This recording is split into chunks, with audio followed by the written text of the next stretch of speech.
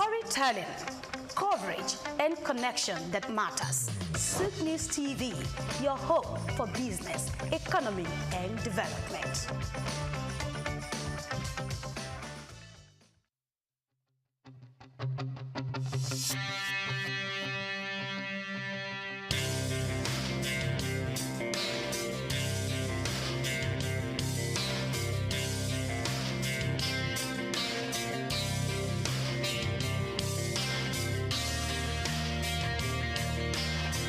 When you visit Lagos for the first time and Google fun or recreational places in the city, at the top of that list will be Freedom Park. Located in Lagos Island on Broad Street, Freedom Park over the years has become home to the Nigerian arts and the culture at large. From annual big shows like the Lagos Theatre Festival, Celebration at the Lagos Poetry Festival, to local festivals that celebrate literature, music and arts, Freedom Park is one of the most visited recreational sites in Lagos, for both local and tourist people alike. A place to mingle, unwind, or simply just have fun. Freedom Park, however, hasn't always been a place of fun and games. It has a history that dates to 1861, when Lagos was made a British colony. In 1885, Freedom Park was built as a fortified prison from imported bricks. It was referred to as Her Majesty's Broad Street Prison. Some prominent political prisoners were held in the prison, people such as Herbert Macaulay, Michael Imodu, and Obafemi Awolowo. In 1979, Her Majesty's Broad Street Prison was destroyed, reduced to a dumping ground. It was later rebuilt in the 1990s, celebrated in 2010, Nigeria's 50th Independence Day. Freedom Park still holds a bit of its history within its walls. In the museum, where there are pictures and artifacts. Some of the old prison facilities have been converted into leisure facilities that people visit and enjoy today.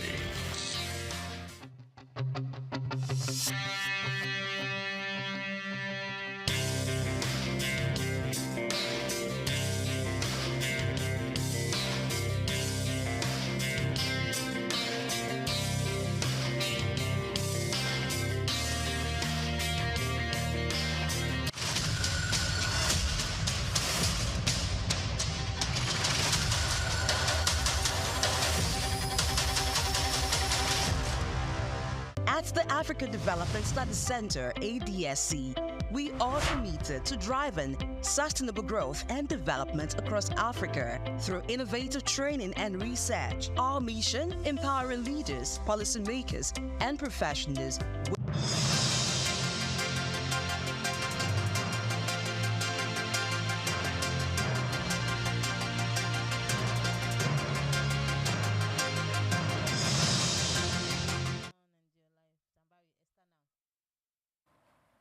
A very good morning to you and welcome to the news update on SOUQ News Television. I am Olumide Shokoya. Nigeria generated 4.76 trillion naira in income company tax during the first half of 2025, reflecting a 38% rise from the 3.450 trillion naira collected in the same period last year, according to new data from the National Bureau of Statistics (NBS).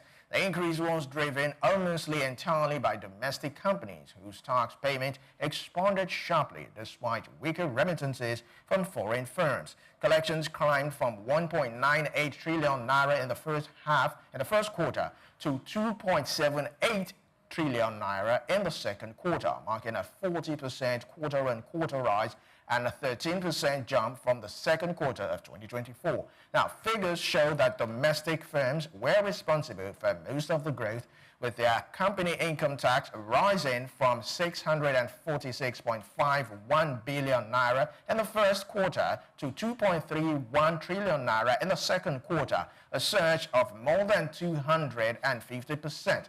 Meanwhile, foreign companies posted a 64.9% decline, dropping from 1.340 trillion naira to 469.360 million naira. The financial and insurance sector led domestic contributions with 1.20 trillion naira, supported by banking recapitalization, stronger foreign exchange position, and higher interest income. The manufacturing sector followed with 3.622 million naira, while mining and quarrying contributed 212 billion 270 million naira. The Central Bank of Nigeria, CBN, has directed banks, payment service banks, and other financial institutions to immediately withdraw all advertisement and promotional materials that fail to comply with existing consumer protection rules. The directive, issued in a circular signed by the Director of Compliance Department, followed a sector-wide review that revealed inconsistencies in how institutions interpret disclosure, transparency, and fair marketing requirements under the Consumer Protection Regulations of 2019 and the guidelines on the advertisement by deposit-taking financial institutions introduced in 2000. The central bank said all non-compliant materials must be pulled down and future marketing content must be factual, balanced, and transparent. The bank warned against any claims capable of misleading consumers, including exaggerated benefits, partial information, unaudited financial statements, and comparative or superlative language that may demarket competitors. It also prohibited chance-based promotional incentives, such as prize draws and lucky dips. Institutions submitting adverts for prior notification must provide timelines, creative materials, and target audience, and written confirmation of legal and compliance clearance, while ensuring the underlying product has central bank approval. The regulator requested a compliance attestation within 30 days signed by key executives and announced that at the beginning of January 2026, it will carry out a follow-up review and impose sanctions for breaches in line with the Banks and Other Financial Institutions Act and the Consumer Protection Regulations. Now, Nigeria owes a record of 17.5 trillion naira to Nigerian National Petroleum Company Limited (NNPCL) for pipeline protection and energy security operations carried out on behalf of the Federation in 2024, sparking fresh calls for a forensic audit. Financial records show that 7.13 trillion naira was spent to stabilize petrol prices by absorbing the gap between actual import cost and regulated pump price, while another major portion covered surveillance, repairs, and protection of key oil and gas infrastructure. Now, analysts say the scale of spending exposes persistent leakages, low crude output, and ongoing opacity at the national oil company, despite claims of improved efficiency and a profit of 5.4 trillion naira posted by NNPCL for the year. This disclosure also revives questions surrounding the government's declaration of fuel subsidy had ended, as under-recovery costs and other receivable owed by the federal government nearly doubled within a year, with Nigeria's crude production still hovering about 1.4 to 1.5 million barrels per day, far below potential. Experts argue that the enormous expenditure is unjustifiable and may reflect systemic collusion in pipeline security contracts. Public finance analysts warn that the growing debt threatens the company's cash flow and demands urgent transparency reforms, opening contracting and independent verification of all security-related payments to protect public finances and rebuild confidence in the sector. Now, the Securities and Exchange Commission, SEC, has ordered all capital market operators to declare their compliance status and ensure that every tradable instrument under their control is fully registered in line with the Investment and Securities Act 2026 by January 2026. The Director General of the Commission, Emamotimi Agama, delivered the directive during the Commission's Journalist Academy 2025 in Lagos, stressing that the new act established a stronger regulatory base for the capital market. Represented by the Commissioner of Operations, Bola Jomale, he said that anyone offering a tradable instrument must complete registration within the stipulated timeline, as the Act introduces updated standards designated to deepen market efficiency and enhance global competitiveness. Agama explained that the reform responds to rapid rise of digital trading, fintech innovation, and virtual asset activity, noting that the new laws aligns Nigeria's capital market regulation with global best practices while resolving long-standing systemic risk. He added that the Act strengthens investor protection, clarifies the Commission's regulatory mandate, and expands investigative powers to cover both regulated entities and third parties involved in market abuse. Now, according to him, these provisions close critical loopholes that hindered past enforcement efforts and reinforce national efforts to build transparent, fair, and innovation-driven capital market. Guinea-Bissau's military leadership announced a one-year transitional government and introduced Major General Hortas Ita Ata as a new head of state. The announcement came before the release of the recent election results, with the military saying the transition aims to stabilize national institutions and guide the country into its next political phase. Regional leaders and international groups have called for a smooth, inclusive process and urged that the election cycle be completed in line with democratic timelines. The capital reclaimed calm as officials met to outline the next step for governance, security, and public administration during the transition period. Many thanks for watching. Do well to follow us on all our social media platforms at SOUQ News Television. I am Olumide Shokoya. Coming up shortly, it's SOUQ Business Landscape. Please stay with us.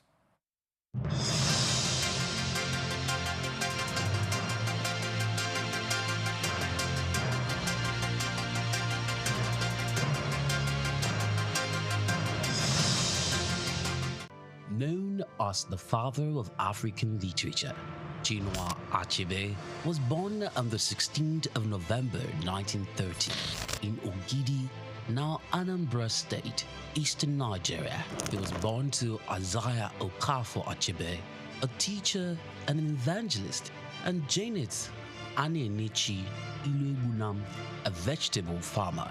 Achebe has reshaped the global understanding of African identity through the power of storytelling. Raised during the twilight of colonial rule, Achebe's education was steeped in both Igbo tradition and the Western values of post-colonial Christianity.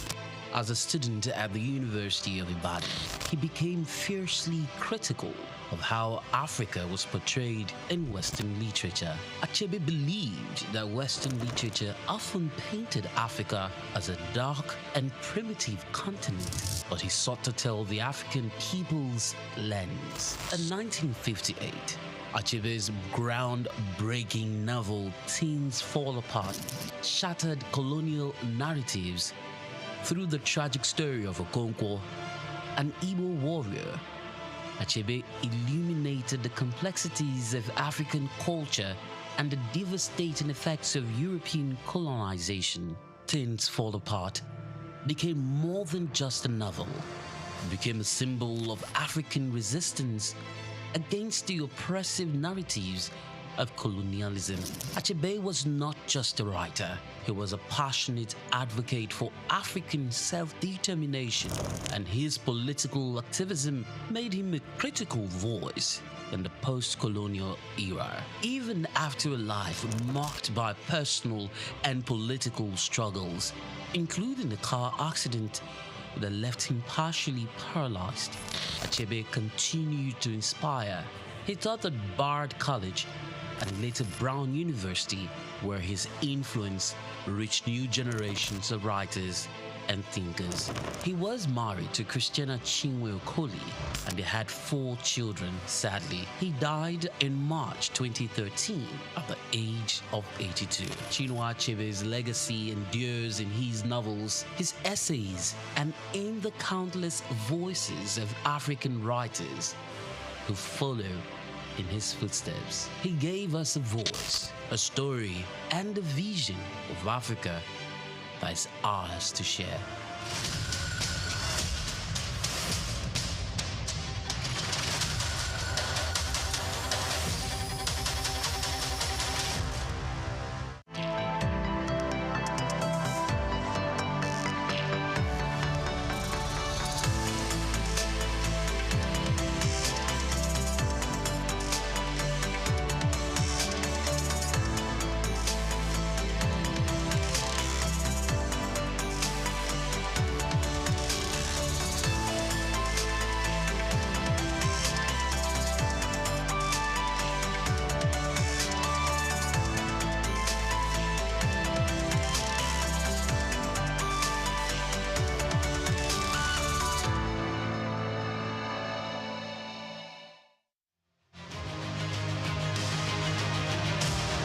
The world of business is one filled with men and women willing to dine with risk.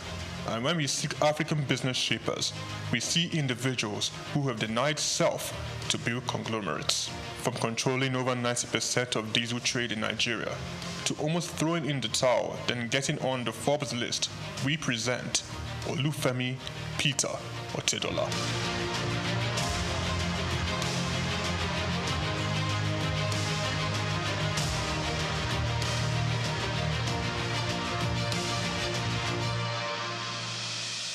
The Nigerian businessman and philanthropist was born in Ibadan, the capital of Oyo State, on the 4th of November 1962, into the family of late Sir Michael Otedola, the governor of Lagos State from 1992 to 1993. The University of Lagos Staff School, Akuka, welcomed Olufemi for his primary education and secondary education at Olivet Baptist High School, Oyo. Olufemi proceeded to Obafemi Awolowo University, Ife, for his first degree, graduated and joined the family printing press business, working hard and gaining experience. Femi Otedola ventured out starting Centreforce Limited. The company focused on finance, investment and trading. The oil and gas sector was Femi Otedola's next port of call. From quite a very humble beginning in the oil and gas sector, utilizing connections and networks of family and friends, he cultivated partnerships in diesel supply chain. Him being the last man to the final consumer. Challenges breed opportunities, and in Femi's case, it was a late delivery of diesel from his supplier with a broken truck, and he caught the idea. He could do better and provide better services. He ventured into diesel supply business, buying diesel from a retailer and supplying to companies. Femi Otedola encountered several difficulties securing his supply and timely meeting the demands of his growing clients. This definitely was an opportunity he identified in the fuel retail market. Otedola secured the finance, and Zenon Petroleum and Gas Limited was born, a petroleum products marketing and distribution company. Otedola, owner and chairman of Zenon, in 2004 invested 15 billion naira in downstream infrastructure development and acquired storage depots at Ibadan, Apapa, as well as 4 cargo vessels, amounting to a combined total storage capacity of 147,000 metric tons. Zenon Petroleum and Gas Limited also acquired a fleet of 100 DAF fuel tanker trucks. By 2005, Zenon controlled a major share of the Nigerian diesel market, supplying fuel to most of the major manufacturers in the country, including Dangote Group, Cadbury, Coca-Cola, Nigerian Breweries, MTN, Unilever, Nestle, and Guinness. Zenon Petroleum and Gas was the name on major invoices and Femi Otedola the name on every lips, playing toe-to-toe with major multinationals. Zenon, in a very short period, silenced the competition and almost unilaterally determined the price of diesel in Nigeria. The competitors came to Zenon for supply. Femi Otedola, with the massive success Zenon Petroleum and Gas achieved, bought a 28.7% stake in African Petroleum. Otedola branched into the financial sector and aggressively stocked up the shares of leading financial houses. He became a top shareholder in Zenith Bank, United Bank for Africa, and the largest importer of diesel in Nigeria. He acquired major shares of Africa's Finance Corporation, Mobile Oil Nigeria Limited, Chevron Texaco, and Visa Phone. Otedola has his hands deep in real estate investments, including an acquisition in February 2007 by Zenon of Sterling House in Victoria Island, Lagos from the federal government. Lagos, London, Dubai, Monaco all have the signatures of FO Property Limited. He was appointed chairman of the Transcorp Hilton Hotel Abuja and tasked with driving its expansion and upgraded to a 7-star facility. Otedola has served as a member of the Nigerian Investment Promotion Council since 2004. Was appointed by President Goodluck Jonathan to Nigeria's National Economic and Management Team. Otedola is chief executive and president of the Seaforth Shipping Company Limited and was at one point Nigeria's largest ship owner after extending control over the distribution of diesel products. One of his ships, a flat-bottom bunker vessel with a storage capacity of 16,000 metric tons, was the first of its kind in Africa. In January 2006, Otedola was appointed a non-executive director of Transnational Corporation of Nigeria PLC a multi-sectoral conglomerate established in 2004 by then President Olusegun Obasanjo to respond to market opportunities requiring heavy capital investment in Nigeria and across sub-Saharan Africa. He held this post until February 2011. Otedola was appointed chairman and chief executive of African Petroleum in 2007 through the acquisition of controlling stake in the business. Following Otedola's entry into the company, African Petroleum share price rose sharply, increasing the market capitalization from 36 billion to 217 billion naira in 6 months. In March 2009, Otedola became the second Nigerian after Aliko Dangote to appear on the Forbes list of dollar-denominated billionaires with an estimated net worth of $1.2 billion. Otedola announced a move to upgrade African Petroleum's liquefied petroleum gas storage terminals in Lagos, Kano, and Port Harcourt in October 2009. Harsh economic conditions necessitated by the slump in the oil prices and credit squeeze of 2008-09 led African Petroleum to record a loss in 2009. With the world oil price crash came difficult moments for Zenon and Otedola. He was very close to complete bankruptcy. I said to myself, I was not going to have friends and enemies. I was going to have only competitors. I had two options: commit suicide or weather the storm. African Petroleum, rebranded in December 2010, changed its name to Fort Oil plc. Otedola paid his near $1 billion debt and invested in the financial industry, making him a top shareholder in Zenith Bank and United Bank for Africa. Otedola restructured the business, focusing on technology and improved corporate governance, and in 2012, Fort Oil returned to profit. Otedola financed 57% of Fort Oil subsidiary, Amperion Limited, which acquired the 414 megawatt Girigu power plant for $232 million in 2013. Fort Oil improved financial position and diversification into power generation resulted in a 1,321% rise in its share price. The first half of 2014 saw the company's pre-tax profit more than double year on year to 4.1 billion naira. Revenue growth for the whole year was 33%. Fort Oil sold 70% of its equity to Swiss commodity trader Mercurial Energy Group in September 2015, giving Fort access to global commodity markets. The deal was thought to have given Otedola an estimated $200 million. In 2019, Femi Otedola sold Fort Oil plc and announced plans to change focus from oil to power with his company, Girigu Power plc. Girigu Power plc became the first power generation company to list on Nigerian Stock Exchange, demonstrating to stakeholders in the sector how they can fix financing and make profits sustainably.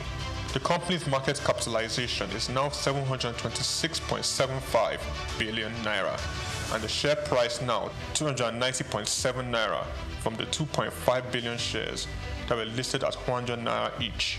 Otedola, the chairman of Girigu Power, sold down a Girigu stake to bring on institutional investors.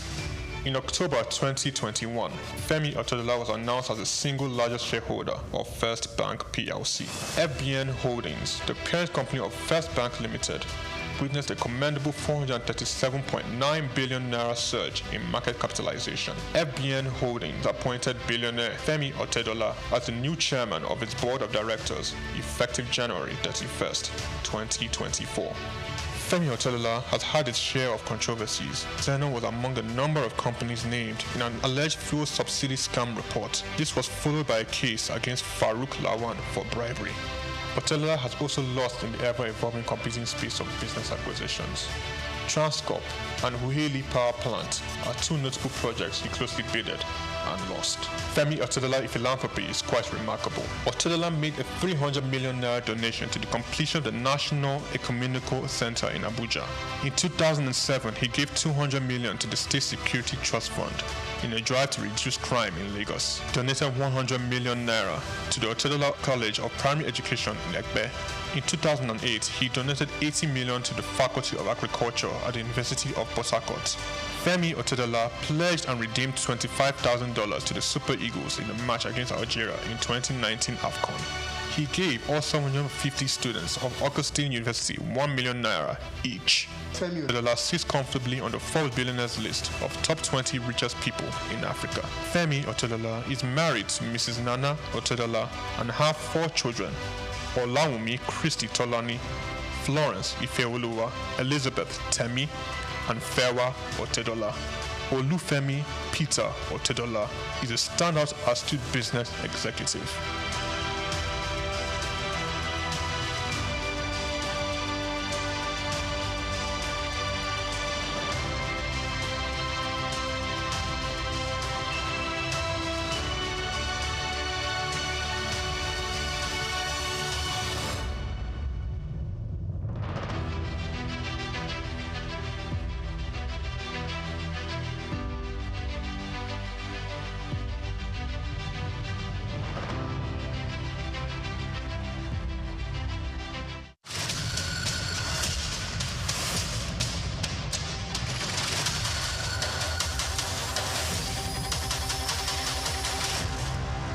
Two widely used and deeply troubling terms dominate discussions around Nigerian emigration: japa and brain drain.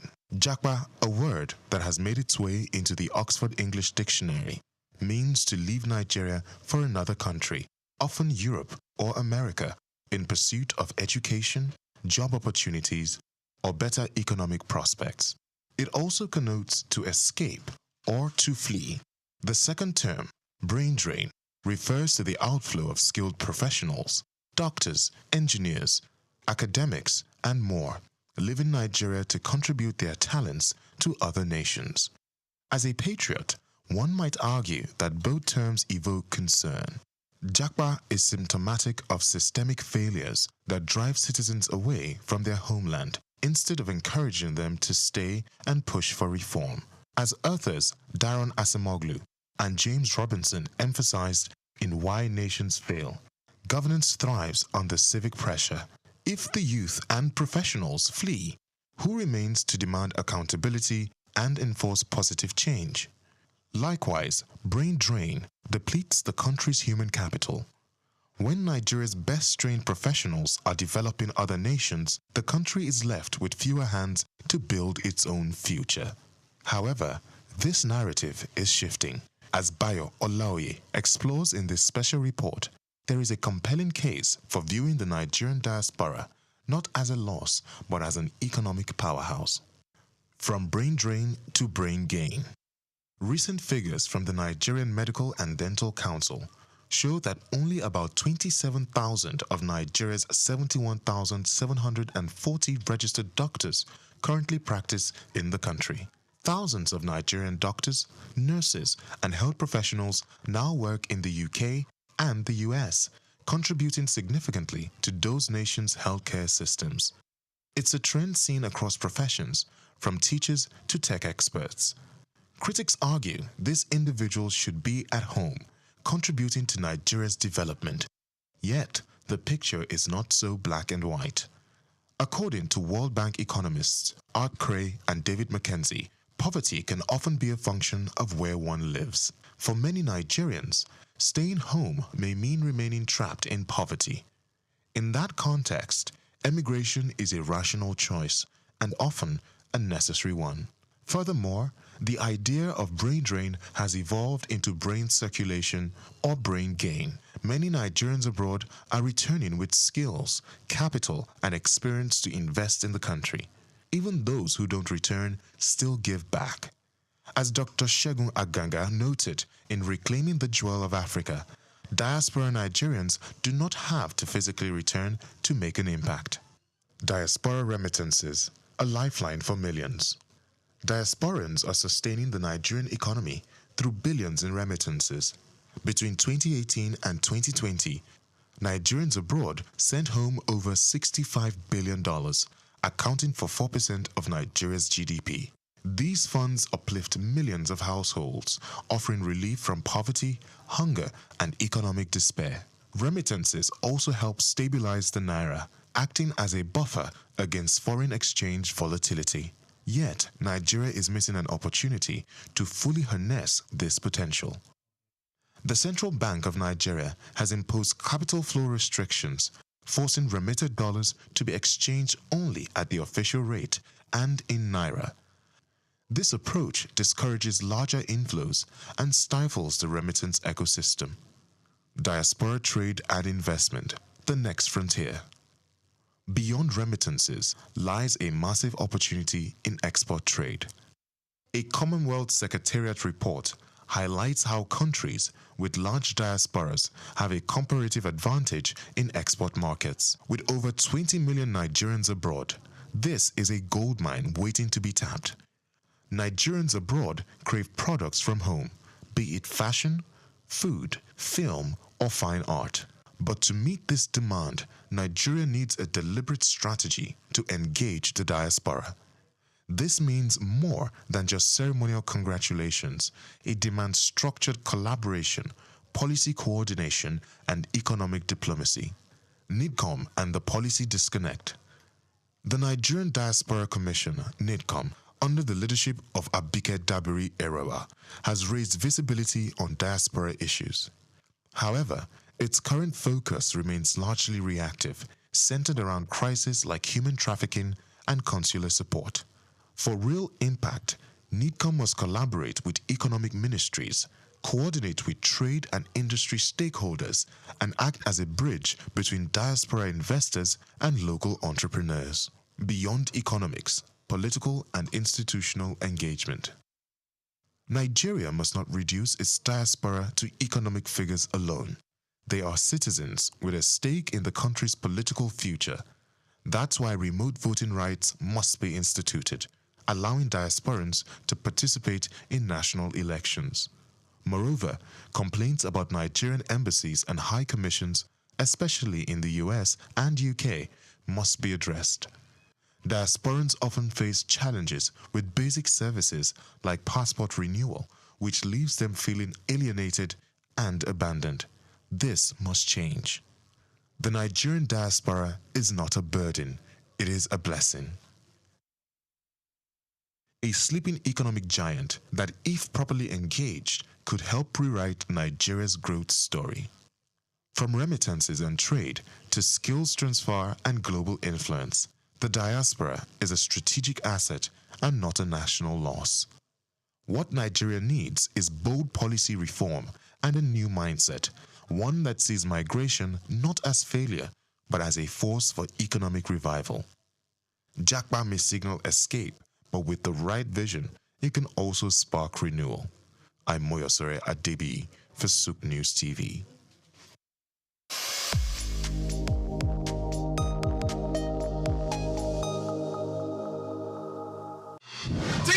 Because it's the mind that needs to first of all be rebranded. Literally said he's going to be putting Nigerian labor, Nigeria content and materials first. If you say Nigeria first and it is just us down here that, are pushing that agenda, it's going to be a big struggle. Do you think Nigerian firms, Nigerian organizations should start looking at getting their staff involved in this market or buying to keep for their staff? Within this side, let's also learn citizen diplomacy. See something. This is SOUQ Business Landscape.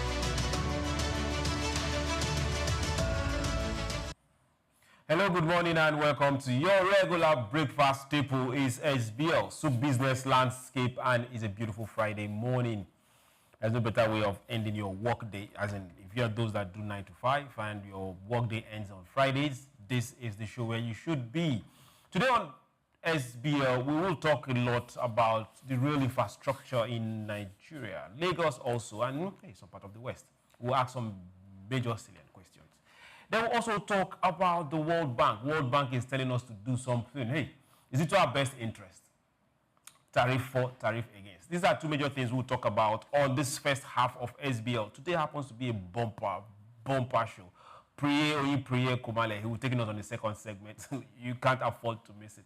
A lot will be talked about when it comes to investment. But that investment, you have to find out by staying put. My name is SOUQ, John Rogers SOUQ, and on the table that is alive today, please permit me to tell you once again, that the fair one, Priya Krumale, is here. Good morning, Priya. Good morning to you, Chooks. Good morning to you, Amin. Good morning to you, Lagos, Nigeria. It's nice to be in your face again this weekend. Good. That's a serious face for you there. Now, we also have Amin Mukhtar. He is not just a resident fellow right now, but he is part of this table this Friday. Good morning. Good morning. Good morning, Mr. Chooks. Good morning, Mr. Priya. You're welcome. Now, let's get straight to our first story that we will be talking about today, and it has everything to do with rails and the Southwest. Nigeria Railway Corporation, NRC, has announced a partnership with Southwest Development Commission to revive the Osogbo, Dagbolu, Eromu, and Idogo railway lines, targeting freight transportation in the region. In a statement posted on its X account on Thursday, the NRC stated that the reactivated route will primarily support the movement of agricultural produce from interior towns in the Southwest to major markets in Lagos.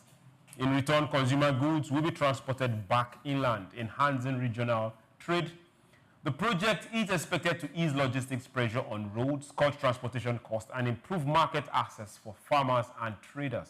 The move aligns with the government infrastructure recovery drive and efforts to boost economic activities through efficient logistics and intermodal transport system. Now, hey, for those that have been waiting for this sort of news, here we are. Now we have seen it, we've heard it, it's time for us to start holding them accountable. Dear Amin, how long have you waited to hear the sounds of engines on rail lines in Nigeria? Too many times, especially when we have avoidable accident of, freight vehicles. Too many times. And the lack of functional railway for heavy commodities logistics is why we have so many bad roads. The roads that we construct are not meant for the heavy freights that ply on them, and it puts the risk of put everybody's lives at risk. So this is refreshing, and from the news we can see that the Southwest, the regional government, the regional agency are going to be partnering with them to make this. If we have a regional agency and we are funding them, these are some of the things that they should be doing. Okay. And I want to see state government protect the railway lines, because we can all agree that the federal government security agency is overstretched. We are talking insecurity, insurgency. So state government, through their own, local security agencies that they have, can man the railway line, because we've been seeing trains derail too many times this year, maybe like 2 or 3 incidents. So, like in the Southwest, we have Amotekun, which is like a sub-region security outfit. We need to encourage the state government to get them to protect the railway lines. And we don't want to see train hijack. That has happened in the past too, where terrorists, we stop train, hijack the train, and kidnap passengers. But if we're able to do all of these things, this is going to be very good for the farmers and for Nigerians. Cheaper food, and money comes directly to the pocket of the farmers. The farmers right now are very discouraged because the bulk of the money in the agricultural chain is made by the logistics, the middlemen that bring the food. If we look at the prices of food that come from the farmers to the city, the prices difference is too much. The people, the middlemen, the logistics, they are taking bulk of the money. So we will be able to get cheaper food as a people in the city, and the farmers will earn more money because they can now sell premium if they don't need to go through the usual logistics middlemen that are cutthroats. They buy so cheap from the farmers and they sell too high to the people in the city. So this is very good for the economy. I believe it's going to encourage more people in the rural areas to go into farming. Okay, encourage more people in the rural areas to go into farming. Priya, I'm coming to you on this. Now we are seeing this connectivity being brought back because some lines used to be there before. But now we are looking at the entire Southwest. This is a major location for farming. and not just farming, major agricultural produce from cocoa to timber to rubber to a lot of things that are exported, maybe even not value added yet. Now we're also seeing that congestion that used to come from the port, the Lagos port. If these rails start working, because that's what we want to see, to what extent do you think will cut down the money spent by those exporting, those importing, and ability to have direct market goods readily available? Well, it depends on how the speed with which this specific project is going to move. And I dare say it's not just going to be the responsibilities of sub-regional governments. But I'm glad for the first time the fact that these sub-regional governments, they are going to be coming under the platform. Is it the development agenda of that's done, development agenda of Western Nigeria? It should be coming under that platform, or maybe another platform that operates in the same capacity with the Dawn platform. And this is very, very important because, okay, yes, the Southwest Development Commission. So if the Southwest Development Commission is coming up with this, of course, you know that the economic benefit is going to be around these states, but it's going to get beyond that because it's going to move from these states from the Southwest to other parts of the country. And I don't think this is only coming from the sub-regional government, like I said earlier on. They are going to have the input and the assistance from the federal government because that is the only way these can move with the kind of speed. Because when you have the collaboration of the federal government, you have the input of the Lagos state government. Then other state governments too. Of course, on other state government, but I'm beginning to look at how much capacity, how much fund they are just going to. They all have the capacity and they should be able to pull the fund. Compared to Lagos and the federal government, they have more financial muscle to muster and to move those mountains that might be some form of roadblocks for the project to materialize. So we'll give it to them for that. However, but if we are looking at Lagos State, a lot of the rails in Lagos State are up already. Yes, So a lot of what we'll be having now are connections to the rails leaving Lagos that are up already. Of course, Lagos will want to. So Lagos will contribute less.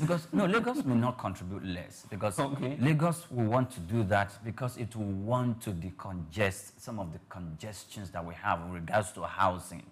In the state, and they might want to facilitate not just the movement of these goods to these other southwestern states, but also to encourage people to live in other southwestern states and to work in Lagos because they have a smooth transportation that can bring them back 1-2 hours they are at work and 1 hour 30 minutes, 1 hour 45 minutes they are back home. So you can work either in Ogun State or in your state, depending on the way these rail lines will be laid.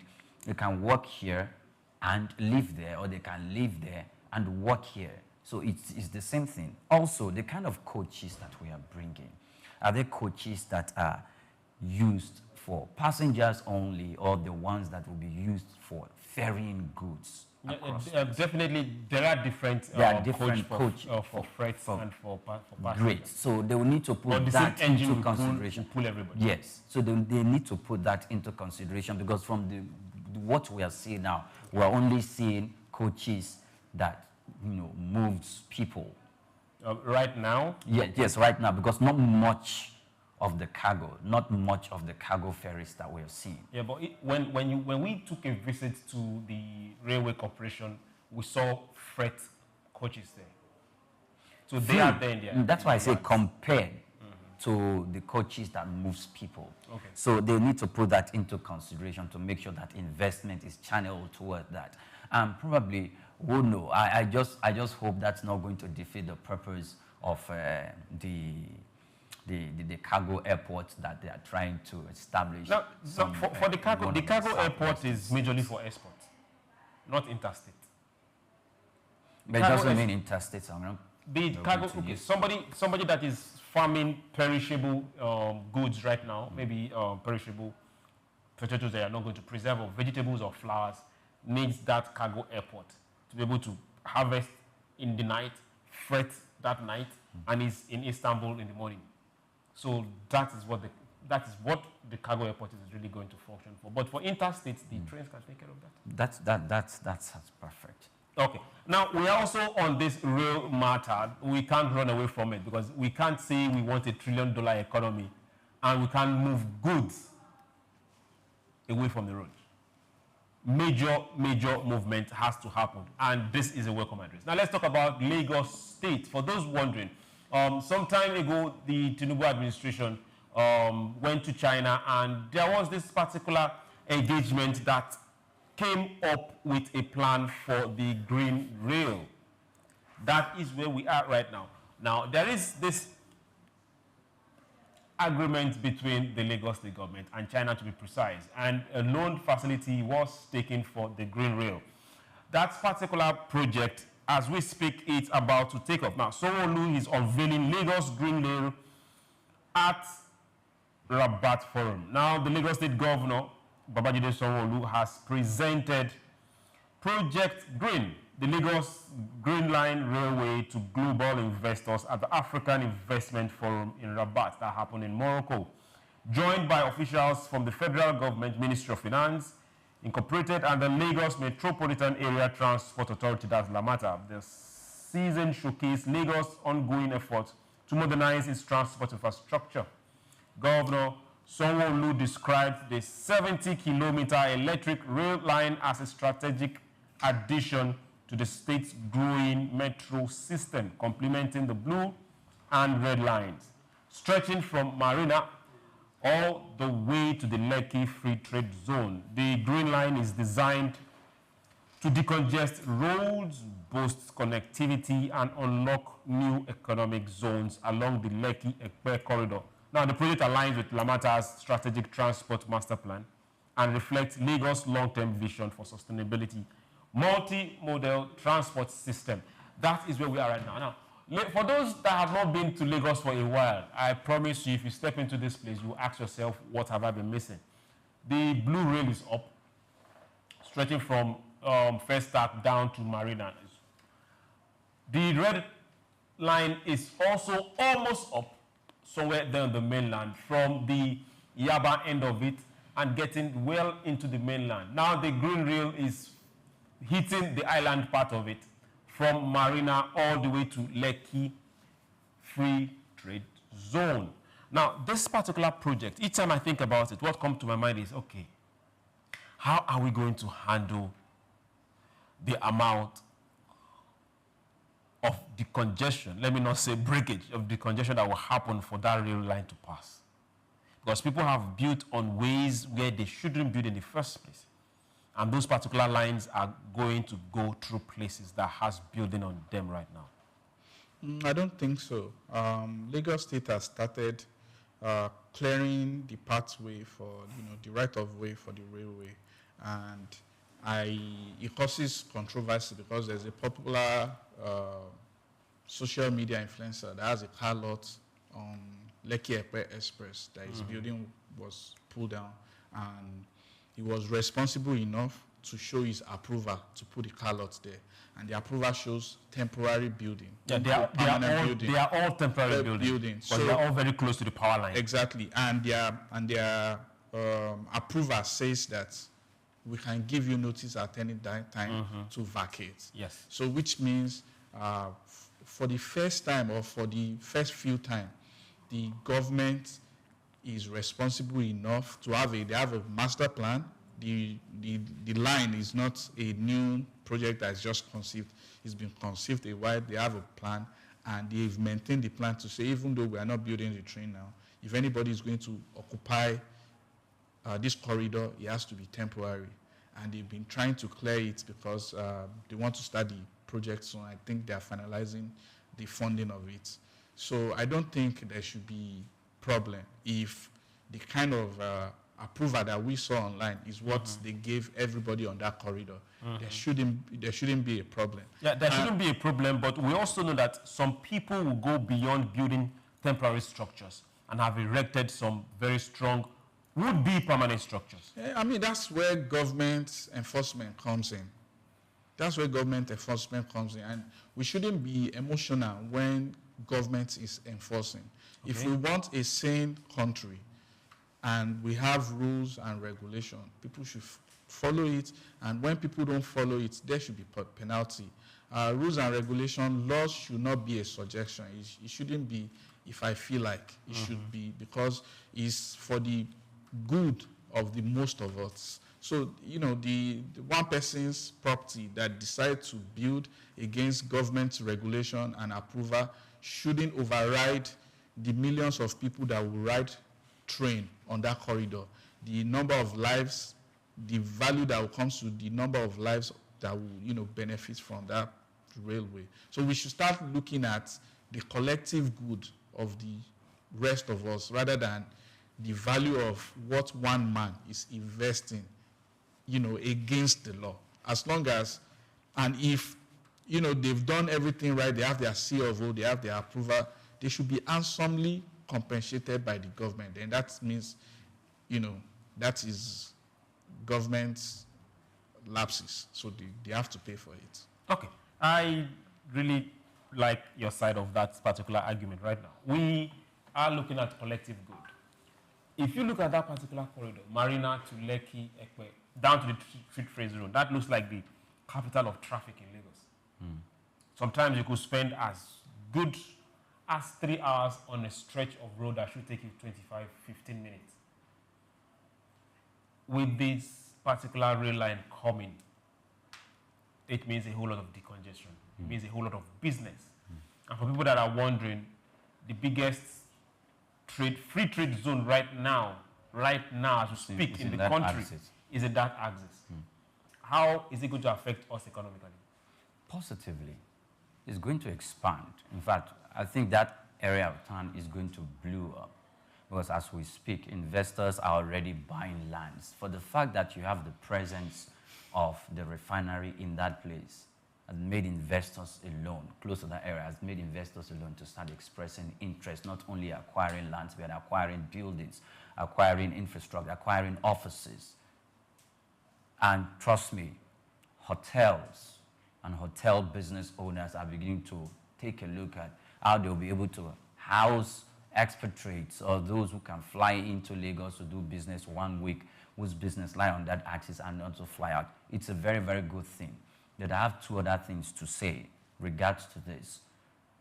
We see on a daily basis, not literally though, but on a daily basis where the Lagos state government is busy working and putting infrastructure in place to enhance the economic activities of its state. Recently, its budget for 2026 is about 4.237 trillion naira. Projected budget. Yeah? Projected. Projected, yes, projected. Budget, trillion. A few other states are beginning to cross the 1 trillion naira threshold.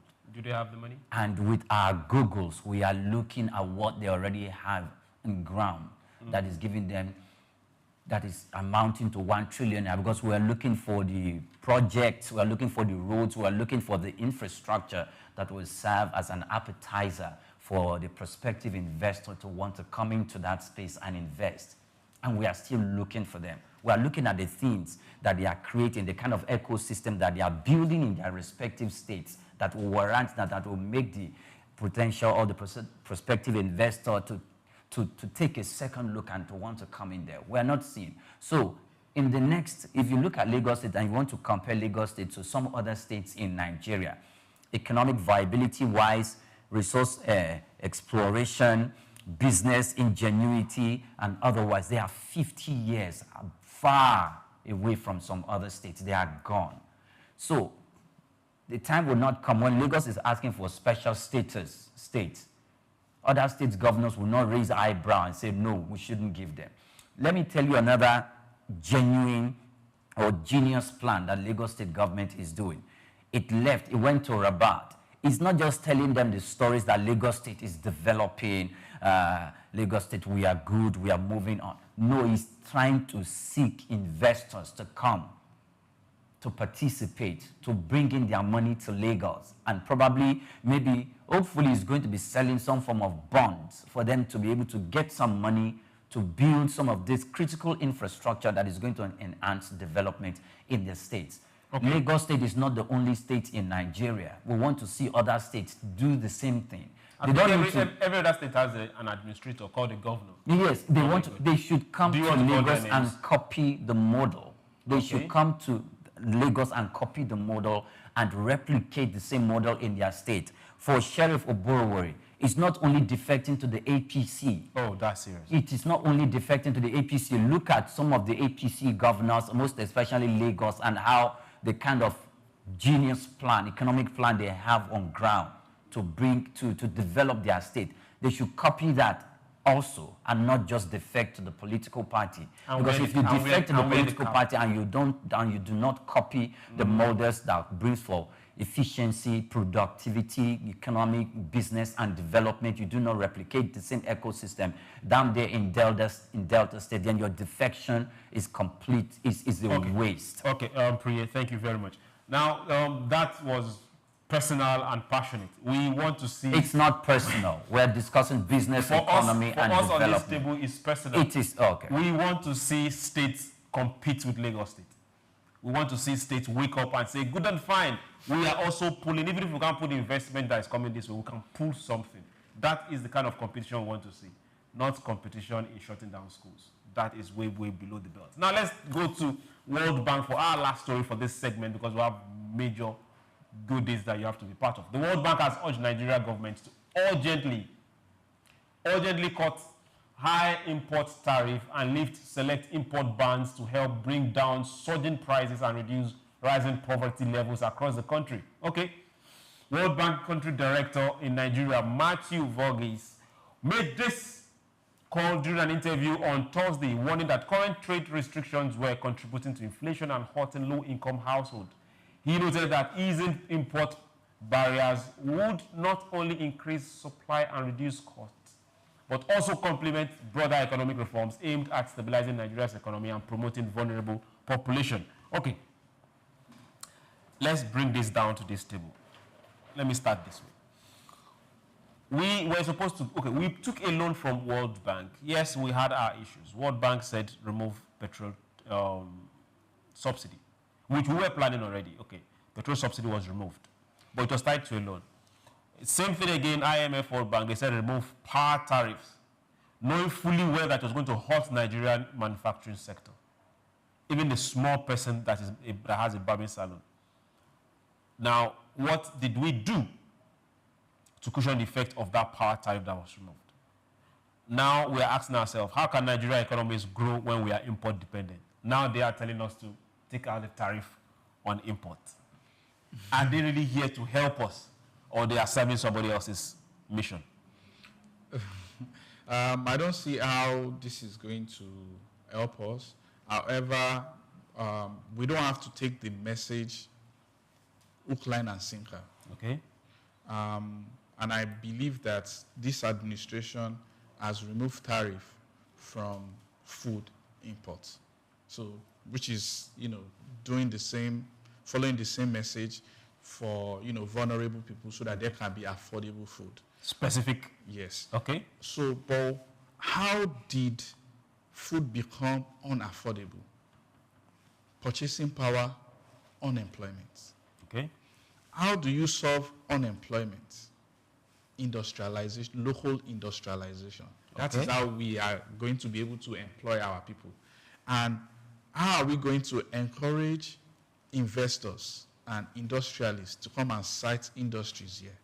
Is when they know that we control our border. We are ready to consume what we produce. What they produce. What do we produce here in Nigeria? Locally. Okay. So if you are telling somebody to come and site a factory here, the other time we were talking about Dangote and the survival of his refinery, and in relation to letting fuel importation comes without tariff.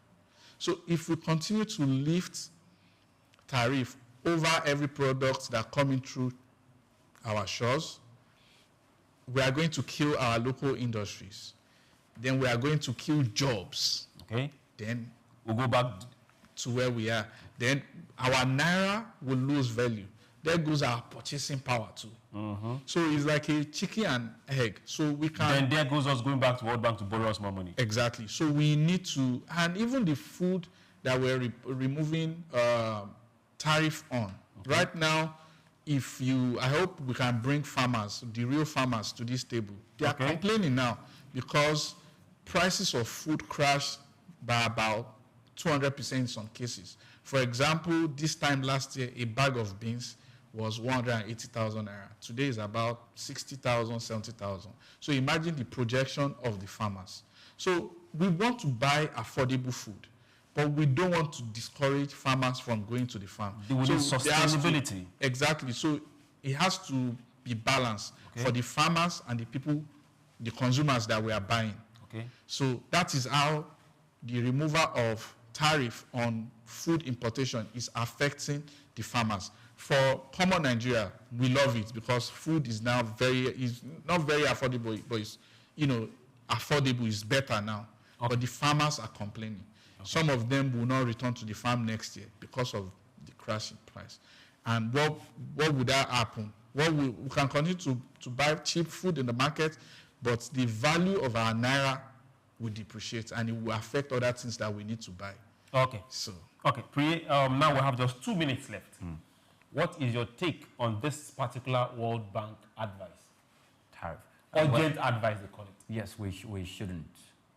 We shouldn't. And probably it's obvious to them because they have data, and it's obvious to them that we put tariff on some of these goods that have been imported. If you remember vividly, some time ago, I said the things that we can remove tariff or that we can beat down tariff on is on equipments that are used in factories and production in our country.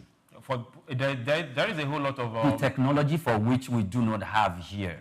Okay. Then we can now... There are government waivers on those. Oh, if we have waivers on those waivers should suffice. We should allow those ones coming because we know that we have Nigerian industrialists who buy these machines in order to create jobs by manufacturing and doing their production activities here. So those are the things that we should be careful in placing tariff on. Okay. But when you talk about tariff on goods where we have... Consumer luxury goods. Oh, consumer luxury goods that we know we are not manufacturing here. People are buying yachts. People are buying those luxurious cars that are worth 150 million. We can 100% 100%. We can tariff those without winking. But if we see goods for which we have import substitute, or that we have a substitute here, 50% tariff. We can bring down the tariff. When we are making them here? Oh, no, when we are making them here, we can tariff them very high so that we can empower our local industries. I think that's just what we should do. And I think the government knows. You're a very nice man. To everyone out there, remember that we cannot grow this economy if we don't buy Nigeria. If we don't produce Nigeria first, because you have to produce to buy Nigeria. And for everyone out there, please always remember this. The West, Asia, Africa, everybody's going to the marketplace. What matters the most is what you are bringing to the marketplace, not what you are buying off the marketplace. Because what you are buying off the marketplace is making someone else richer, giving him jobs, and making him smile to the bank. My name is SOUQ. We'll come to the end of the first segment of SBL today, but don't go anywhere. Pray, when you pray, has cooked up something that we will all get to learn, enjoy, and have a beautiful Friday for today. Don't go anywhere. My name is SOUQ, still remains that. And we'll go on a very short break. The second segment, you see Priya sitting here, and we will have a good time. See ya. Take Nigeria because it's the mind that needs to first of all be rebranded. Literally said he's going to be putting Nigerian labor, Nigeria content, and materials first. If you say Nigeria first, and it is just us down here that are pushing that agenda, it's going to be a big struggle.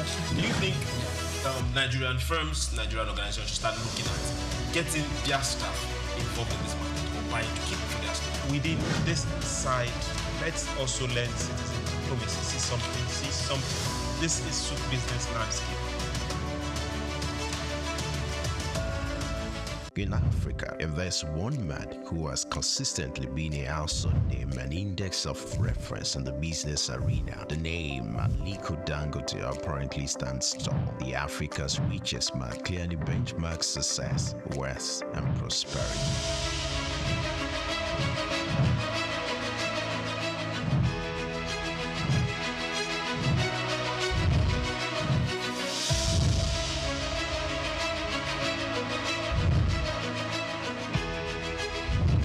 Dangote's unflinching love and passion for business are quite phenomenal. These can be traced to his background. Born in April 10, 1957 to Maria Sanusi Dangote and Mohammed Dangote, his maternal ancestors were prosperous caravan traders under British colonial rule, and his grandfather, Alhaji Sanusi Dangote, was a commodity trader. Dangote's grandfather was heavily involved in his upbringing and helped ignited his entrepreneurial spirit. For Dangote, one would ever assume his wealth was handed out or easily channeled, being an offspring of Dangote, but his success didn't come through daydreaming. Dangote complemented inherited fortune with deliberate hard work and innovation to pave his way to the top. Those who knew Dangote while growing up would not be surprised at his outstanding success. At age 8, Dangote uses pocket money to buy sweets, which he and others sell for a profit. Everything big in life starts from little.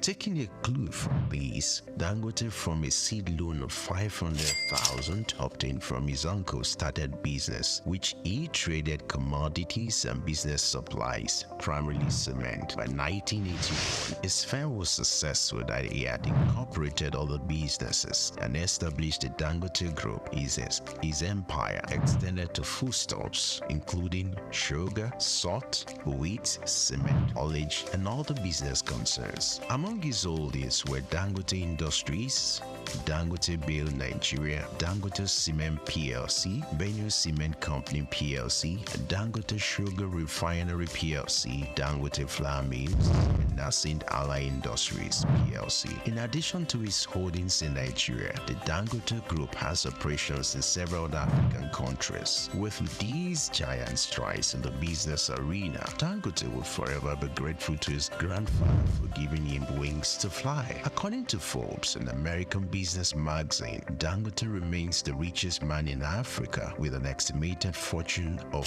$13.9 billion. Dangote is one Nigeria, highly decorated with honors as well. His urine service and huge investment also got him both local and international recognitions. Like the Guardian Man of the Year in 2015, he won the 2016 African Business Leader Award organized by the African American Institute. Dangote was cited as one of the top most influential Africans by the New African magazine in 2015, 2017, 2018, and 2019. He was recently conferred with the prestigious award of the National Order of the Lion by the President of Senegal. When it comes to breaking jinx, Dangote has it in full measures. He took his pioneering and jinx-breaking adventure to another dimension with the unveiling of the $20 billion refinery, widely adjudged as the largest single-train petrochemical refinery in the world. The refinery has the total capacity of 650,000 barrels of crude oil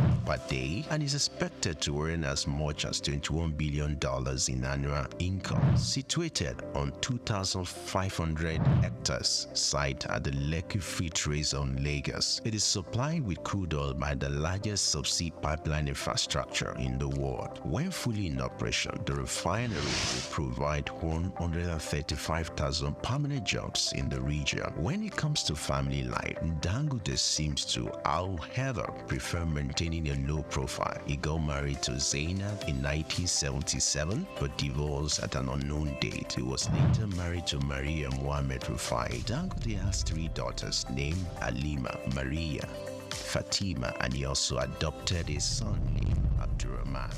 Dangote is one grounded authority that combines real intelligence with self-effacing demeanor, a persona that naturally makes kindness. Like an eagle, Dangote's foresight and unusual business acumen make him a rare to come by. Though he owns chains of business in Nigeria and across Africa, the quest by this uncommon risk taker to conquer more business territories may not wane anytime soon.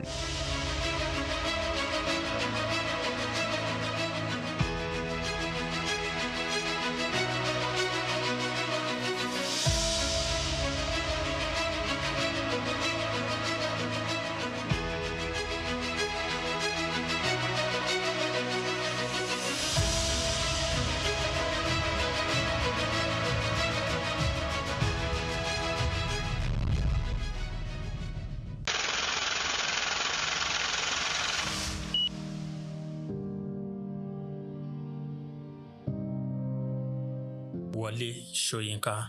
Born Akiwande Oluwole Babatunde Soyinka on July 13, 1934 in Abeokuta, Ogun State, southwest Nigeria, stands as one of Africa's most celebrated literary figures and a global icon of resistance against oppression. His life and works reflect an unwavering commitment to justice, culture, and the transformative power of art. Soyinka was born into a Yoruba family in colonial Nigeria, an environment that exposed him to both traditional African culture and Western education. His father, Samuel Ayodele Soyinka, was a school headmaster, while his mother, Grace Eniola Soyinka, was a devoted Anglican.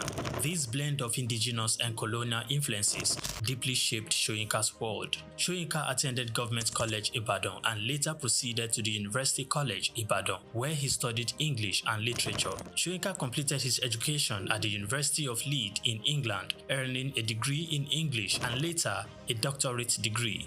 In the late 1950s, Soyinka began working as a dramaturgist at the Royal Court Theatre in London. However, his passion for storytelling and cultural preservation drew him back to Nigeria, where he founded two theatre groups known as the 1960 Masks and the Orisun Theatre Company. Soyinka's works, often a fusion of Western dramatic techniques and African themes, address universal issues of justice, freedom, and human dignity. His early play, titled A Dance of the Forest, which was introduced in 1960, written to celebrate Nigeria's independence, critically examined the nation's socio-political trajectory, setting the tone for his career as both artist and activist. Soyinka's activism became more visible during Nigeria's post-independence years. In 1967, during the Nigerian Civil War, he called for a ceasefire between federal forces and Biafran separatists. This led to his arrest by the military government, and he spent 22 months in prison, where he wrote a short drama titled The Man Died, Prison Notes, a harrowing account of his imprisonment and a profound critique of authoritarianism. Soyinka has authored more than 20 works, including plays, novels, poetry, and essays. In 1986, Soyinka became the first African to win the Nobel Prize of Literature, an achievement that brought global recognition to African literature. Soyinka remained an outspoken critic of oppressive regimes, often at great personal risk. His activism extended beyond Nigeria, addressing global issues of injustice and human rights. During periods of military rule in Nigeria, he went into exile, continuing to write and speak against tyranny. Today, Soyinka is celebrated not only as a literary giant, but also as a symbol of resilience and moral courage.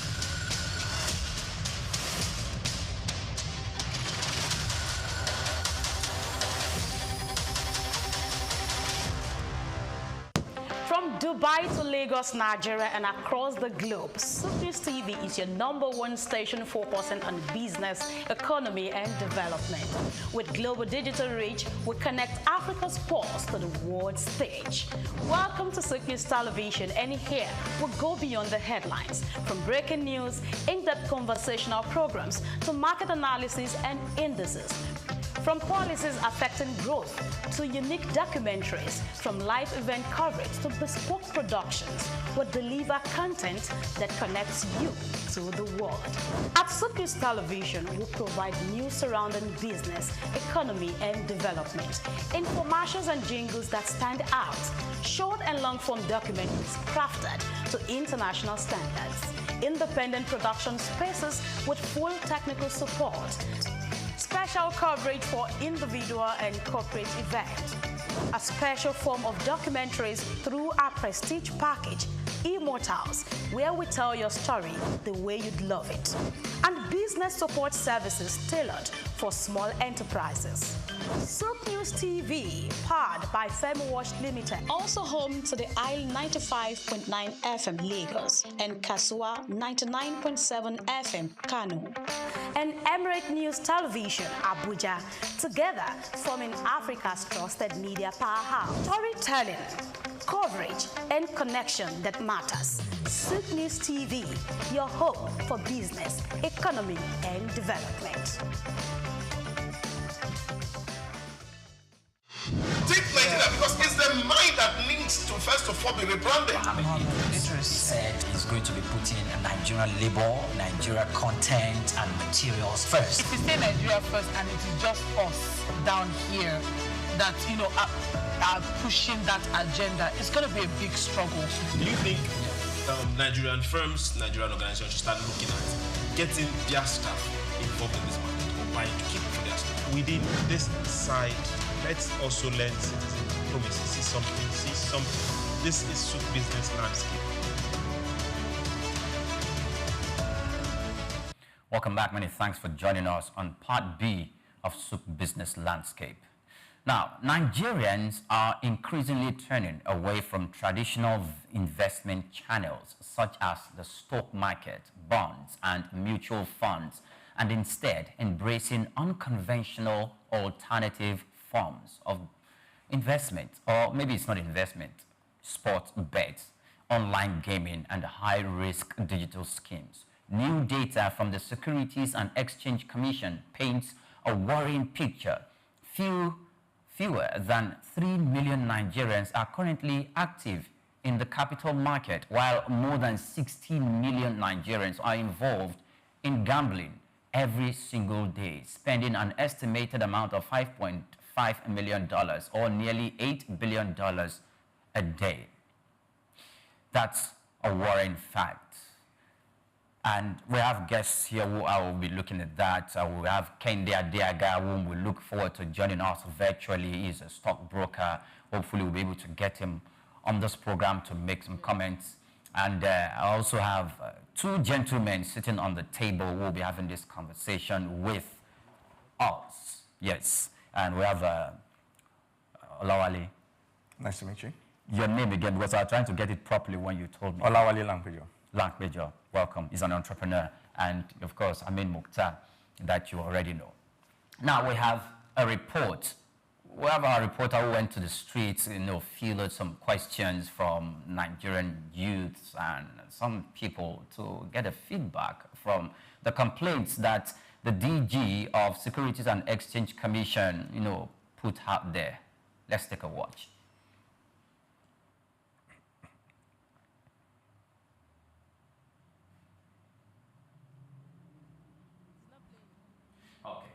Now, we'll bring you that report in the course of the program. Now, this is the story. Is it gambling or is it investment? 60 million Nigerians gamble daily, only 3 million invest. The Director General of Securities and Exchange Commission, Emomotimi Agama, has raised alarm over the sharp contrast between Nigerians' appetite for gambling and investment. Speaking at the 2025 annual conference of the Chartered Institute of Stockbrokers in Abuja, Agama revealed that 60 million Nigerians engage daily in gambling, mainly sports betting and lottos, spending an estimated $5.5 million, which is 7.93 billion naira each day. The figure amounts to roughly 14.4% of the federal government's 2025 budget, underscoring what Agama described as a deep socioeconomic challenge. In a stark comparison, fewer than 3 million Nigerians. I think you're already aware of that that I read out. I mean, Mukhtar, does this bother you? Yeah, it bothers me, especially because gambling has now been identified as a mental illness in America. Okay. So a lot of people that we see gamble every day that we think is a conscious habit. They might have what they describe as a gambling disorder. Is a kind of it's being treated as mental illness, and the government they are putting money into rehabilitating people that are addicted to gambling. Okay, all right. Before we take our report is ready, but however, I want to just get a preamble from Olawale. One, does this bother you? Like you rightly said, yes, because addiction is an issue, and I think that gambling has gotten to a point whereby people get addicted and it's becoming an issue. But notwithstanding, everything we do in life is a gamble. We're not sure waking up this morning, coming here. Today, we don't know what is happening on the road, and we took the risk as, okay, we believe we will get there. So most people who do it with moderation, actually reap something from it. You know, so I'm not saying that it is something that you use as a living. Okay. Because most people, they put their life in it. You know, but what we call this side hustle, you know, I think because of the economic situation of the country, you know, people dabble into gambling. And I just want to quickly say something before we go. There's a difference between gambling, there's a difference between staking, and there's a difference between betting.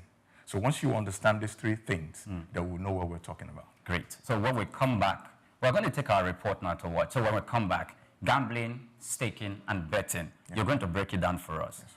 But let's take this report now. I told you earlier our reporter went to the streets, and guess what she got?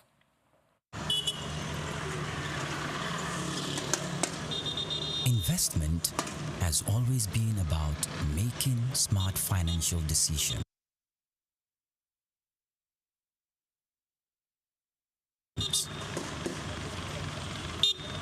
But many Nigerians today, the traditional pathways, stocks, bonds, treasury bills, and other capital market instruments are no longer their first choice. Instead, unconventional options like sports betting, crypto trading, and fast yield platforms are attracting more attention, especially among young people. Our correspondent, Nkechi Patrick, went to the streets of Lagos to understand why. I think, first of all, it becomes an habit, and it's something you want to indulge in over and over again before. Then it now becomes an addiction, and you can't just stop doing it. And, you know, it gives you this high rush of adrenaline, especially when you put small amounts, immediately you are cashing out. So it gives you that high. So whatever gives you that high, I can also give you that low as fast as possible. So the security of the investment to begin with, and you know, with sport betting, it's too high risk. And with bonds, at least, especially when you're doing federal government bonds, I mean, your money is secure. Not that it's completely secure, but the risk is very minimal, and it's something I can personally handle. If I don't lose with that too. I don't lose with that. I'm just doing my own lane. We chop me also, but na business. Na business you call am business. But na quickly money, na make me dey play am. And it's give me extra the money I used to bet am. Preferably, I will go for investment in shares. But once I notice, in the sense that, okay, if you invest in shares, subsequently, years later, that shares you have invested in will give you a multiple source of income. You understand, or more money in your bank account, depending on the bank and then how they, you know, coordinate and then run their own investment in shares. Then, on the other hand, sports betting is a 50-50 something. It's a form of investment too, in the sense that, like for instance, some of my friends, you know, my childhood friends, secondary school mates, a whole lot of them that are making millions of naira. At the same time, they also lose a huge amount of money. Welcome back. Many thanks for joining us on the program. Sincere apologies over there. You're having some network challenge watching the specific report that we went out for, where we've got people's why sport bet, why stock, which one is available for you to pick. And I spoke with a couple of people concerning that. And before we went on the break, Olawale pointed out three things. Betting, the difference between gambling, betting, and staking. We would like to know, Before then, I would like to issue out this, that this is not a financial hack show. This is not, we're not telling you to take a decision from what we say. We're putting out something, a complaint that the Securities and Exchange Commission had complained about, and we're bringing you the reality after conversing with Lagosians, a part of Nigerians who does this. So I think it's better you have that at the back of your mind as you listen and have a good time enjoying the show. Yes, Olawale. Gambling, staking, and betting. So these three things are similar. And I need to put it out there that gambling, staking, betting is not a source of income. Okay. So I'd rather pick investments. Okay. But if you look at betting, what people do is that every Saturday, every Sunday when there are matches, they just go, they become addicted to it, they just go, they want to bet. So there's what I call sport betting business. Okay. When you turn it to business, that you don't have to stake all the time. You wait for opportunities, same as Forex, because I dabbled into Forex trading. When things are going bullish, some people are going bearish. Some people have to lose for you to win. Yes. If you're going bearish and others are going bullish. So things like that makes you understand that you wait for opportunities. When you see that the market is going your way, then you put your money. So the same way with sport betting. People who are not addicted don't play every day. But what we do in this part of our country, because of the economic situation, Monday, Tuesday, Wednesday, they turn it to a source of income. And it is not a source of income. But some people have their 9 to 5, some have their jobs, and they stick by the side. So they see it as, how do I call it? Like a side also. Okay. Maybe I need to buy fuel into my car. I need to pay for something. I need to just buy bread on the road when I'm going. Things like that. You're not putting everything of your earnings into it. And you see it as fun. Like, let me give you an example. Your skill, your talent makes way for you. So you have this skill.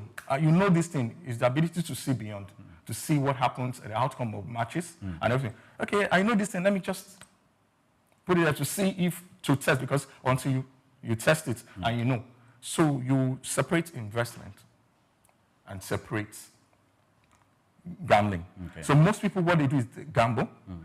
When you stake, you know of an outcome. I say, let me stake on this thing because I know it. But you gamble because you're addicted. You just want to do it.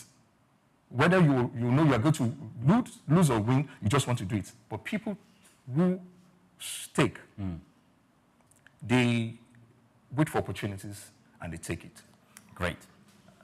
I mean, when I was conversing with these people on the streets, I met some very intelligent people who told me point blank in their face that they had invested in the stock market, they had invested in shares of different banks. One, it didn't grow, they didn't make profit, and as the time goes on, with the way and manner that procedure was handled or that they experienced, they became disinterested. They lost it. Like, is this the way to invest? Then when the gambling or the betting or the staking, football and other sports came on and they tried it, some of them said, I cannot wait for 2-3 years for my shares for me to look at the organization, if it's doing well or not, for then okay, fine, then we not make profit, then the board of the directors will sit, then the chairman of the board will now, okay, we have to share dividends before that. I want to control it myself. I don't have the time to wait for 2-3 years. And so if I'm staking, let me know that I'm staking or betting, and I know that my fate for the outcome on my quote-unquote return on investment or how much I'm going to make from that match is going to be determined in the next 90 minutes. Why can't I just do that? They said that's the reason why they do that. And they've, according to Momotimi Agama, they've lost hope in the conventional system. Is it that there's something that SEC or the stock market needs to do to change the mind of these people, or they failed in that regard? I don't, yeah, there is the role where the bad economy plays. There's no doubt about that. Everybody in Nigeria can relate to that. In the last 10 years, stock is not anything, you know, average people talk about. Stock is the conversations that the Otedolas, the Dangotes have because they buy majority shares of the company and they control the profit and loss of the company. But in the past the past few months now, especially this year, the conversation is changing.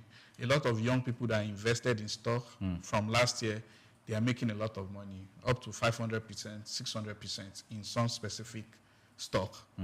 Nigerian stock is, in fact, doing better than American stock right now.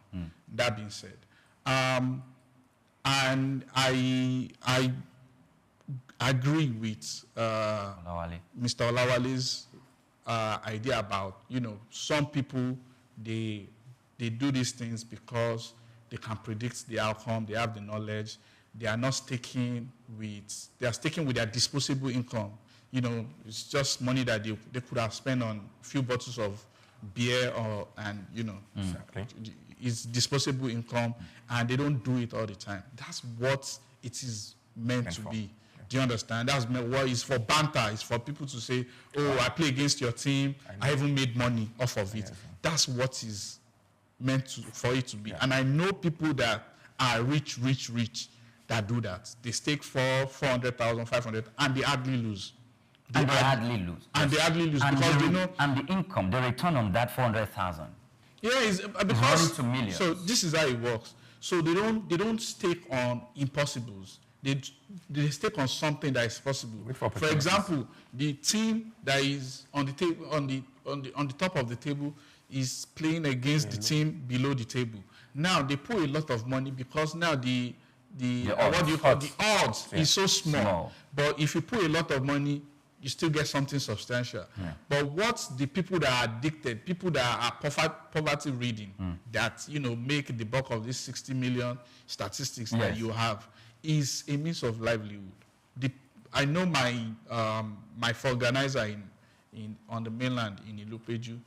I called him one day and I asked him, how much do you spend on betting every day? And for him, it's every day. Whether the Premiership is playing, whether he will go and do the one where you guessing number, even when no game is playing. So, and then he tell me he does 1,000 every day. So the moment he gauge one tire, you gauge a tire for 1,000 naira. So before he buy breakfast or lunch, that's the first thing that he's doing. And he believes, he's been doing this for so long, and he believes he's going to be a millionaire from it. So, and I tell him, this is the same person that will now call you when it's time to renew his rent to say, I'm short of 50,000, I'm short of 100,000. And I'd be like, if you do 1,000 every day, that's about 300K if you are saving it. And you've been doing this year in, year out. Maybe he started from 500 when, you know, the naira was still stronger, but now he's at 1,000 and he's still doing it. And he's approaching 60, and he's been doing this since he was like 20. And obviously, if this is life-changing, and obviously if this is life-changing opportunity for him, he shouldn't be by the roadside doing what he's doing. Okay, so thank you very much. Let's talk about people who have made some money off this and how they have become the hope that some of these people hoping to make money are looked at, that one day I could just make some money and become like this guy, because I know, because I have seen some posts where some people make millions. Because if you are staking 400,000, like he said, it's going to be running to a few millions or probably a million, depends on the odds. But let's look at it that way. And is it a case of awareness that the people who trade in stock or the companies have not done complete awareness to this grassroots for them to take advantage of it, or is just the product in the market that is not selling? So I have the privilege of working with one of the leading betting companies in Nigeria. So I have an idea of how this thing works. He definitely understands this thing. You see, majority of those people that play 1,500, it is the money that they accumulate to pay those that stake high. Now, let me give you an example. Let's say 2 points. Maybe there's a that is double your money. Yeah. If I have $500,000 once, and the lower the games you pick, or the lower the odds, the better chance of you winning. So let's assume I stake 500 on 2 points. That's I'll be getting 1 million. Yeah. Maybe I just picked a game or two. But if you're going to win the same 500,000, you have to pick with a 1,000. You have to pick games like 40, 30. But the more you no 30 games to give you the odds, to give you that 500 odds to put 1,000 to give you the same 500 now. Now the higher the games, the more chance of you losing. You have to be God to predict 30 games. But those people that win, that majority of them are just, should I use the word lucky? Lucky, yeah. Maybe it was just the timing. I mean, look at. Well, just timing, because you're not going to, there are a lot of factors. There's VAR, there's referees, mishandling of the matches. Somebody can just take a red card and the person you predicted, a lot of things happen. So for you to now predict the 40, it's hard. So majority of the time you would play, and don't win. So for people that he said that win such an amount, it is easier for them. And let's assume 1,000 people played 1,000 naira. That's 1,000 times 1. That's 1 million. 1,000. That's 1 million. And I played 1 million to win 2 million naira. So they will just pack all those money is what I will get as my return on investment, my ROI. Okay. So majority of them, they don't understand. That's why I said that it is sports betting business. It is a business. You see that, okay, if I'm going to go to work and I have to make 200,000 in a month. Okay, how do I make this 200,000? Let me break it into smaller molecules. 200,000 divided by 4 which is 50,000. Okay, we have Saturday and Sunday to play. So 15. All I need is 25,000 naira every Saturday and 25,000 naira every Sunday. So all I need is that if I can get 2 points, that is 25. Just put 25,000 on my 2 points. Once I get my 50,000, I have seen 25. You are not going to win all, but most times you will get maybe 100. So if somebody will figure 100 is okay for me, I have my work just to do some things, But I've seen people build houses. Build houses from staking, they make gambling, or betting. Yeah, but they are financially buoyant, and they understand the game. They understand the game. Okay, so this betting, is it just only in football sports or in other sports? Because normally people will tell you if a team like Real Madrid is playing Newcastle, they expect the Real Madrid to defeat Newcastle. So in that specific case, the odds will be minimal, will be small. It will be minimal. Then it will require whoever is going to stake to stake higher amount. Okay, so somebody who has such amount wouldn't see that small. They did those odds to be small, not because of the 1,000 naira. They did it because of the people who have the money to stake on it. Because let's say 1.50, let me say, and you put, let me say 10 million. You're going to get 5 million back in 1 hour, 30 minutes as your return on investment.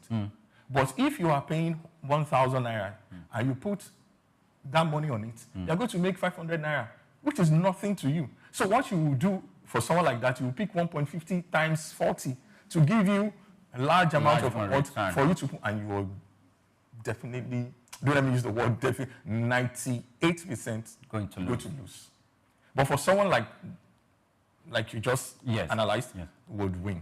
And it's huge money for him because return on investment 5 million in 1 hour, 30 minutes is a whole lot. Okay, so but the time, stocks, the time, are there products that you think the stock market should come up with short-term investments that can be attractive to these people who don't have the patience to wait for well, they don't have the time to wait, but they have to go staking. And sometimes, I remember when I was in the university, it was when we were going to write exam that the lecturer came and said, some of you, you've not paid your school fees and we've gotten wind of what you people do with your money. Some of you bought phones with your school fees after it had been sent to you, and some of you went to gamble with the... So it's a serious issue. So apart from, like I said, until recently, few months, the Nigerian Stock Exchange... you mentioned 500% return, but I'm getting somewhere. So, but beyond that, the short-term investment that young people can do is IPOs. But we don't have a lot of the IPOs. Is when you have a new company, and before they go public, you buy the shares, and then when they go public, or the shares can times 10, can times 1,000, and to a large extent, there's still risk, but to a large extent, is safer than betting and is more calculative. If you look at what the company is doing, for example, there's a young man now that is sort of like an angel investor that's even gone into other African countries, into the market, putting money in, new businesses and initiatives. He started by putting small money in a fintech. They already found the money they're looking for. They needed more money, and he had the money. He looked at what they are doing. He's one of the biggest fintech now. He put the money into it. By the time they go into full markets, he became a millionaire in dollar, just like that. And he was just a regular guy that works in a bank. And they are like, oh, we are building this app. This is the solution. He's a fintech. This is the solution, and we are short of 5 million naira. And they are really in a tight corner. Okay, so what do I get if I give you? Say, okay, we'll give you 5%. Say, no, I want 25%. And they really needed the money, give them. And that make him a millionaire in dollar. Today, he's an angel investor. He has hundreds of businesses that he's putting $10,000 here, $20,000 there. But we don't have a lot of, now, they've described Nigeria as the Silicon Valley of Africa, but we need more of that, and we need more transparency as a people. In America, in Western countries, people are more encouraged to put money into new initiatives because you are sure that the money is going into the investment. Today, a lot of people take people's money in the pretense that, oh, we are building this company, and they just spend it on cars, vacation, or they just vanish. You never see them again. Okay. So those are some of the factors that we need to look at. So for quick investments in stocks and, high return as well, IPO it is. For example, if you invested $100 in Apple at IPO today, is about $100,000 US. That's minus the dividends that you've earned over the years. Wow. So those are the things. So we need government to be more hands-on in terms of regulation and monitoring investment. And with regards to what you said, the government has both lotto and gambling regulatory agencies that regulate. That's for stock. I'm talking about for stock, for stock. Yes. So I'm talking for stock because, for example, in advanced country, there are inside training. Trading, like I said, where people will intentionally mess up their stock because they've staked against it, and there are strict penalties for that. For that, people go to jail for that. So those are the things that, if we want to encourage more people to put their money into Nigerian stock, which is what everybody wants, the government needs to be more hands-on. And gambling regulation too. The number of people that do it is a lot. It needs to be more regulated, especially bulk of the numbers are underage. You and I can agree. There's no shop that you go to in Nigeria that they ask for your ID. And in front of it is written, 18-year-old is not allowed. You must be plus 18. In advanced country, people go to jail for, staking games for underage. So we need to look at all of that too, because it's very bad that parents send their kids to school. take this 2,000, go and buy, go and buy oil for us to cook, and then he's going to stake the game. It's very bad that when there are no live games, they stake on virtual games, and within 10 minutes you can double the money and go and buy the vegetable and still have some change. It's alarming. it's alarming. Okay, now I want us to go. Our time is running fast, but I want us to visit some areas before we go, because it's not only sport bet. I'm aware I know you're aware of the CBEX issue. And the Ponzi schemes where people put money, and I'm also sure you're aware of that. But before we come back to that conversation, let's briefly go on a break. We'll be back shortly to continue the conversation. It's still SOUQ Business Landscape. Do stay with us. Take Nigeria because it's the mind that needs to first of all be rebranded. Idris said he's going to be putting Nigerian labor, Nigeria content and materials first. If you say Nigeria first and it is just us down here that are pushing that agenda, it's going to be a big struggle. Do you think Nigerian firms, Nigerian organizations should start looking at getting their staff involved in this market or buying to keep for their staff? Within this side, let's also learn citizen diplomacy. See something. This is SOUQ Business Landscape.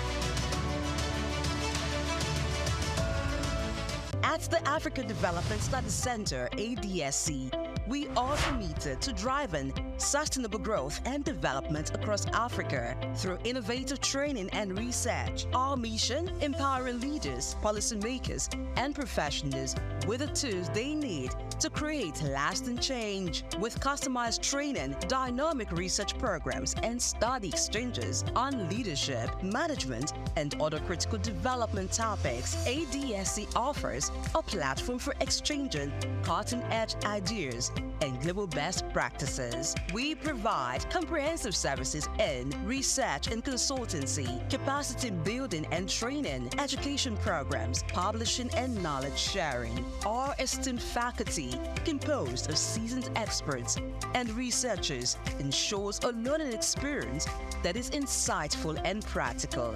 We specialize in policy development, implementation strategies, and monitoring and evaluation.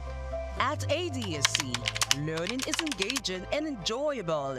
Our unique methodology includes talks, interactive exercises, games, video screenings, and lively seminar discussions, all in a comfortable and friendly environment. For more information, email us at info@adstudiescenter.com or call +234 912 039 2362.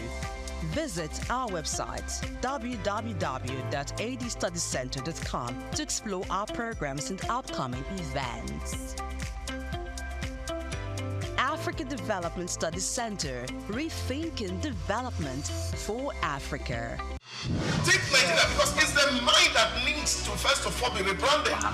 Idris said he's going to be putting Nigerian labor, Nigeria content and materials first. If you say Nigeria first and it is just us down here that are pushing that agenda, it's going to be a big struggle. Do you think Nigerian firms, Nigerian organizations should start looking at getting their staff involved in this market or buying to keep for their staff? Within this side, let's also learn citizen diplomacy. See something. This is SOUQ Business Landscape. Welcome back. Many thanks for joining us on the program. This is SOUQ Business Landscape, and we are reaching you live from our studios at SOUQ News TV. We've been talking about investment, why Nigerians take into non-conventional investments platforms around leaving the conventional investment platforms, and that came as a result of studies carried out, and the DG of Securities and Exchange Commission came out to complain, and the number of Nigerians doing the sport bet or using Ponzi schemes or gambling is almost 10 times, it's more than 10 times higher than those who go for the conventional betting. And some of their reasons are justifiable. It's lack of awareness. They don't know what it takes. Now, as we speak, some banks, because they are trying to meet up with the recapitalization project of the Central Bank of Nigeria, they are selling shares. So as a young man, if you're going to spend the 10,000 naira you want to use to bet sport tonight, probably you can explore that. Well, welcome back once again. And I have a question here for some people who are watching us online. He said, this is Thrill Beats 3478. He said, what about Baba Ijebu? What's the difference between sport betting and Baba Ijebu? And not only asking the difference, you want to know if it's gambling or is it justifiable means of investment. Let me come to Lawale. You know, I need to state before I answer that question, the government should try and provide job opportunities for people. If we have so many people having jobs to do, we don't even have time to bet. So, difference between Baba Ijebu. In my own little knowledge, I think Baba Ijebu is the number of games, let's say 90, thereabout. They ask to pick 2. They are out of 90, so they're giving you 88, thereabouts, and they are having 2, which probability is very, very low. But the amount is quite higher than the sport betting if you don't have money to stake high on sport betting. Now, the difference is that most people don't need Android phones to do Baba Ijebu. They just go to the counters, shops, just do their forecast, and they pick their games. Sport betting business, you see, why people do sport betting business is because it is what they can see. They watch it, they know what happened, why they lost. They see it, they can analyze it, they know the players, they know the coaches, they know the strength of the team they are picking and all, everything they want to do. But the difference is, Baba Ijebu is, they bring you the outcome. If you are lucky, what you have picked, the numbers you have picked comes out. But in sport betting, they don't just bring out the outcome. Maybe at 5 o'clock, they do the outcome and they say, okay, these are the numbers that we picked, 5 numbers. But in sport betting business, you will know that when you pick Real Madrid, you are watching Real Madrid and Newcastle, like you said, and you are watching and you are like, okay, why I lost my money is because maybe Real Madrid got a red card, and but at least you know the next day. You know it won't always be like that. Yeah. But you can play Baba Ijebu for a year without winning. You can play it consistently for 10 years.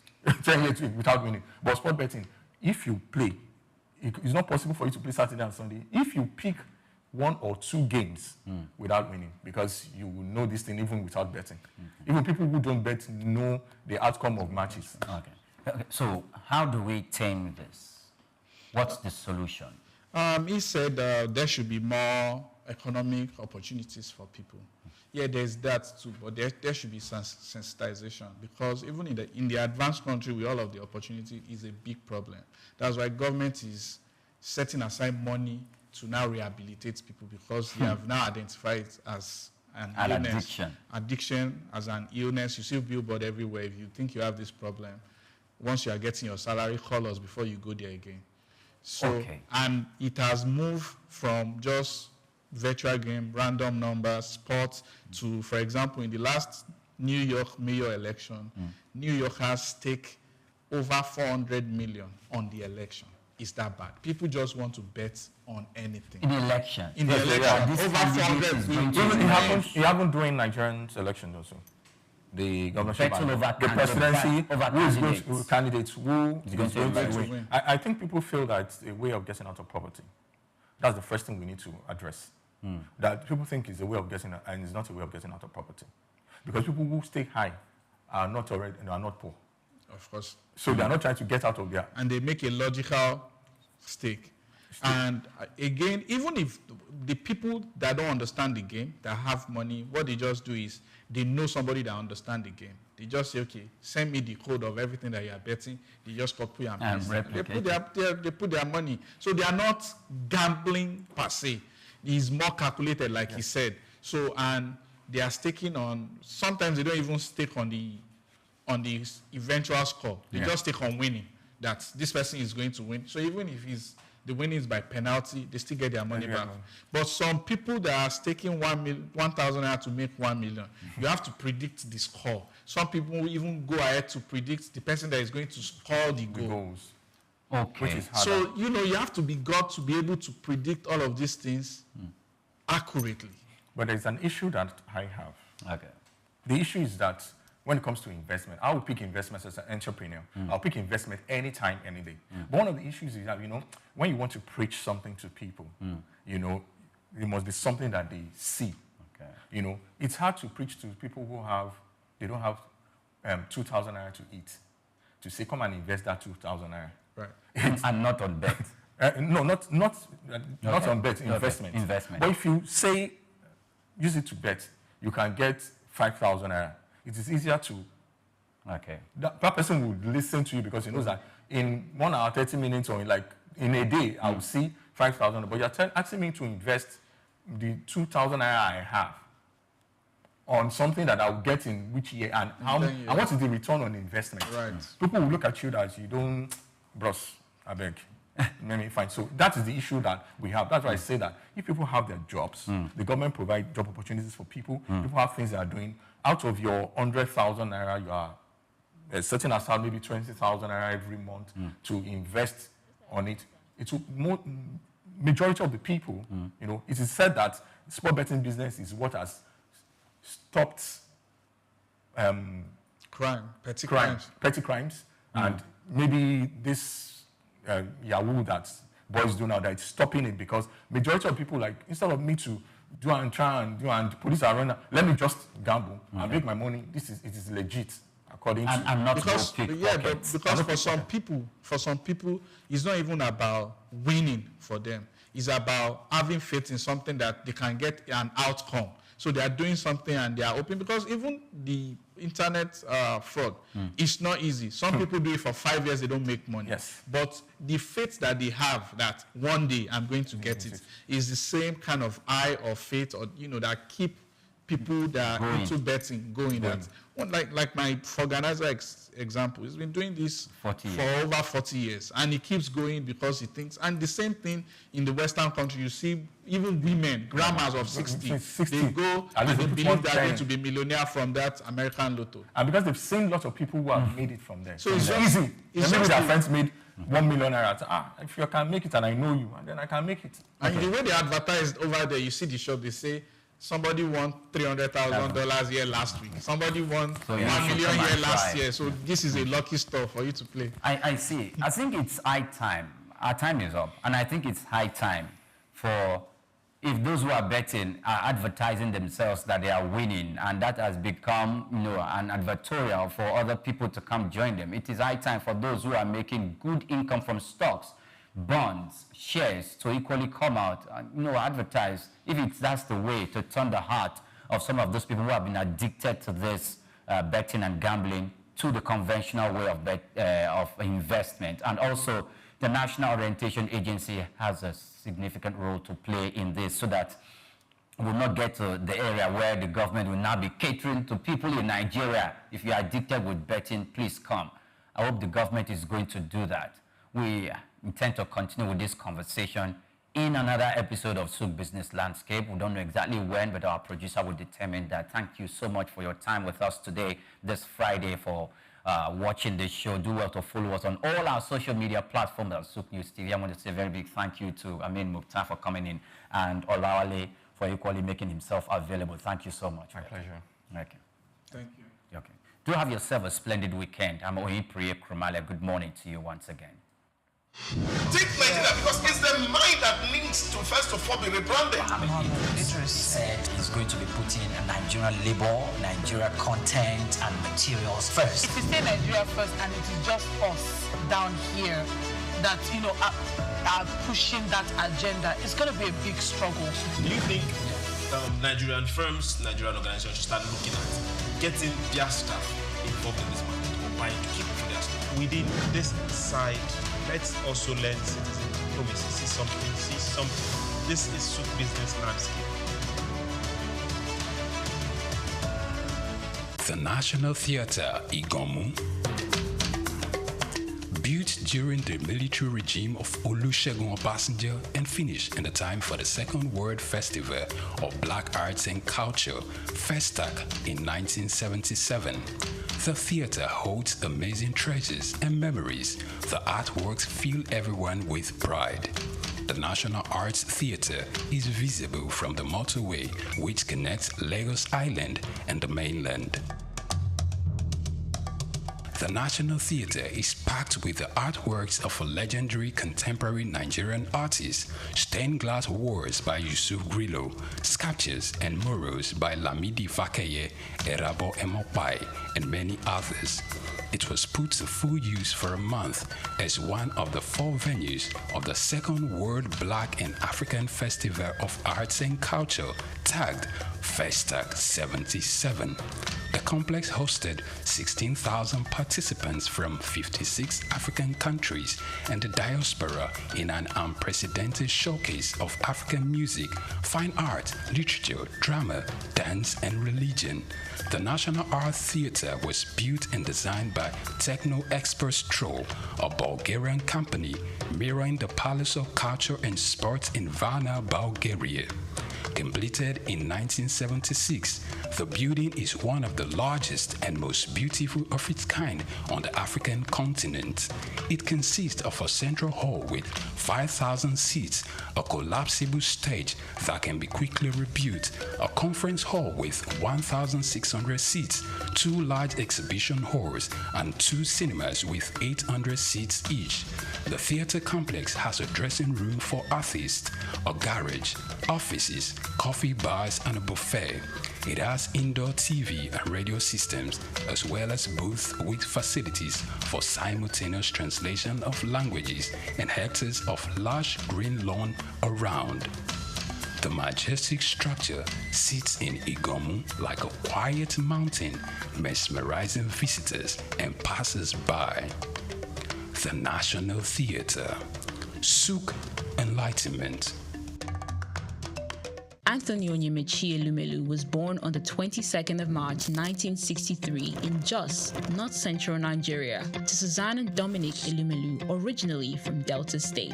Tony earned a degree in economics from Ambrose Ali University, where he laid the foundation for his future career, and then furthered his education at the University of Lagos, where he obtained a master's degree in economics.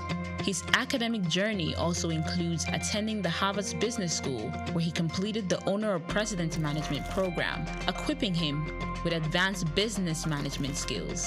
Tony currently serves as the chairman of Heirs Holdings, Transcorp, and United Bank for Africa, UBA, demonstrating his significant influence in the banking and investment sector. He founded the Tony Elumelu Foundation, which aims to empower African entrepreneurs.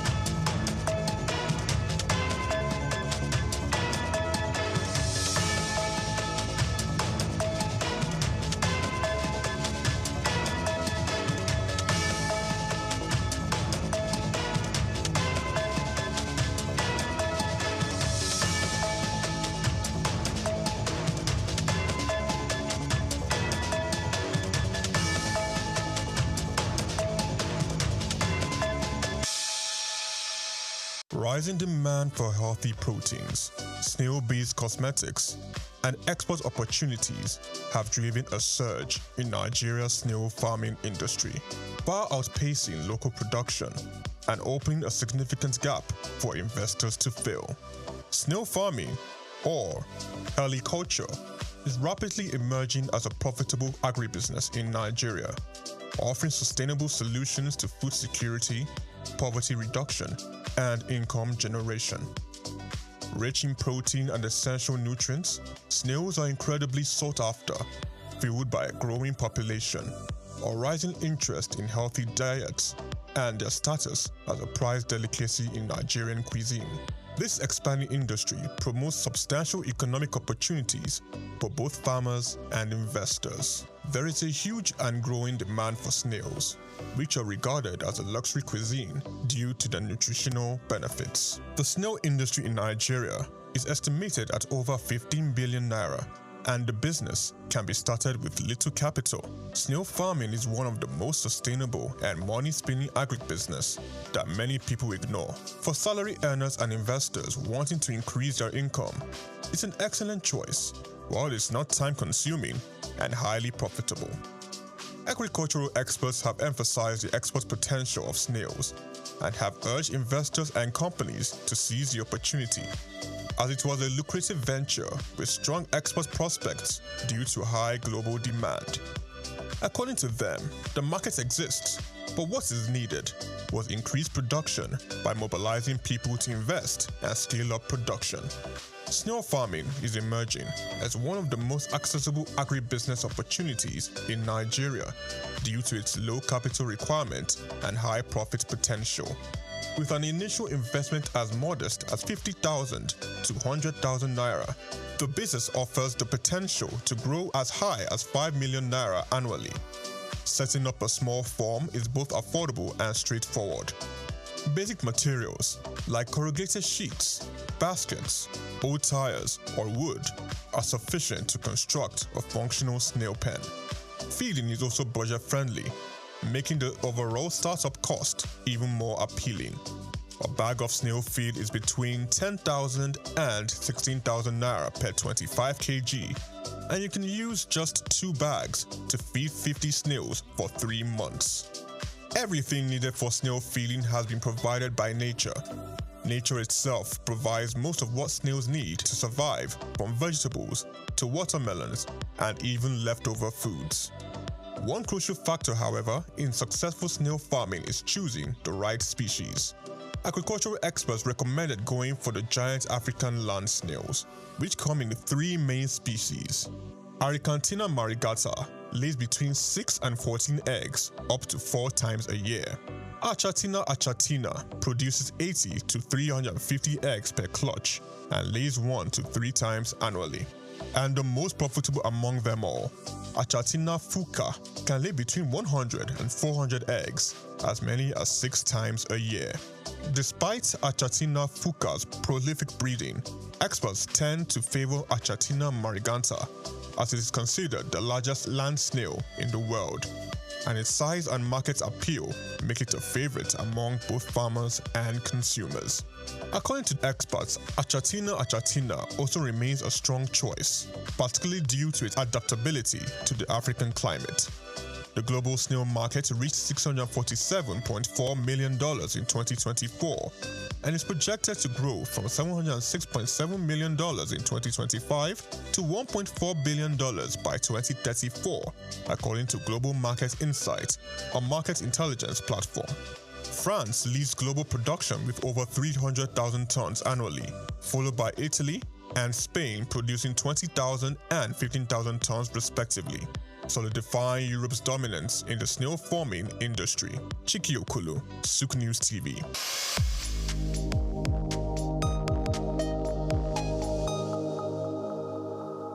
As the world navigates constant change and competing voices, the call for purposeful leadership rings louder.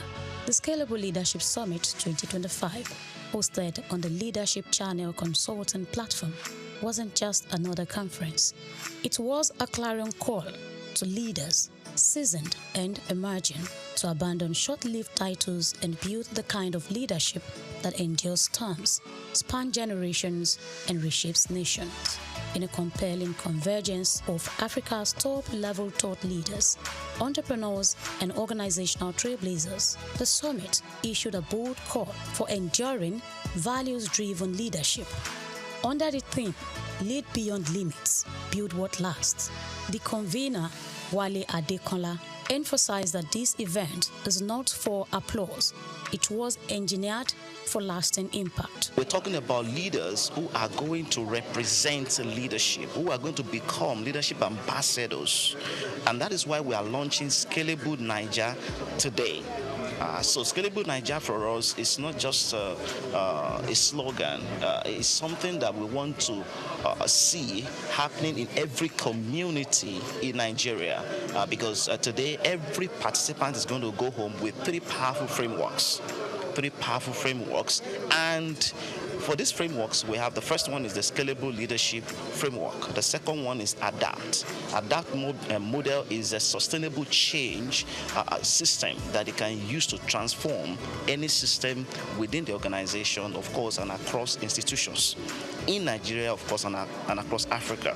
So these are proven and tested frameworks that we have studied, we have applied, for the past 10 years. And now we want to see all these frameworks applied in Nigerian institutions and, of course, organizations. The summit delivered a rich blend of keynote insights and fire chat dialogues, featuring voices like Adeyemi Olayiwole, Niyi Adesanya, Tara Fela-Durotoye, Honorable Adewumi Adeyemi, Professor Abraham Oshinobi, and Dr. Smith Bam, among others.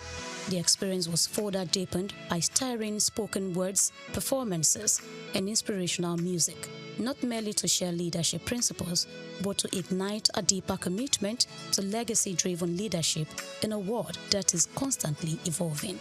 Kicking off the summit was leadership strategist and keynote speaker Odeyemi Olayiwole, who emphasized the power of learning from experience. His message challenged attendees to go beyond information and seek transformation through mentorship, experience sharing, and tested wisdom. The cheapest way to succeed in anything is to learn from someone who has succeeded in that thing. Not someone that knows about the thing alone, but someone who has been able to acquire the information and translate it to application and have results to show.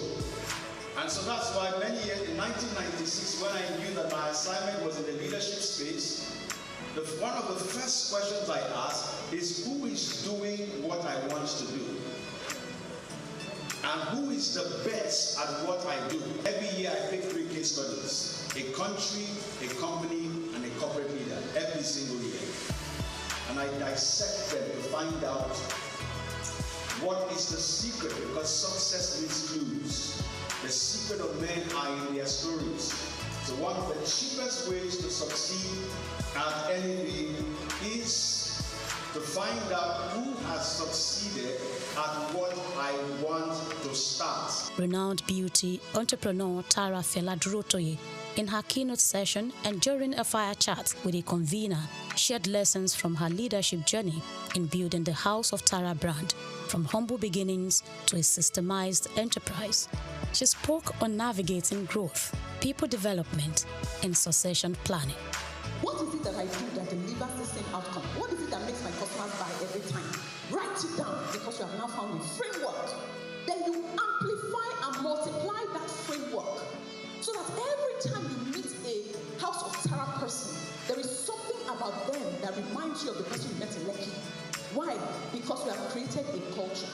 The policies are designed to protect you, not just the company. If you don't remember everything else that I said and you are employee here, pull the policies and embrace them in your chest. Know them by heart. If anybody says anything, you just ask, what does the policy say? And all founders, if you don't have policies, what you are basically saying is that you're allowing your people to do anything.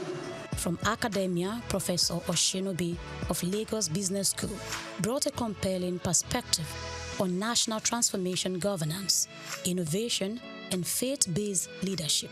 The Nigerian paradox: we are rich in resources, yet poor in trust.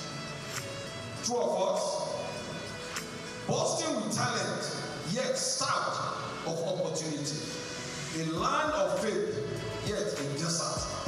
Governance is the structural foundation that enables accountability, transparency, and the rule of law. But the crisis is this: 83% of Nigerians is strong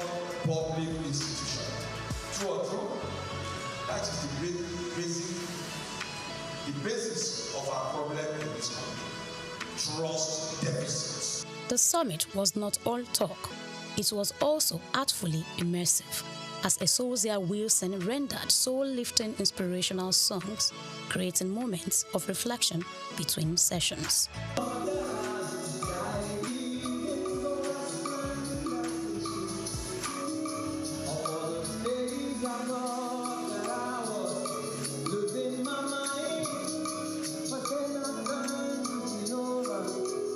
In an interview with SOUQ News TV, the convener emphasized the summit's depth, that it is a leadership movement committed to shaping a new breed of leaders. Participants shared their reflections, describing the summit as a catalytic experience that confronted, challenged, and compelled. Leadership is not just a day thing, it's a daily thing. We want them to recognize 3 types of patterns. So we have encouraged them to study pattern. Number 1, pattern recognition. Number 2, pattern usage, how they can use the pattern that they're going to learn today. And number 3 is pattern creation. How can they create new patterns that they can apply in their own organization, something that is unique for them from the patterns they've recognized that they can use and also apply in their organization through wisdom. Some people just wish to scale, but you need to be able to have a system that enables you to scale. So that's basically what I think the frameworks would do. And then from each of the speakers, so they are all coming from different, some are from the academia, the business world, which I believe that convergence will actually help to give a better knowledge and sensitization about what true scalability in business and in leadership basically is. The second session talked about the need for leaders to appreciate their team members, and it was quite emotional when we saw 2 or 3 people shed tears of joy when they got messages from their team leaders. So for us as team leaders, we need to be very deliberate. And even the case study we did, Deep Sea, it talks about the need for us to be very deliberate. We need to know our team members. We need to know what's happening with them, and we need to leverage their strengths. Everything rises and falls on leadership. If the leader gets it right, it trickles down to those at the middle level, at the lower level. So it's important to get it right from the root so that the fruits are good. I do a lot of case studies. So you study what has worked, what has not worked. And through my research, preparing for this summit, I discovered that we're talking about starting, scaling, and sustaining businesses. So let's study systems that have worked for up to 1,000 years and more. And I found out that they are driven around community, which is people. Everything should be about people. Listen to them, love them, then you can lead them more effectively. And when people's hearts are touched, they work better with their hands, with their head, and with their feet. Because I work with people, I understand how powerful people can be, and the biggest asset any organization has is not infrastructure, it's its people. And if you understand that your people are your assets, you will invest in your people.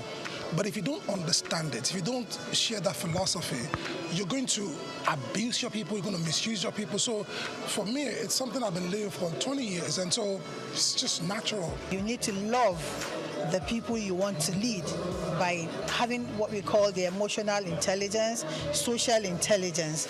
Both go hand in hand, and you need them for leadership. And lastly, for leadership is also about listening. For you to influence one, you need to listen to your environment in order to act accordingly. We have looked at how to scale our leadership potential, and also sustain it. It's not enough to just start, but we will start, we will scale, and then we'll sustain it. It's something that should be a legacy, something that should live beyond us. Right now, we are talking about impact, the impact that the structures and the systems that we are putting in place will have on our society, on our community. So leadership is beyond just us. It's about impact, it's about sustainability, and it's about the value that we are creating for our society. To a large extent, I try to tell people that you can be anything you want to be, because you've been placed here to lead, you've been placed here to be at the forefront. And for you to be at the forefront, that means you need to understand what leadership means. And that's the message I pass out. I see myself being able to influence the world with my music, and also show people that they have the ability to believe they can be anything they want to be. My workers are waiting patiently to see me coming, because I have a lot to impact on them about the personal growth, the business growth, and everything as well. Everybody needs this, especially if you're an entrepreneur. You don't need to miss out this kind of program.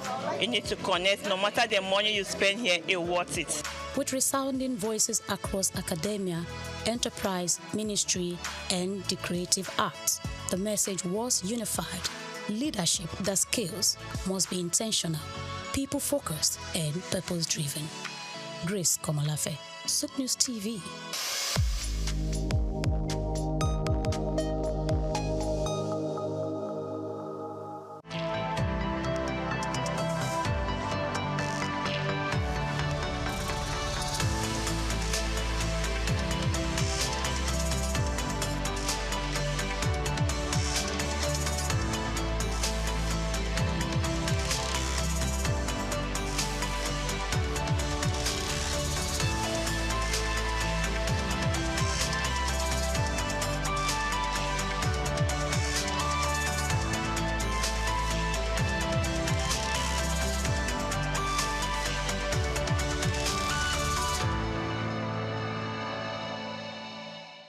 In Nigeria, when you hear technology, innovation, and e-commerce, then you begin to think of the 21st century visionary leaders who have availed us the luxury of connecting with the world without leaving our spaces.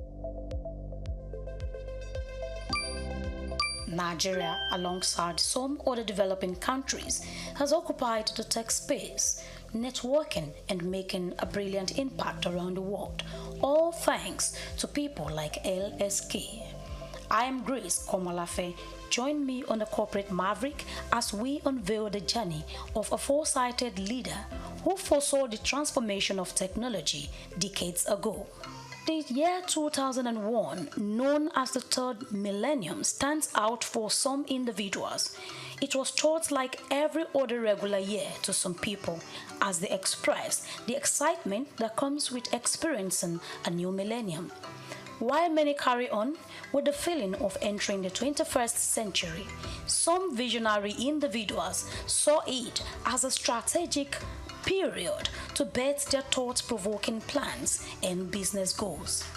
Among these visionary leaders and innovators is Leo Stan Eke, founder of Xenox Technology, bringing this tech-oriented company to life in 2001. How much do you know about this tech and business-driven giant? Who is Leo Stan Eke?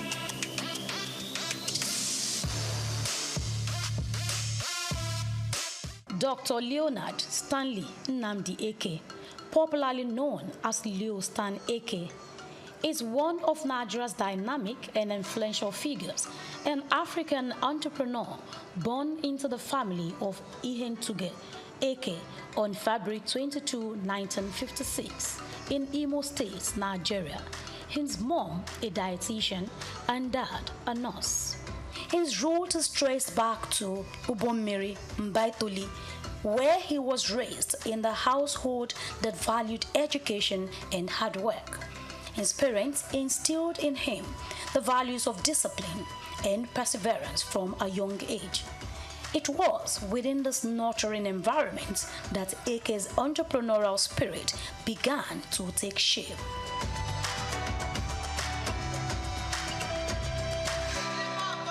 Like many visionaries, Dr. Eke's journey to success was paved with academic excellence. He attended Holy Ghost College in Owerri for his secondary education, where he honed his intellect and ambition. Eke's dream of becoming the biggest transport company owner in Nigeria changed as a result of his encounter in India, where he had his university studies. It was a turnaround moment in his life. In India, he pursued a Bachelor of Science degree in economics from Punjab University, and the exposure to India's vibrant economy left an indelible mark on him and then tilted towards more realistic business ideas. This led him to get full involvement into ICT. So I'm a very good testimony of an African who started from nothing, okay, and got somewhere, not there, right? Okay, so in summary, I came in here first of all to the University of Nottingham, or Nottingham University. I was in Cork City University, where I was doing computer science. and I wanted to specialize in user interface as a postgraduate course. Okay, and the system which I'm sure still exists in the UK is that you have university counselors who observe you in classes and direct you properly. And the thought, since I was going back to Africa, there was no computers. And if I got there, I could be frustrated for another 32 years. So they discussed with my parents, and they wanted to know if I could stay in the UK and continue computer science. I said, no, I was going back to Nigeria. I have passion to change the country, and by extension, the continent. He later went on to earn a Master of Science in Risk Management from the Exeter University of Nottingham, England, further enhancing his acumen in the field. With his tech startups dating back to the 80s, AK can be put in the bracket of visionaries who saw that ICT would define the world in no distant time. His ICT Solutions company commenced operation in 1989, focusing on desktop publishing and computer graphics. Over the last 3 decades, the company extended operations from Lagos to Port Harcourt and Abuja, implementing several ICT projects across the oil and gas, telecoms, manufacturing, and public sectors. I started small, like any other entrepreneur you read today. Okay, some started in the garage. Okay, most of them didn't inherit wealth. Now, so how could they have started? You start with your own. During our time, you have to start with your own sweat. Okay, until you build such, get to such a level with a system and structure in place, and then people trust you. But because our kids today pass through business schools connected to people, okay, and they now want to go from average above. You understand? Instead of starting, a lot of us started from -1. Leo Stan Akers' major hits into the business world commenced with the establishment of SOUQ Technology Limited in 2001. With a fervent desire to contribute to Nigeria's technological space, he embarked on a mission to manufacture computers locally. Now a world-class ICT company providing innovative products and solutions. Under his leadership, SOUQ Computers have emerged as a trailblazer in the industry, earning accolades for its quality and innovation. One of his notable achievements was the attainment of the Windows Hardware Quality Lab Testing (WHQL) certification, showing SOUQ's commitment to excellence.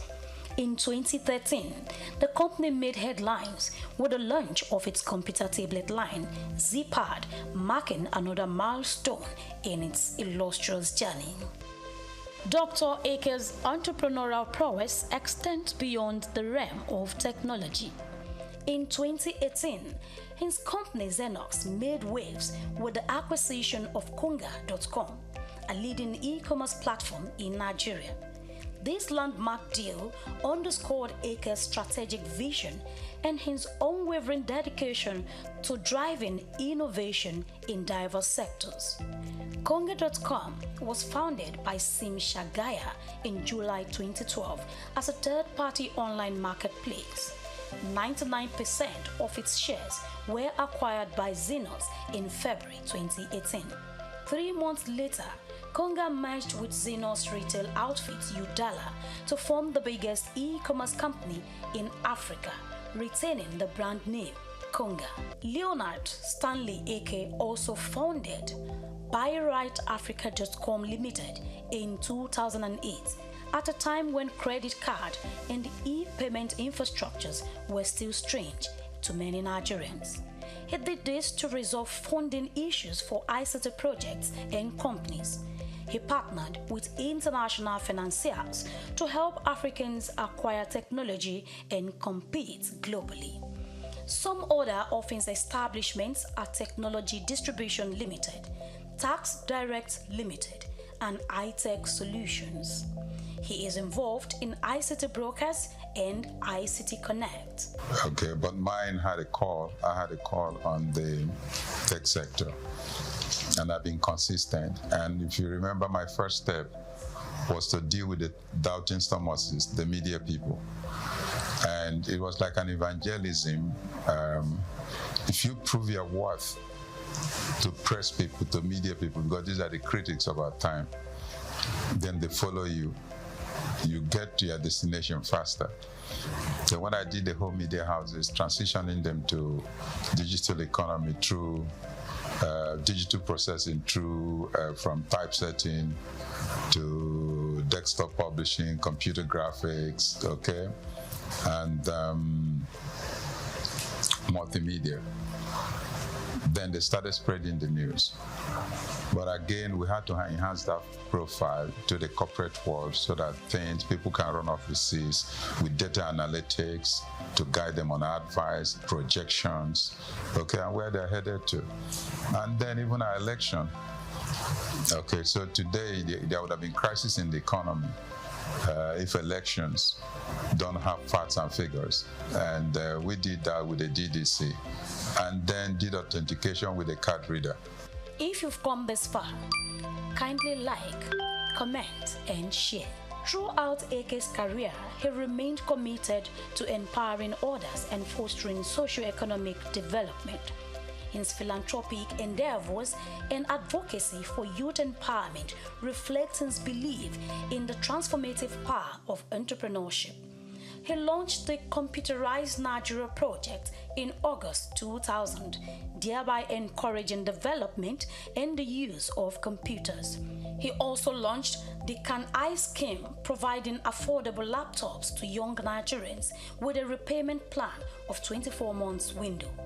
AK's foundation furthers his charitable efforts, supporting various causes with different donations across the country. Now, I see entrepreneurs trying to live big. Are you with me? Yeah. I see entrepreneurs trying to show off. You must have incubation period. Every successful entrepreneurs are seen to be stingy because they know the value of every dollar spent. But they use the same money to sustain the society. Okay, so I just want to advise Nigerians here.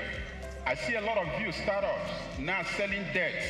It means technically you are leaving the company. And if I'm an investor, I watch your lifestyle. First of all, I see an entrepreneur, Nigerian entrepreneur, he hasn't started, he has an expensive car. Entrepreneurs, startups don't drive the best cars.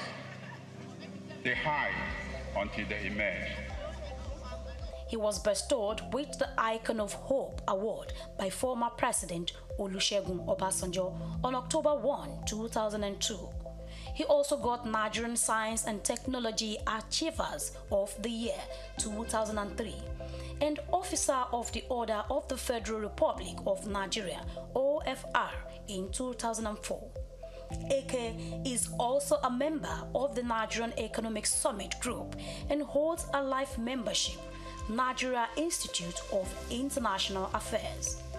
He also holds an honorary doctorate in business administration from Imo State University, Owerri, Federal University of Agriculture, Makurdi, Federal University of Technology, Owerri, and the University of Jos.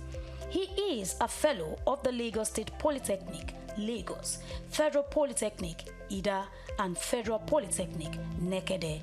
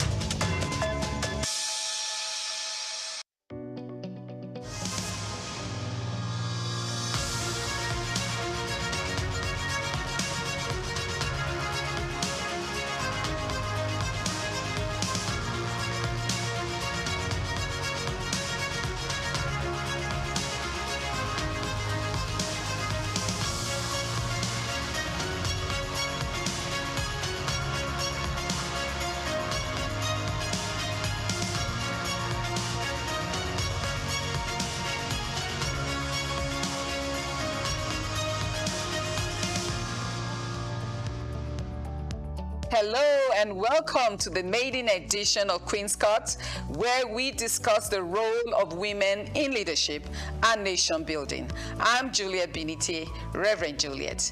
In recent times, more women have stepped into leadership roles, demonstrating empowering role of education, technology, and access to information. These women leaders have not only achieved remarkable success in their fields, but also played pivotal role in promoting gender equality and education reforms. Today, we will be looking at the role of women in leadership and the unseen barriers. But before we set the ball rolling, let's go on a quick break and we'll be right back to introduce our guests.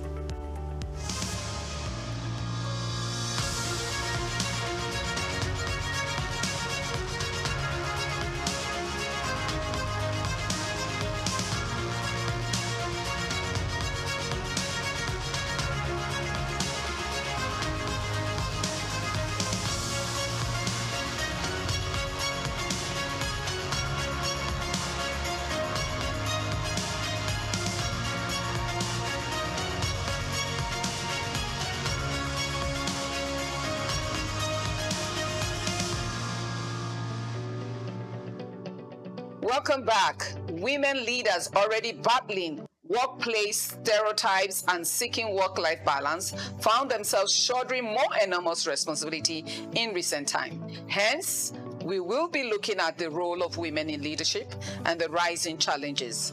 Joining me for this discussion is my sis, a big sis, but in this court, we will call you Lady. Lady Orochi Ogan, leadership consultant, and the CEO of O'Neill, a global management firm focused on leadership.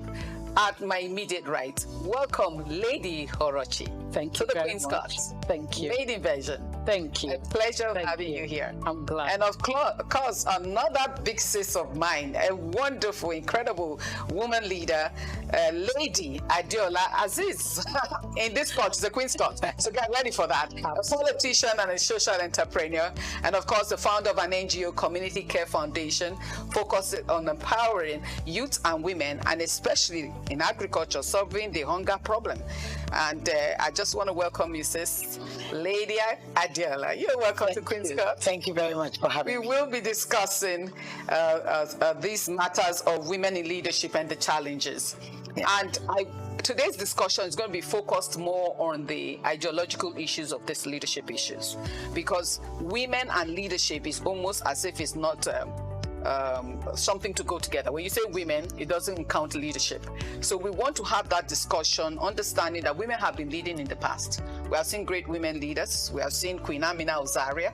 We have seen Fumilayo Ransom Kuti in the West, and we have seen Margaret Ekpo in the East. So even in Nigeria, we have women who have led and showed tremendous leadership. But they're also very minimal leaders all over, abysmal women in leadership in different spheres of influence. The banking sector is beginning to show up with great women as CEO at the top of the echelon of the bank. But however, do we have enough women who are going to occupy that seat the moment they leave? So this discussion is very important, especially to a new generation of women rising, with the issues of women leading both at home and at the city gate. That balance of things, we need to have that discussion. That's why it's important to have the discussion. I'm coming to you, Lady Adeola, and of course it's going to be the same, we'll dovetail to that same area of discussion on these rural women. Because of the issues of mindset, culture, educational background, and the 9 yards of the philosophy of understanding that women are also leaders. How do we navigate apart from education, training, let's say training, what is the intricate issues that you think is still limiting these women, even at the rural level? Let me give you an example. I was at a program where I needed to speak to some women. When they called me, I thought they were educated women, but I found out they were not, so I had to go into pidgin English a little bit. But I realized that these women have such capacity and role to play in the society, and they were complaining at the issues of the genital mutilation, the issue of the girl-child marriage. It was within the middle belt of Nigeria. And I was telling them, but you are a leader, you are women leaders. And they were like, no, what are you talking about? That's is the chief, is that this. So how are we going to go about, especially the rural Africa, because we have over 20 million women entrepreneurs, SMEs, and it's fundamentally women, producing, adding to the GDP per capita of Nigeria. Incredible when I saw that data. And yet we say we are not leading. Can you speak to that? And Lady Horichi also would add to that comment, because it's at the center of this discourse in its ideological and philosophical level. Because before we talk about specializing in areas of leadership, do we really, really want the men to still tell us to lead? Or can we just simply realize it? You see, when you're talking about what you just said at the rural level, right? We need to understand that, like I said, most of them are illiterate, and most of them are controlled and led by their chiefs, the ballers, their husbands, and all of that. I'll give you an example. During the local government election, we had to have a by-election in one of my wards. And there was a particular woman who was very, very active, widow, 6 children, she was under 23. And I said to her that, why don't you come and represent the ward, because we needed you to be there. Somebody asked. And she said, yes. So I said, okay, we will support her, we will fund her, and all of that. Do you know that by the next day or 2 days later, when we reached her, we couldn't get her on the phone. And I actually paid somebody to go and look for her. Did something happen? What had happened was that her uncle, her late husband's brother, the ballers, and said, how dare she put herself forward? Or she said she didn't put herself forward, that it was Honorable Adiola Aziz who asked her, because she saw the potential. She mobilized a lot for us. And she went into hiding. Can you imagine? Can you imagine that? So I now realize that what we need to do, we have to start the education from these male at that level who control these women. Excellent. During campaign, they're for you. They will do this, they'll support it, they say this is who we want. On the day of election, right, their husbands, the ballers, they would have given all of them. All of you, this is the direction you go. So when you have that kind of, I don't know what to call it, whether it's a directive, I don't want to use the word bullying or whatever, a directive from their husband, that's what it is. Whatever, to do this. So tell me, how do those women want to express themselves? By voting or deciding or taking choices or making decisions that they feel is right for them. It's not inclusive. So we need strong advocacy. We need strong advocacy, and we need to try and see how we can get the buy-in of these men who have a strong hold on their wives, their sisters, on these women, to say, look, this is your daughter. This is what will happen. And a woman at that level only cares for food on the table for the children and how the children will go to school. Once you can satisfy those 2 needs, right, a woman she'll thrive on her own. But when she doesn't have that independence of mind to make a decision by herself, hey, she's in bondage. Wow. She's in bondage, and that is at that local level. I saw it live and direct. So they do not have the capacity. They've got the competency. They do not have that capacity to take those decisions by themselves. You know, so it's limiting and it's patriarchy, it's stereotyping, and hey, why should you raise your head up to say you want to lead? Who's giving you permission? Excellent. But in comparatively to that, let me even draw it back to even at the international level, we only have about 23% to 25% of women at the global level. So if the rural woman, the issue of that control, is it the same as the woman at the elite level who has gone to school, at least did her high school, or suddenly she disappeared? I have had friends who were probably acting before, they get married and they just disappear off the screen. What is it? Is it just the limiting factor from the men, or the psychology of the women themselves, knowing that now that I'm married, maybe I'm not called to lead? Very interesting question. Very interesting question, because even before you asked it, I wanted to use a corporate example equivalent to the rural one that Excellent. I attended an HR meet and greet meeting. It was a people-centered thing, and the head of HR of a multinational bank came to talk to us about barriers and women in the corporate world. She gave a practical example. She said, if there's a general management or CEO opportunity in Côte d'Ivoire, and you call a man and said, go and prepare, we're getting you ready, you're going to be the CEO in Côte d'Ivoire, the man will jump, thank, and if you call a woman, the woman will tell you, this is an exciting opportunity. Let me go home and discuss it with my husband. This is what is going on in the corporate world. I'm not talking about rural environment. So these barriers are real. Yeah. But in the same circumstances, we now had another CEO from a bank that told us about intentionality and planning. She said she went into banking career and she was intentional from word go that she was going to be at the top and nobody was going to limit her. It's not about feminism or women, whatever. She just had a relationship with her husband that helped her husband understand her and help her husband push her career. So she had a baby at the point they made her a chief executive officer for a bank in Ivory Coast or somewhere. She just, then there was not even GSM. She just planned, had 2 stable nannies, had a way of reaching out to them, you know, on a minute basis when she's doing her work. And she was able to do the assignment. She was able to take the position and enhance her career in the bank. And the time she was talking now, she was now CEO in Nigeria. So these barriers are real.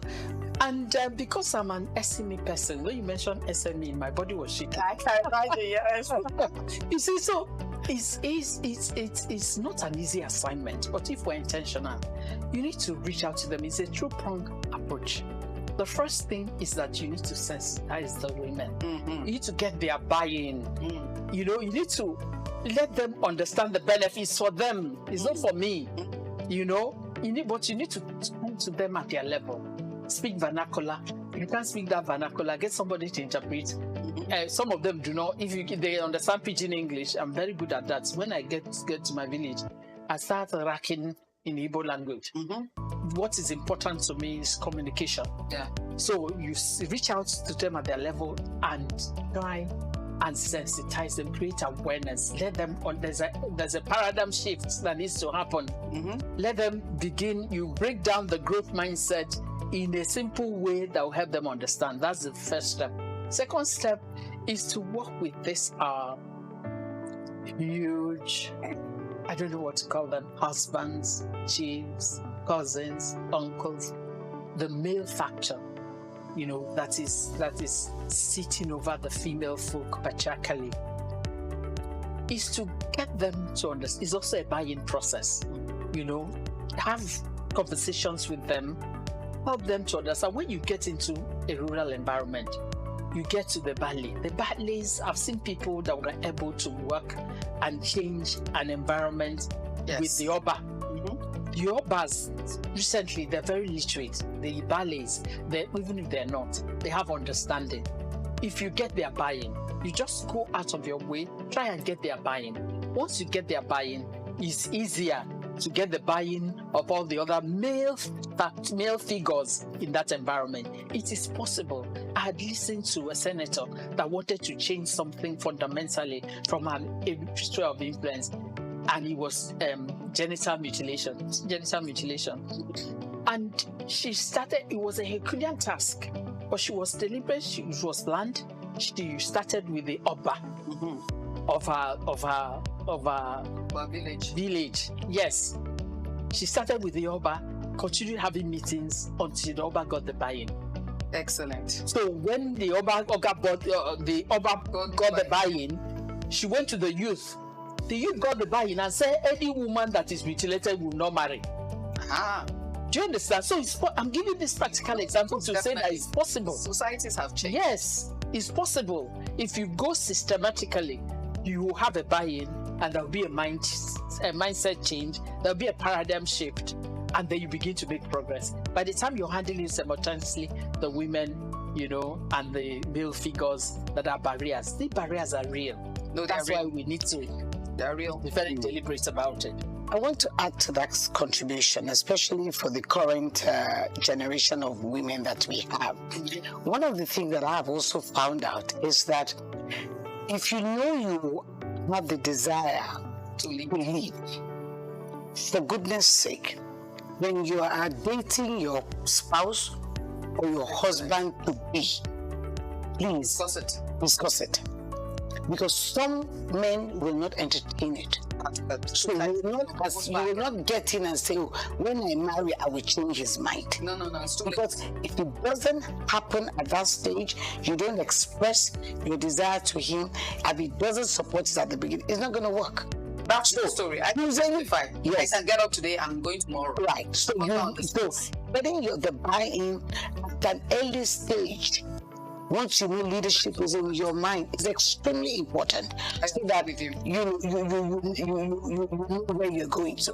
Because if they don't support you, no, it's a problem. It's a challenge. And at the same time, married. Yes. At the same time, as a single politician again, if you go out there and you don't see your husband beside you once or twice, it's like, what is she? Is she here? You know the negativity that goes with it. I remember when I was contesting, I had to tell my husband at the early stages of my campaign, please be beside me. And they all definitely they were endeared. Excellent. So it's important that they get the buy-in of the husband before the violence and the obas and all of that. Can I add something? Before you add, just for us to begin to conclude something, because this is a proof of what you have said. Because the data shows that there was a organization that financially outperformed industry competitors have more women in leadership. That the more women are in leadership, the organization's competitiveness increases and improves. And I always tell men also, if your wife is a leader, is an improvement to your social capital, is an improvement to your financial capital. As we wind down this discussion that is a continuum, it continues because it's a very broad discussion. And we now see the reason why the discussion should happen, because the women quotient in the leadership role beside whether it's their husband or other men, is quite low. We still have them in all spheres of influence. We're having that challenge. So you can make your conclusive point of what will it take for us to increase the quotient as we wrap this up. Starting from her as she concludes her points, then also dovetail to that question. My last words as we conclude. Yes. I was going to say that when it comes to marriage, I'm not deviating. I think that conversation should happen whether you want to be a leader or not. Yes. You need to as a human, because you need to let your husband get your husband consent from the beginning to support you to be the best versions of your life. That's it. You need to. That's your HR speaking. Yes. You need to get your husband to support you to be, you are his helpmeet. You're there to help him to be the best versions of his life, but it's a partnership. He should also make a commitment to help you to be the best versions of your life. Precisely. And so if you have that balance at the beginning, it's easier to manage things. It's easier to manage things, you know, when you're in the marriage. And to my last words, I keep coming back to, you know, move plan and organize. You know, we need to be very strategic. Yes. We need to deal with the critical mass. We need to encourage benefits. We need to have a dialogue from the city. This is not just your husband. Excellent. Outside the environment, we want to come together as a team. That's what we're doing. This is not a talk show. Definitely. I'm a solution bearer. Here to solve problems. That's why I came on the program. Yes. So outside this program, as we progress, can we come together and put up a strategic plan on what we can execute? And I'm not talking about high level. Yes. Let's go back, because my family has a foundation. I understand how to run grassroots issues. Let's go back to the grassroots. Let's start doing something. Okay, thank you very much. Lady Adeola, as we conclude. Yes. There's been a lot of talk about the value. Yes. About the value that women bring to the table. Yes. If they are there. Okay. If they show up, if they're there. Promoting women leadership is simply social justice. Excellent. It is inclusivity. Excellent. It is diverse critical thinking. It brings prosperity to the table. Yes. To the nation, to the community, to the society. So why do you want to leave 50% of the gender that makes up the workforce, that makes up the SMEs, that makes up who we are in Nigeria? Why do you want to cut them out of the equation? Excellent. It's like having an aeroplane flying with one wing. It will never fly. So it will never fly. So the earlier we start to realize that women leadership is a must, it's a task that we must face, embrace, be intentional, and ensure that anything that comes in our way, for those of us who are there, we advocate, lead. What's the other word again? When you lobby, the men, that please, this is for your wives, your daughters, your sisters. Social justice is key. Thank you very much. Equity and equality is paramount. Thank you very much. We must all remember that leadership is not masculine, it's human. And women's rights are indeed human rights. And every woman is called to lead, right from the home gate to the city gate. And once again, I want to appreciate Lady Orochi Ogan and Lady Adeola Aziz to Queen's Court, the maiden version. Thank you. 2024. Thank you for being with us. And thank you for listening. God bless you, and bye for now.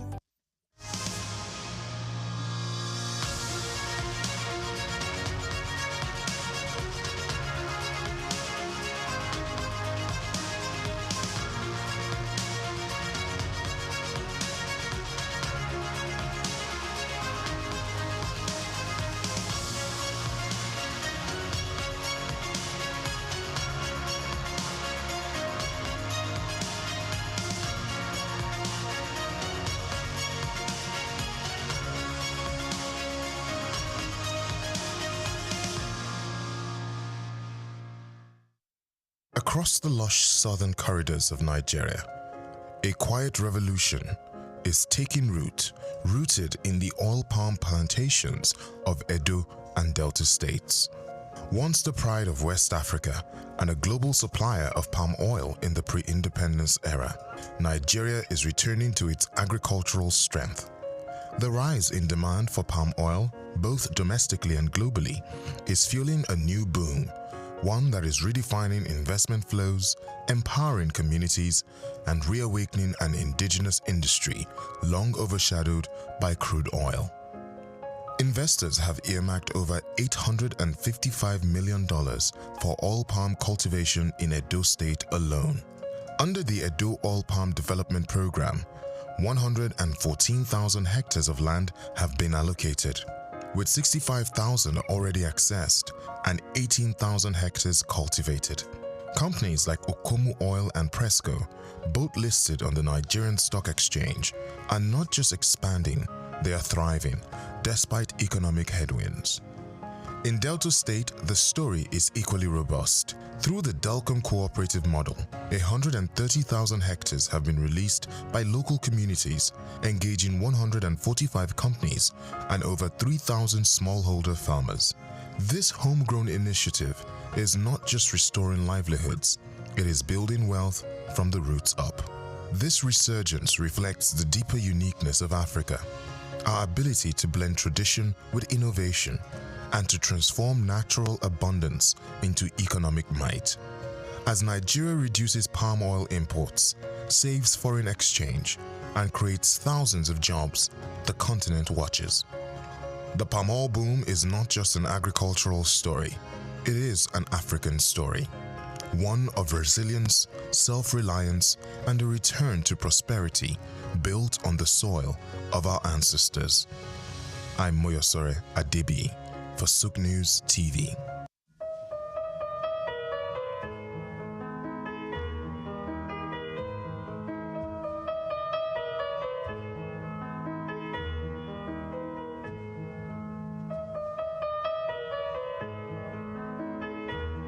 We're going to have increase in the number of facilities that we would visit in the year 2025 by 30%, that would have improved compliance and enhancement of data-driven decision making using data analytics, that we're going to strengthen collaboration between our partners, and we're going to have 25% increase in our compliance rates by carrying out the key strategies.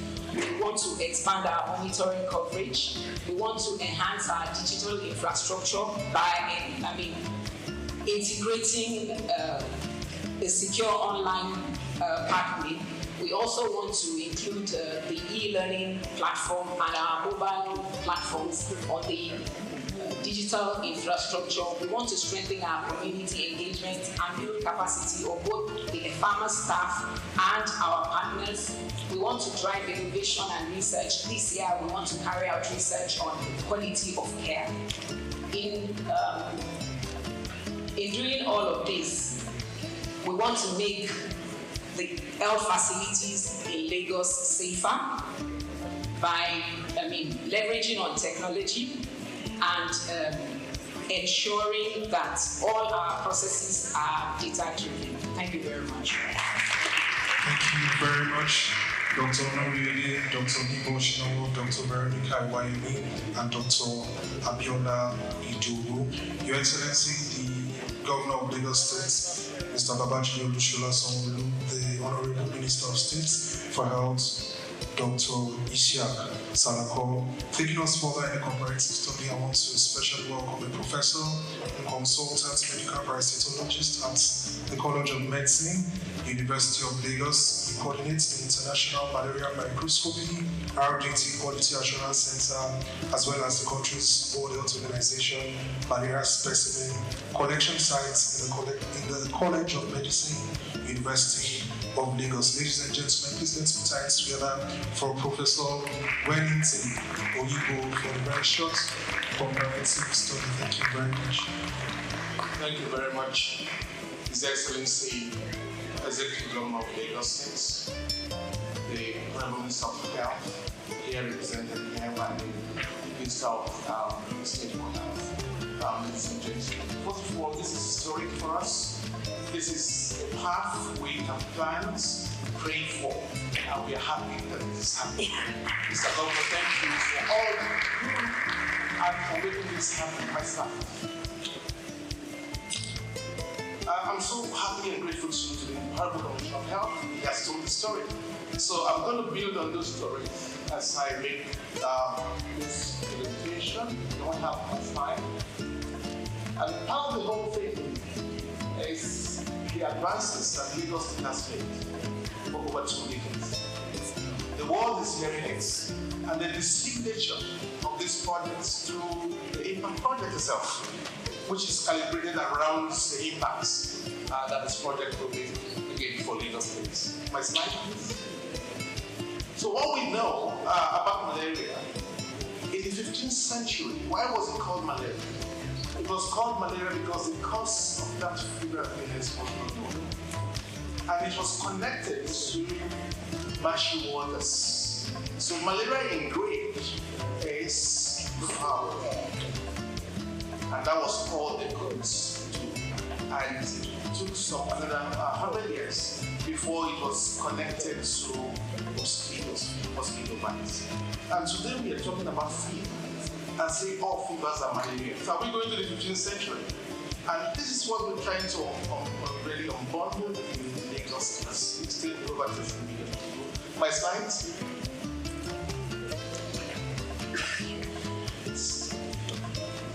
So if fever is still malaria, we go back to the 15th century.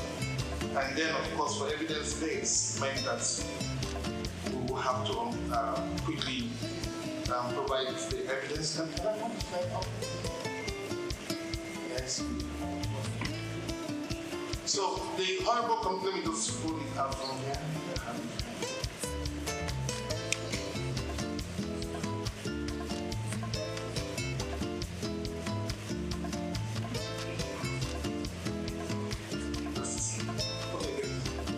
So I've given this background.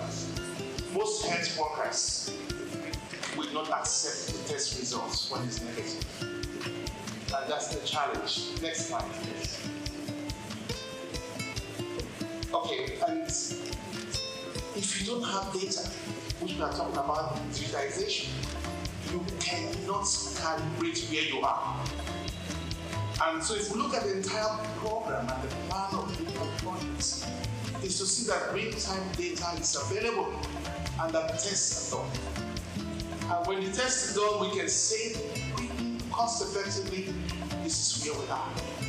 Because you can get the rely on routine data. The country do not have quality data, and that's the challenge. Next slide. So, no confidence in the test. ACTs are being used. Lagos is making progress. How do we handle this? 94 to 96% of the reporting for malaria in the DHIS that categorizes states and Nigeria comes from the primary healthcare center, and this from the public sector. It's important to recognize this. Next slide. And we're bringing this on board because we provide the quality platform for quality diagnosis at the College of Medicine. Next slide. And we do all of this carefully to ensure that these tests are good to be used for humans. Next slide. And what is learned? Please just keep on going on the slide because I'll just go through them. There are changes in Nigeria in terms of malaria epidemiology. Next slide. And then we see from the 2021 malaria indicator survey where Lagos is next month. And you can see where we are here at 2.6%. Hopeful. And next slide. Good progress. And we're talking about the path for pre-elimination. We have that path. And we are happy that this is being mentioned here today, and like I said, this signature, and in line with the stratification strategy and subnational tailoring by WHO. So we are quite on course on this. Next slide. And then you can see the different tests available. You can keep on hitting enter. You have microscopy that is powered by a human being. And then you have this rapid diagnostic test that is technology. But somehow, we refuse to accept technology and we stay with humans, with all the challenges. So that's what you see with microscopy. Just keep on pressing enter and all of this. And this is the test 15 minutes, the result is out. The other one will take any time. It will be 1 day.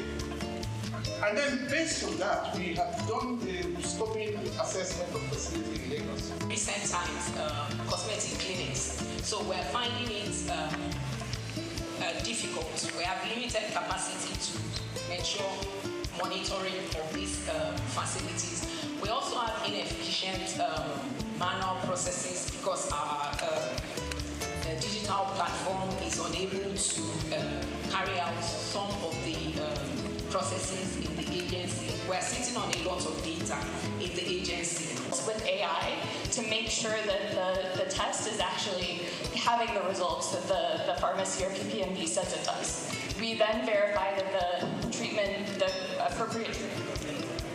And then in the impact program, we to the public health system for malaria-negative patients to ensure that they're getting the proper diagnosis that they need and have a better understanding of what other febrile illnesses patients might have. Next slide, please.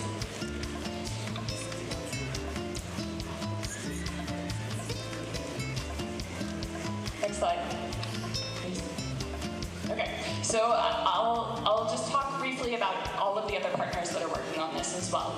So we are working closely, of course, with the Lagos State Ministry of Health, which envisioned this work and brought us in to support on this, with NMEP, which is overseeing the work and providing technical oversight, with WHO, which is providing, again, technical support and facilitation, and then importantly with our private sector partners as well, so PCN, which is doing quite a bit of the regulatory oversight and ensuring the quality of care in a pharmacy setting, with SFH, which is enabling the supply chain, and then of course with LASHMA, which is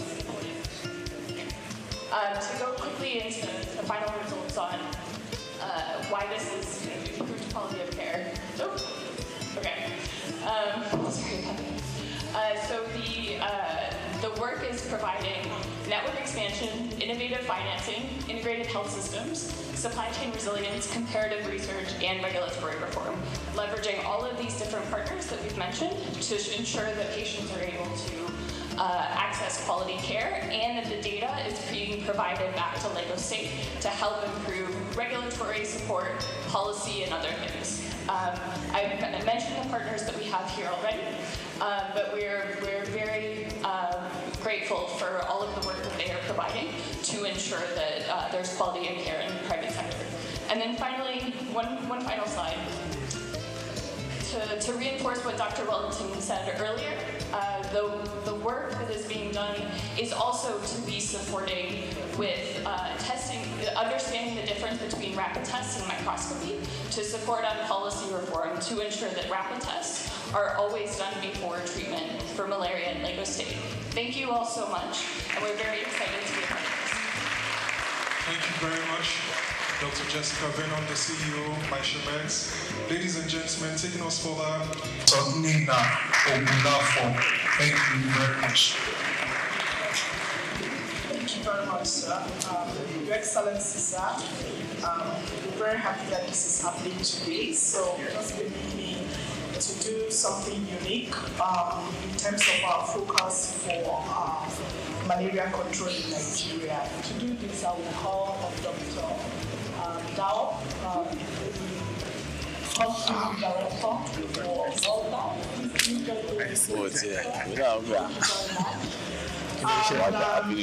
We're going to have the Honorable Minister interested for malaria. Honorable Minister, please. Thank you very much. This is showcasing the main focus for malaria control in Nigeria, which we refer to as the 3 T's. Your Excellency, the first T stands for tests. We cannot overemphasize or we cannot underscore the importance of that. The second T, sir, is for treatment.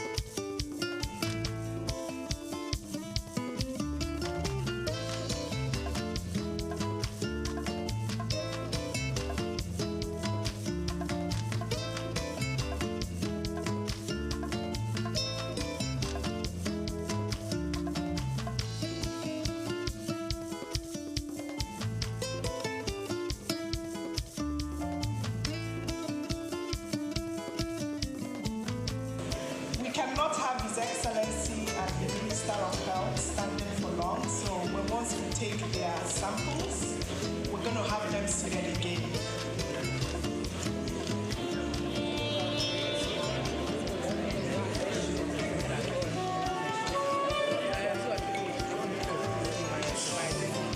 So can I have Dr. Walter on stage to come and quality check what is happening, sir, please? Thank you very much.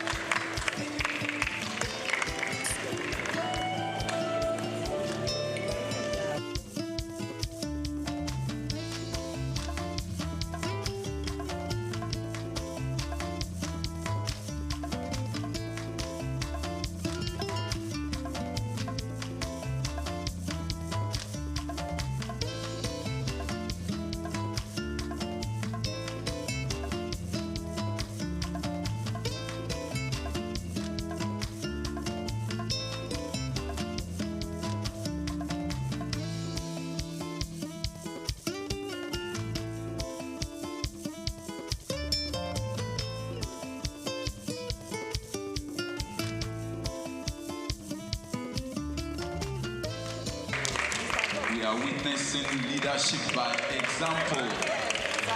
Leadership by example by Mr. Governor, Mr. Babajide Olusola Sanwo-Olu, as well as the Honorable Minister of State for Health, Dr. Salako. Please, let's appreciate them. That is the way to go for every one of us all. Thank you very much, Your Excellencies. So again, this is the way to go for malaria control program in Nigeria. The pre-elimination in Nigeria could commence in phases. We could commence pre-elimination in Nigeria in phases. Thank you, Your Excellencies. Thank you. So back to the fourth bullet on my slide. Your Excellencies, pre-elimination in Nigeria could be commenced in phases. It could start with the states, Lagos State, for example, and we could go geopolitical zones. So I was sitting with my sister, the Commissioner of Health from Ogun State. So the fever for pre-elimination have started. So I also want to say that it stands on Lagos State to make sure that this pathway for pre-elimination is properly done. The National Malaria Elimination Program is waiting to take the experiences and the processes that Lagos will use to achieve elimination to be replicated in other states. Your Excellencies, it's important to note that right now we have a couple of states under 10% prevalence in the country, and those states are Anambra, Kwara, and Rivers States. So what is happening in Lagos that has been flagged off today, it's like NMEP, it's poised to take what these processes and experiences are to states like that. Thank you very much. Thank you very much, ma. Let's appreciate her. Thank you very much. Thank you very much. Mr. Governor, sir, Minister of Health and Social Welfare, Professor Mohammed Ali Pati, who has been ably represented here today by the Honorable Minister of State for Health, Dr. Isiaq Adekunle Salako. A round of applause for him, please.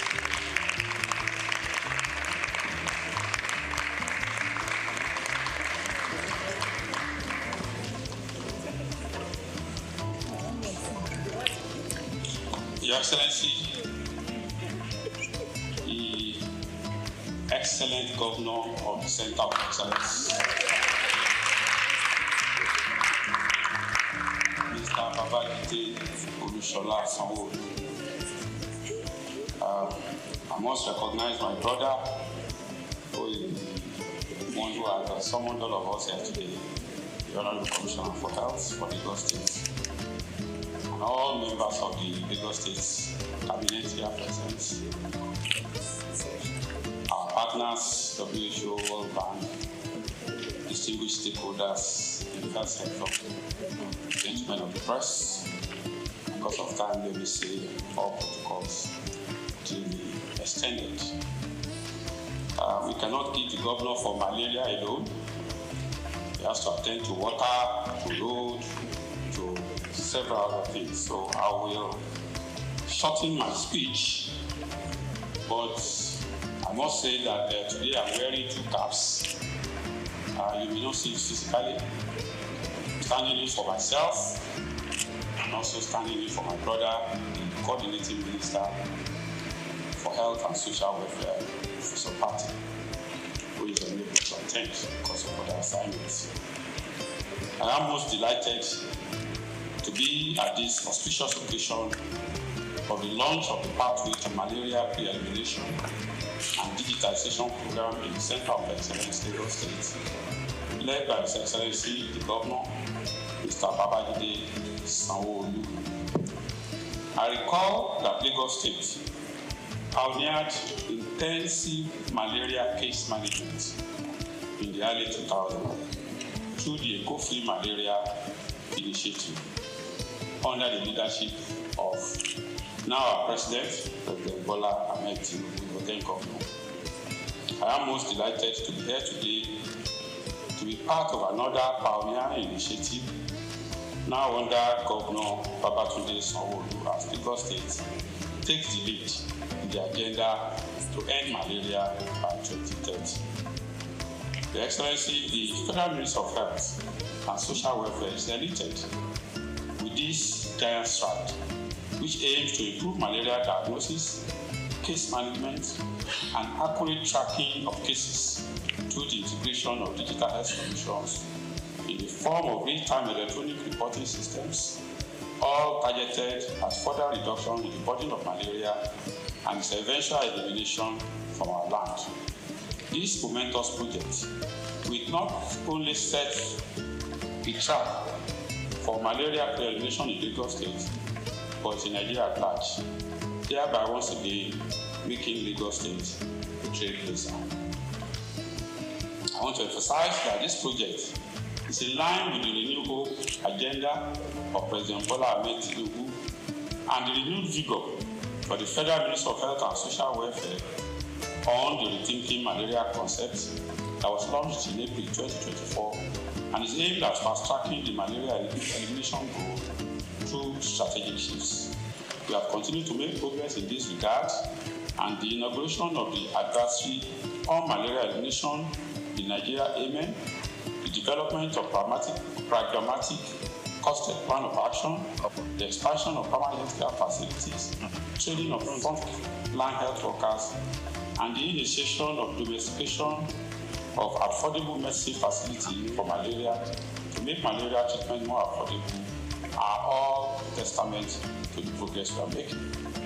Your Excellency, distinguished ladies and gentlemen, the Ministry is taking these steps in order to reverse the undesirable trend of being the highest burden malaria endemic country globally, accounting for 37% and 31% of cases and deaths respectively. I am confident that Lagos State possesses the needed attributes that can help drive Nigeria to malaria elimination through such case-setting initiatives like this program. Furthermore, Lagos has been consistently the lowest malaria prevalence state in Nigeria, as evidenced from all the malaria indicator survey conducted in the country, with the most recent result in 2021 showing 2% prevalence, hence indicating a tendency of attaining pre-elimination when concerted and consolidated efforts are put in place. I wish to report that the challenge of let me use this opportunity to call on all stakeholders not to relent on their support towards this impactful intervention, which will contribute significantly to the drive at eliminating malaria from the world.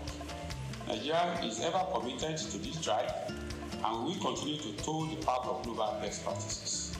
I wish to assure all Nigerians and our partners that the change in the policy of the United States government with respect to global health funding will not adversely affect our malaria elimination programs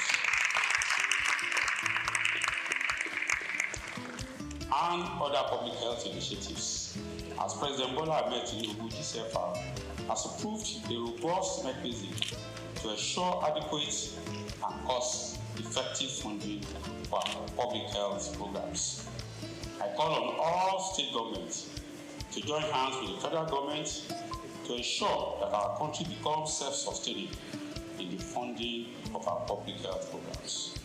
Before I end this address, let me commend once again and appreciate His Excellency, the Governor of Lagos State, Mr. Babajide Sanwo-Olu, and his health team, led by Professor Akin Abayomi, for initiating and executing this laudable innovative project. I wish to also sincerely appreciate all the partners, World Bank, WHO, all the implementers, especially for providing the needed human resources, technical support, and the funding for the implementation of this initiative. I wish all of us a successful launch of this impactful project as a springboard for the elimination of malaria from our country. Thank you, and God bless the federal government.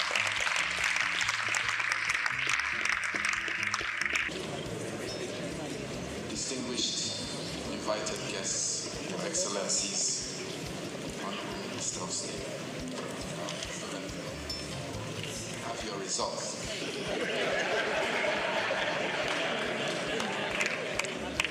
Pleased to say that Honorable Minister of State, we will not be confining you in a bed in Lagos. Your result is negative.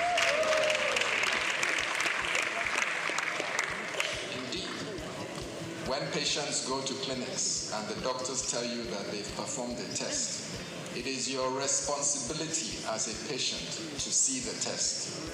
Please ask for the test and take a picture of it and have a record on your phone. My governor, the Excellency of Lagos State, I'm pleased to tell you that you may continue with your duties. Congratulations, sir.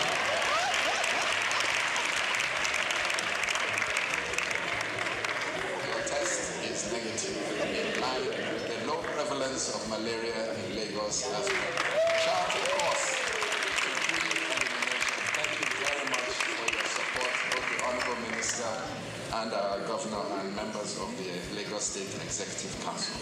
Mr. Governor, if you would like to approach the podium to give your keynote and to launch a pathway to malaria elimination in Lagos.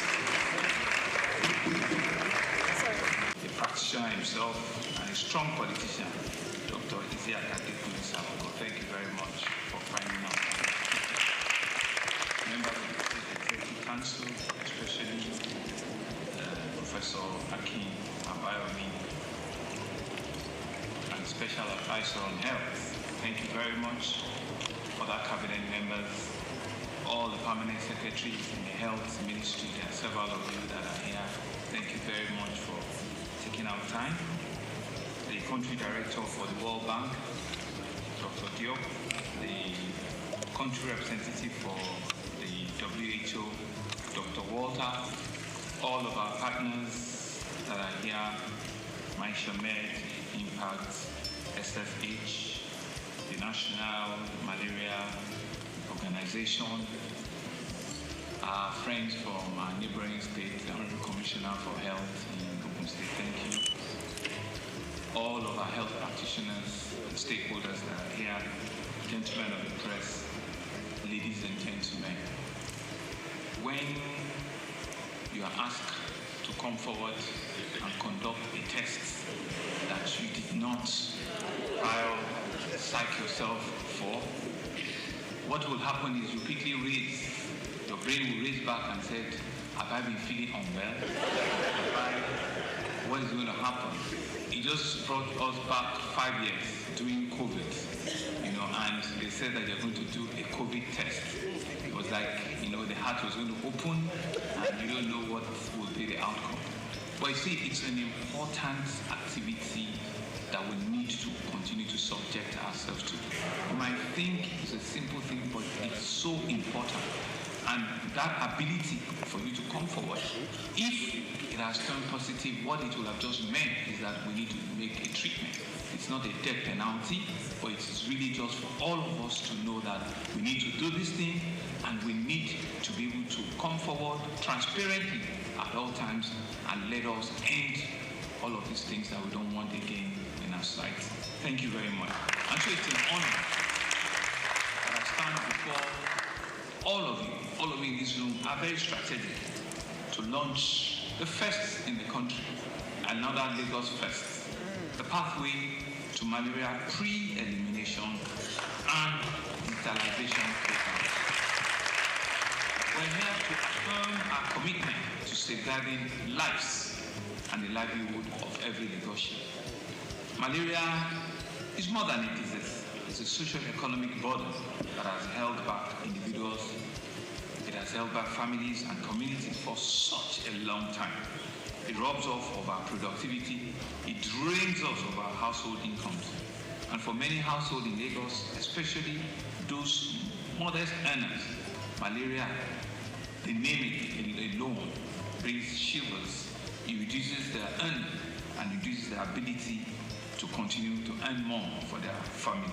And so this financial strain often affects families and a lot of times causes heartbreaks and the rest of it. But we're here to put a stop or to even bring a voice to the step at which we want to eliminate that completely. It has affected school children from going to school, it has affected businesses, it has seen a whole lot of absenteeism and a lot of challenges in our society for several decades. But today, we have to change all of that narrative. The eradication of malaria is not just a good health news, it is indeed an economic imperative. It's a good news that all of us must beat our chest and be able to carry, if there's a P, that we need to have, a pre-elimination, the campaign for it, we need to have it and we need to be able to dot it everywhere. We know from statistics how much malaria has cost our GDP, billions and billions of dollars. Imagine what Lagos could achieve with a lot of resources if we're able to eliminate all of this. We no longer have to choose between survival and opportunity. Imagine a Lagos where every child can attend school uninterrupted because of ill health, or an adult can contribute fully to the economy. And one thing that is instructive was the demonstration of the slide by Professor Campbell, and I saw others as well. I can see that Prof already has a side job in animation and cartooning. It's a job that he can conveniently retire into. And the narratives were very clear. But the message was very, very transparently done. And all of us, in one form or the other, are guilty of this. You feel unwell, you think you have a fever, the next thing is you are diagnosing yourself with malaria. Very easy. Just give me injection. Just give me this tablet. I know what it is. We are all, self-diagnosing ourselves and self-telling ourselves that that is what it can only be and that is what it is. So just give us. But we can see that with knowledge and with communication, a lot of all of those negative things you can rewrite them. And so this program represents a hope rooted on innovation, collaboration, and determination by leveraging digital tools that will ensure that every malaria case is tracked in real time. This is digital. Long are those days when you need to take a whole full blood from your body to just do a simple malaria test. I was asking for my bottle of Mortina because those days when they take your blood test, they must replenish it with a bottle of Mortina. But you can see that with just a small prick, and in no time you can actually. That's what digital life, has done. And so it has helped us by strengthening partnership with the private sector. We will expand access for quality care. It will help communities to have the knowledge and resources.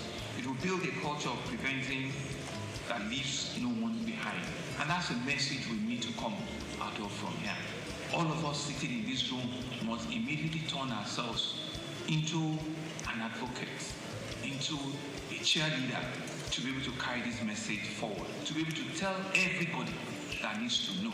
Go into our communities, pass on this message that this pre-elimination launch program has started, and it's for all of us to see it, to buy into it, and to work with it. The benefit of eradicating malaria goes beyond just health. In malaria-free Lagos, and indeed in future, in malaria-free Nigeria, is achievable in our time. and we've all put our minds to it. It's something that could be done. We believe that if we can eliminate it, it will increase productivity, it will improve educational outcomes for our children, it will reduce considerably our health costs. It would also enhance quality of life. I mean, all of these points speaks to a better livability standards, in all indices. And so this vision, though ambitious, I believe is achievable. It requires, therefore, all of us, government agencies, healthcare practitioners, healthcare providers, community leaders, development partners, and indeed all citizens to work together with an unwavering resolve. Success will not come overnight, but will be sustained effort and collaborative action. We will prevail. You saw the slides that a farmer and the lady on malaria and the lady on immunization. You saw the statistics between January and February, what the run rate should be. Yes, we will say that, this is just March, but we need to be able to double those numbers. We need to push those numbers to be able to achieve the 2025. We need to be able to push and achieve, because there is no magic to it. If your target is 2 million, and at the end of February we are still doing less than 200,000, we are doing far, far less. So you need to double, your spike shoots. You need to work harder, twice as as much for you to achieve the 2025 record. And Doctor told us, Prof told us from WHO that it's 2025, they are going to close the envelope. Hello? Yes, they said they are going to close it. And there's a 20, where is it? I thought it was, they're going to close it. Our target is that we'll have to take that $20 million. We have to do everything to make sure that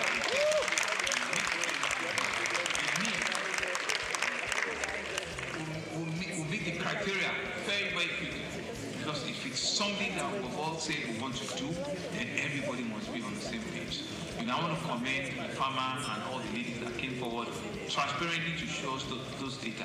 And what we need to do is we don't need to wait in October before we now cry. We need to be able to track this thing on a month-on-month basis. So I want to thank all of you. I want to thank our partners, the World Health Organization, World Bank, the National Malaria Elimination Program, our community pharmacists are here, all of our pharmaceutical associations are here. Thank you very much. Our various private and public hospitals, and all of you that are here for your valuable support and making this initiative positive. Of course, permit me to thank in absentia our very hardworking Honorable Minister of Health and Social Welfare, Professor Mohammed Al-Pate. Our best regards and our best wishes to him. We know all of the things that he has brought about in his tenure as the Honorable Minister of Health. We wish him well. We are also tracking and monitoring, all of his deliverables so that we can say at the end of the day, in your time, you did all of this. And to also thank the Honorable Minister of State for cooperating and operations with the Honorable Minister. We believe that if you do all of these things and you do them well, your time, your time in that ministry will be written in gold, and Nigerians will forever be grateful, because we know that you are pushing everything to ensure that we save over 1 million lives, and you're doing so many things, so many big health initiatives. I want to wish you well. To Dr. Diop, our country director for the World Bank, thank you for your invaluable support at all times, funding your technical assistance. We believe it will continue to catalyze our health initiative. To our country director on the Bill and Melinda Gates Foundation, Mr. Uche, whose organization's investment has been pivotal to malaria control. We say a big thank you. Dr. Walter, our WHO country representative, we believe that your expertise and advocacy capacity has helped us to push this forward. Thank you very, very much. To all of our partners, Marshall, Mets, who I met last week, I did promise, I said I'll be here in person. And to all of our other partners, please, let's see this as a start work. It's only when we achieve what we have said for ourselves that we have done the job. They don't pay people for attempts, they pay people for results. And it's the result that is important. It's the result that takes us to to that final breaking point in which we all can say that yes, we've done our best, we've contributed what we needed, and we've seen the results. I believe that we have everything to make it work. We believe we have all it takes to eliminate, malaria completely in Lagos State. I want to congratulate our own Ministry of Health. Congratulating ourselves is telling you that you have a lot more to do, Prof, and all of you. But I will be watching, and I will do everything to continue to encourage you. And as a demonstration of that encouragement, I was whispering to Prof that I will also do something different. I will be promoting Dr. Idu as a permanent secretary.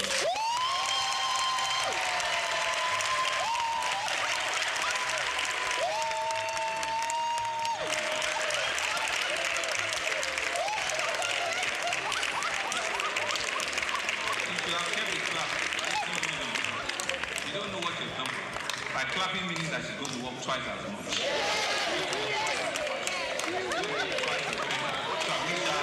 All the very hard work she's doing. To my fellow Lagosians, fight belongs to each of us. Let us embrace a preventive measure like eliminating mosquitoes, adapt, test before treatment. And I think that is the message we need to take away. All of our pharmaceutical establishments ensure that we can pass this message. Test before treatment. It is so important that we do not just take this for granted.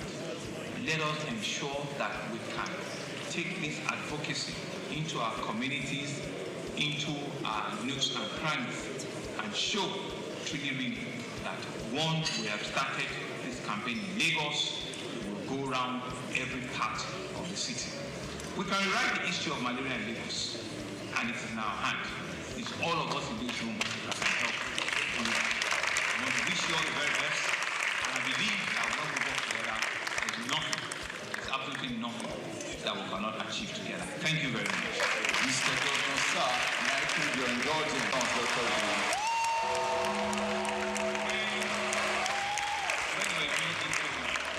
I really didn't like her. She was frowning her face one day. It was between her eye and her eye.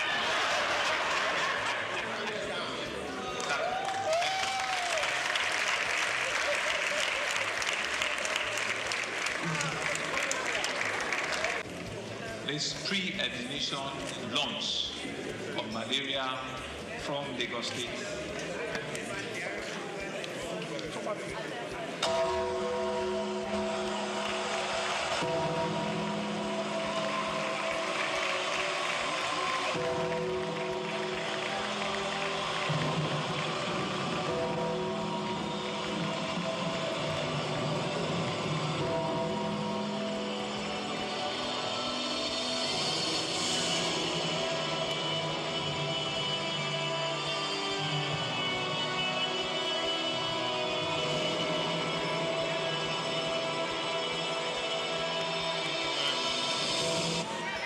Pathway to Malaria Pre-Ignition and Sterilization Program in Lagos. Thank you very much. Thank you. Mr. Governor, sir, may I crave your indulgence to quickly invite this Honorable Commissioner for Health, Special Advisor on Health and Permanent Secretary, Ministry of Health, to join you for the first photo op.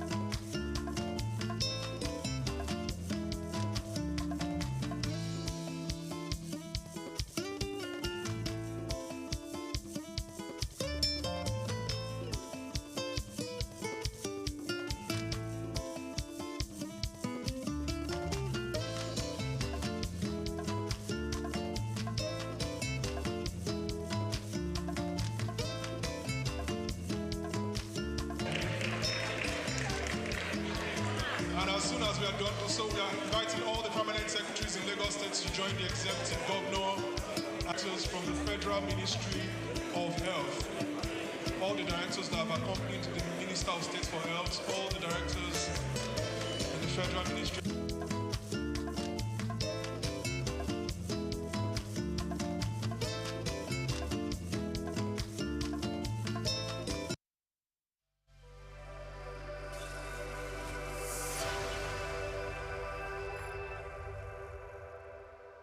In the thick green lawns of southern Nigeria, beneath towering trees and amidst age-old traditions, grows a fruit as bitter as truth, but as valuable as gold.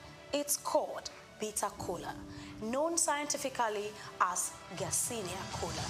This small brown nut hides layers of history, health, and hidden wealth. To the untrained eyes, it's just a bitter snack chewed by elders or hawked in traffic. But to the world of herbal medicine, pharmaceuticals, and agro-export, bitter kola is a plant of promise, a potent gift of the rainforest. Across communities in Ondo, Cross River, Edo, and the southeast, bitter kola has long been used for its medicinal properties, antibacterial, anti-inflammatory, and antiviral. In traditional medicine, it's a cure for cough, a guardian of the liver, a friend of fertility. But beyond tradition, global demand is rising. Researchers abroad are exploring its use in managing glaucoma, boosting immunity, and even fighting viruses. And while many countries import, Nigeria stands tall as a natural home of bitter kola.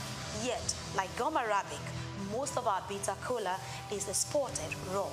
No branding, no packaging, no processing.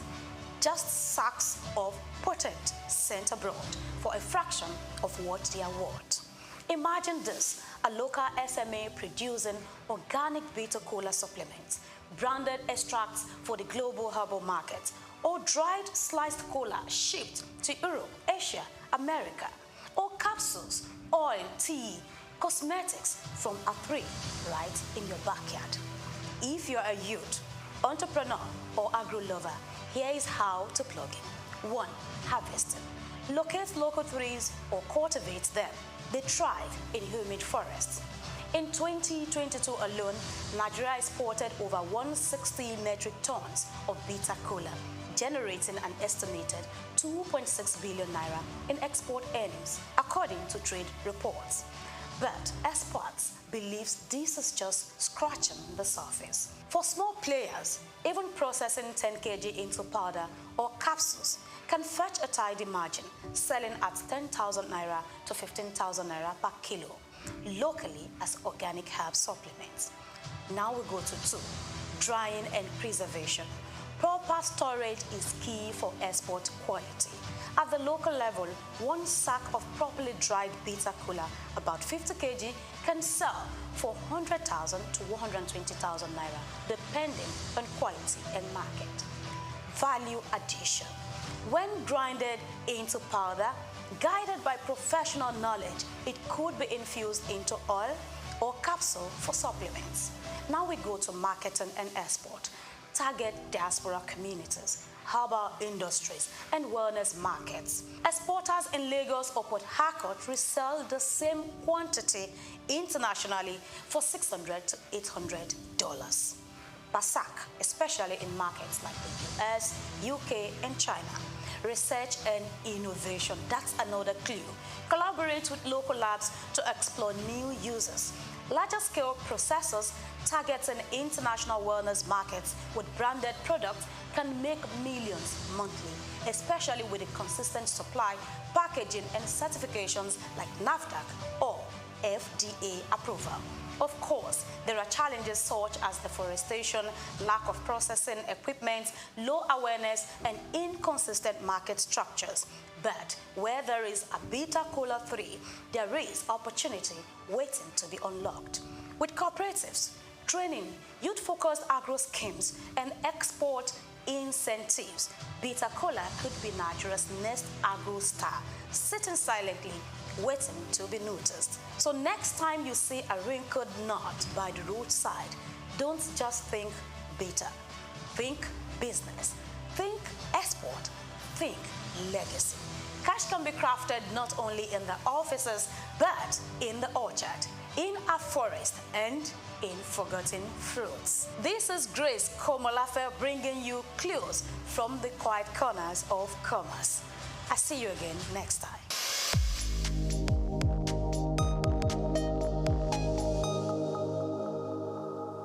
Nigeria occupies a 18th position on the World Coconut Production Index and produced about 225,526 metric tons of coconut in 2021, according to data from the Food and Agricultural Organization, FAO.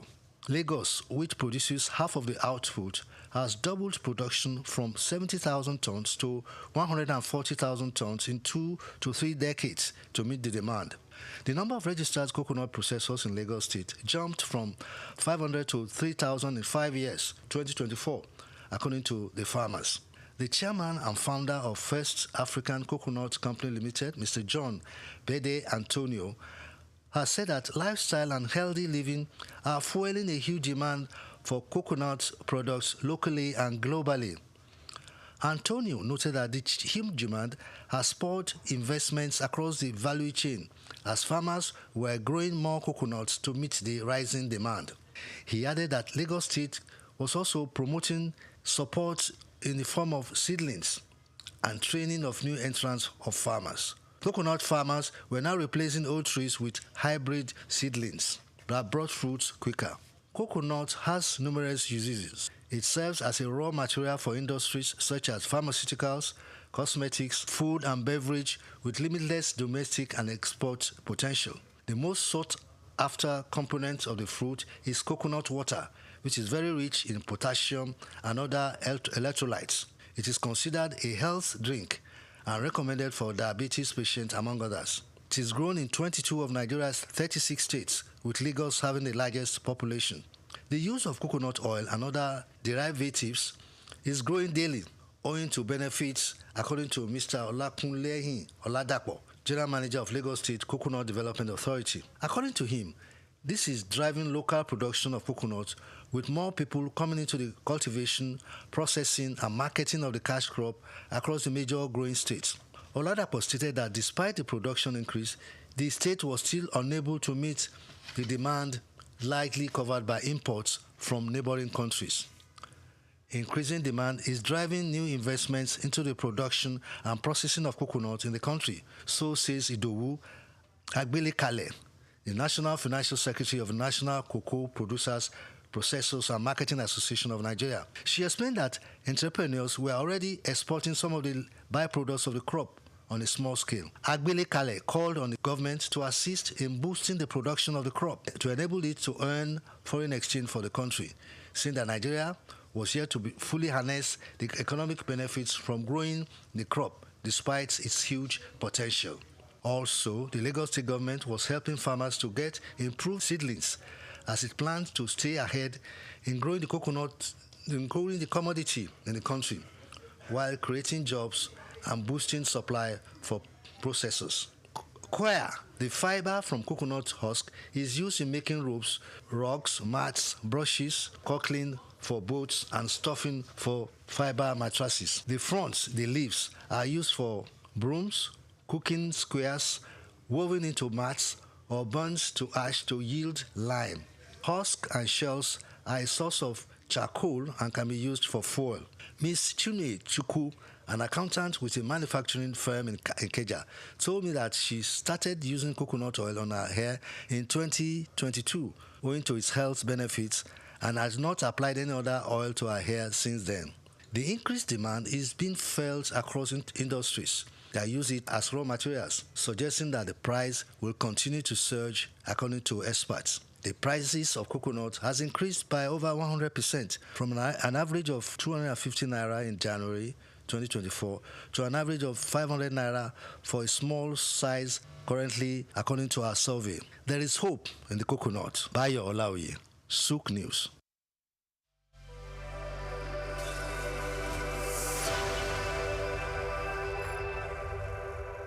For more than a century, Zambia has stood as a prominent figure in the mining sector, particularly renowned for its copper production, which remains a cornerstone of the nation's economy.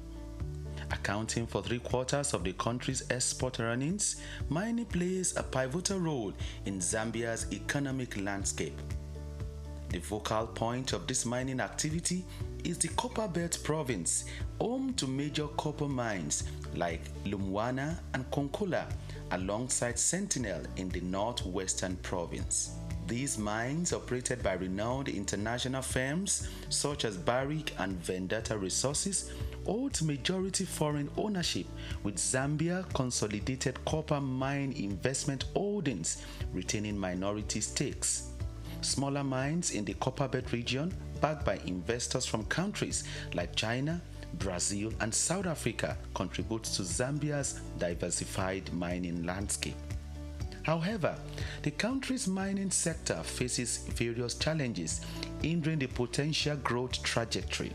Fiscal policies introduced by the government, including royalty increases, the taxation policies, have negatively impacted mining profitability. Also, price volatility in global markets, infrastructural deficiencies like inadequate transportation networks, power shortages, and an uncertain regulatory environment further increases the sector's challenges. Moreover, labor disputes, safety concerns, and geopolitical risks stemming from political instability poses additional hurdles to Zambia's mining sector. To propel the nation towards its 3 million tons copper production goal, strategic measures are crucial, and these include leveraging digital technology through partnerships with AI and machine learning firms to enhance sector's efficiency and investment, stable policy framework in order to attract and retain investment, and provision of a conducive regulatory environment. Infrastructure strengthening supported by donor funding and concessional financing can also alleviate critical constraints such as transportation and power shortages. More so, environmental conservation is vital for sustainable development. Hence, mining companies must provide government-approved environmental management plans, prioritize durable equipment, and proper waste disposal techniques to minimize environmental degradation. Given copper's expected dominance in Zambia's exports, maintaining its position as Africa's economic hub demands a concerted effort. Israel Adeyemi, SOUQ News.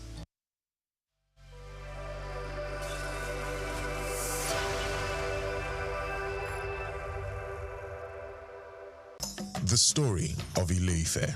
Ile-Ife, often described as the spiritual heart of the Yoruba people, is not just a city, it is the cradle of identity, civilization, and belief for millions across West Africa. Located in present-day Osun State, Ile-Ife is revered in Yoruba tradition as the place where life began and where the gods descended to create the earth. Archaeological findings, however, suggest the city's origins date back to between the 8th and 11th centuries CE, making it one of the oldest continuously inhabited urban centers in sub-Saharan Africa.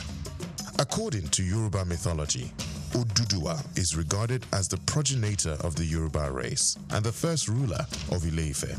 Oral traditions say he founded the kingdom, from which many Yoruba monarchs trace their descent. His legacy symbolizes unity and divine kingship among the Yoruba. Centuries later, under the reign of Obalufon II, believed to have ruled in the 14th century, Ile-Ife experienced a golden era marked by exceptional artistic and technological achievements. This period produced the world-famous Ife bronze and terracotta heads, celebrated for their realism and craftsmanship. Scholars have described these artifacts as evidence of an advanced mythological culture that rivaled any in medieval Europe or Asia. Recent archaeological discoveries at Igbo Olokun, near Ile-Ife, revealed ancient glass bead production sites, one of the earliest in sub-Saharan Africa. The finds, led by researchers such as Professor Adisa Ogunfolakon and Dr. Babalola Abidemi, confirm that the people of Ife were skilled innovators in trade and material science. Beyond its material legacy, Ile-Ife remains a sacred and living symbol of Yoruba spirituality. Its monarch, the Ooni of Ife, is still regarded as a custodian of tradition and a spiritual bridge between the people and their ancestral heritage. According to Bayo Laoye, a veteran journalist with SOUQ News Television, the story of Ile-Ife is not merely about the past, but about continuity. Ife tells us how knowledge, art, and belief shape the destiny of a people. It is a reminder that civilization in Africa didn't begin with contact from outside. It grew from within. Today, Ile-Ife continues to attract scholars, tourists, and spiritual pilgrims from around the world, all drawn by the enduring mystery of the source. I'm Moyosore Adebi for SOUQ News TV.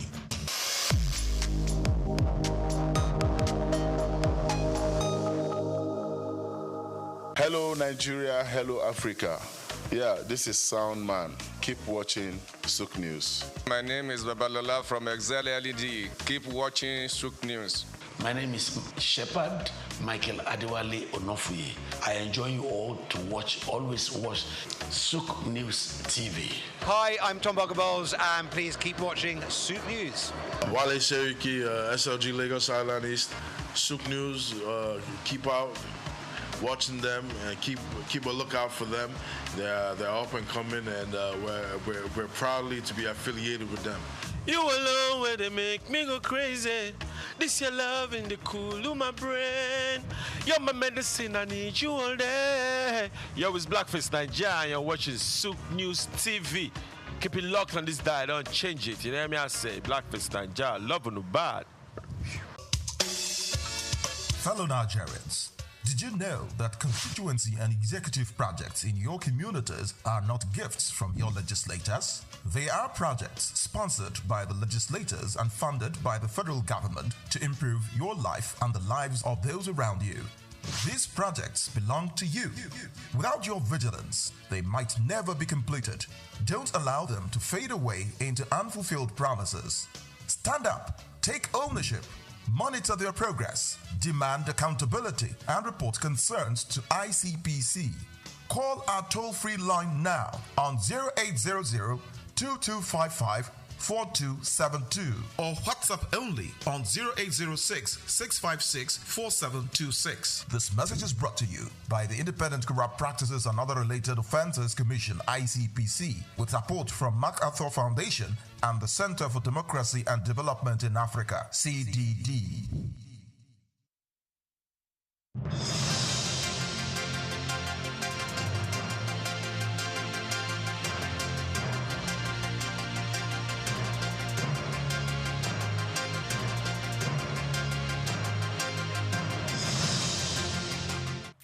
Hello.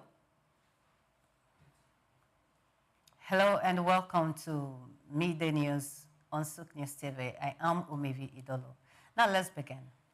Members of the organized private sector of Nigeria have asked the federal government to withdraw the proposed amendment to the Customs, Excise and Tariff Bill, warning that it threatens President Bola Tinubu's fiscal reform goals. The group, which includes MAN, NECA, Nasima, NASMA, and NASE, told lawmakers the plan is misaligned with national policy and could fracture an already fragile tax system. They argued that steep or unclear levies on non-alcoholic drinks would raise production costs, weaken the beverage value chain, and push prices higher for consumers already under pressure. Industry players insist the amendment could shrink the formal market, reduce VAT and CIT collections, undermine backward integration, and contradict the Nigeria Sugar Master Plan. The OPSN added that similar taxes in low-income economies have triggered job losses and shrinking revenues without clear health gains. It urged lawmakers to retain current rates and pursue coordinated investment-friendly reforms. Dangote Group has unveiled a series of major technical partnerships to drive an aggressive expansion of its fertilizer operations in Nigeria and to support a new multi-billion-dollar urea plant in Ethiopia. The company plans to triple Nigeria's urea output from 3 million to 9 million metric tons annually by adding 4 new production trains to its existing Lagos complex. The move positions Nigeria to become a leading fertilizer hub for Africa and global markets. The group is also investing $2.5 billion in a 3 million ton urea plant in Gode, Ethiopia, marking a major step in its push to boost food security and reduce Africa's reliance on imported fertilizer. To deliver world-class facilities, Dangote has sealed technical agreements with Topsoe, CPEM, ThyssenKrupp, UFT, and Engineers India Limited, covering ammonia technology, urea melt unit, granulation systems, and project management. With Africa currently consuming less than 20% of the fertilizer it needs, the expansion strengthens regional food production and positions Nigeria among the world's top urea producers. The Nigerian Railway Corporation has announced plans to collaborate with Southwest Development Commission to revive key railway lines in the region. The initiative aims to transport agricultural produce from southwest towns to Lagos markets and return consumer goods to the interior, boosting regional trade and food distribution. SWDC Managing Director Charles D.G. Akinola described the lines as critical for enhancing commerce and supporting farmers. The collaboration will prioritize reopening old, unserved routes to improve efficiency and connectivity across the Southwest. In the short term, the Commission plans to operate the routes on a profit-sharing model with subsidy arrangements designed to support local agricultural production and encourage farmers.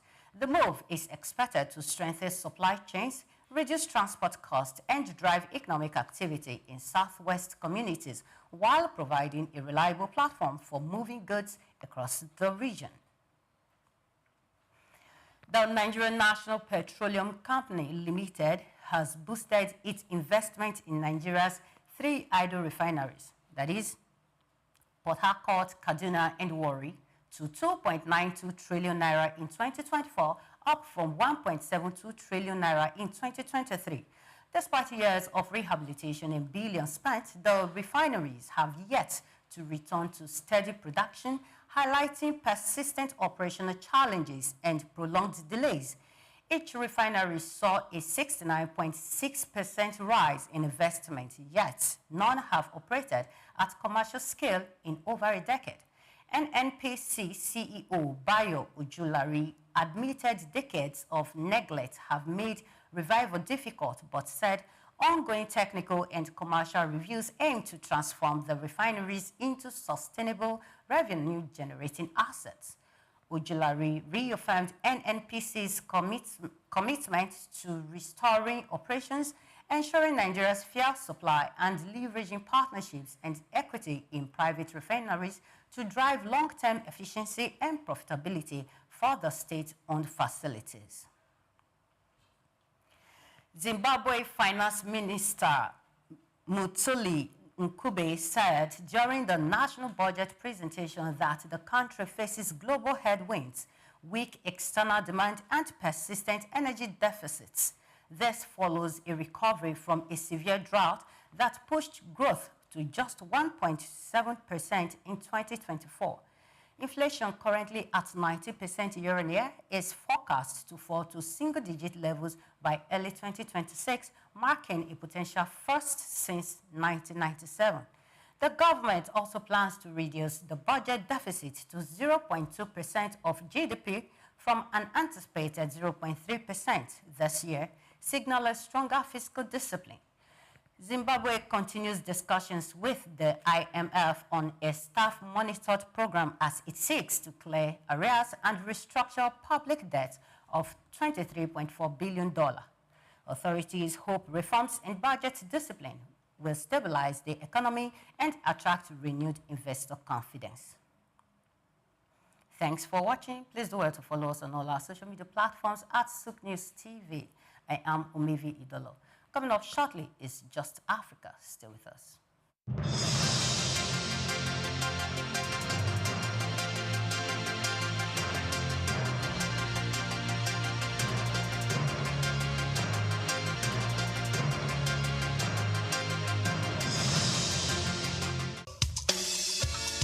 Fellow Nigerians, did you know that constituency and executive projects in your communities are not gifts from your legislators? They are projects sponsored by the legislators and funded by the federal government to improve your life and the lives of those around you.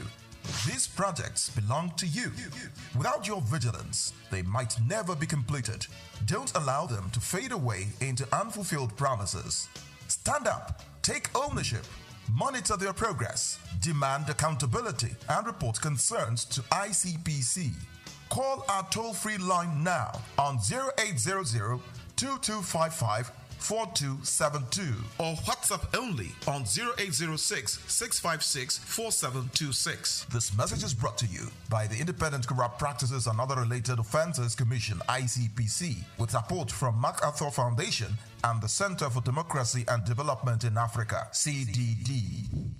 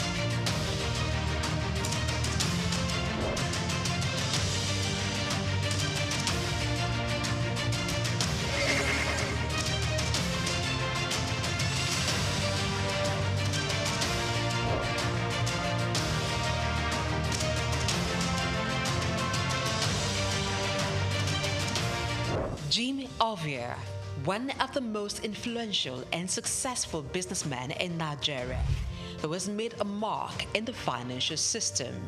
He is the founder and chairman of Zenith Bank, one of Africa's largest and most profitable banks. He has been described by Forbes Africa as the godfather of banking in Nigeria. My name is Jim Ovia. I'm chairman of Zenith Bank, and I thank you all for listening to me. This illustrious son of Africa was one of the financial leaders who revolutionized the banking sector in Nigeria. Let's take a close look into the life, background, career, and achievements of this enigma, Jim Ovia.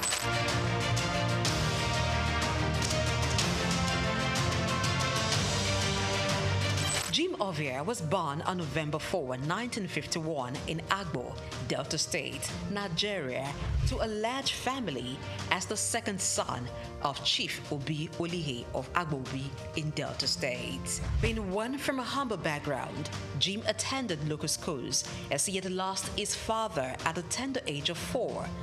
His widowed mother, together with his older brother, saw him through school. He had secondary education at Ika Grammar School in Agbo.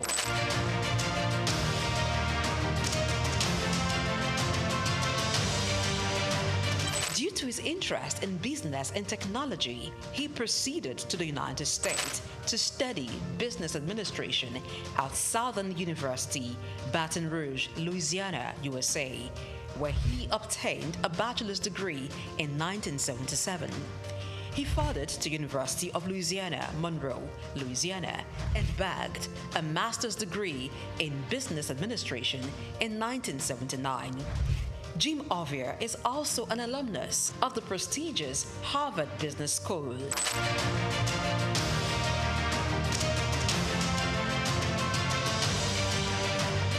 Jim Ovia worked briefly as a clerk in Union Bank in 1973 before proceeding for tertiary studies. Upon acquiring immense business knowledge from international institutions, he returned to Nigeria, his home country, and began a career in banking. He continued at this for years, working for banks such as Lion Bank, Merchant Bank of Africa, and International Merchant Bank.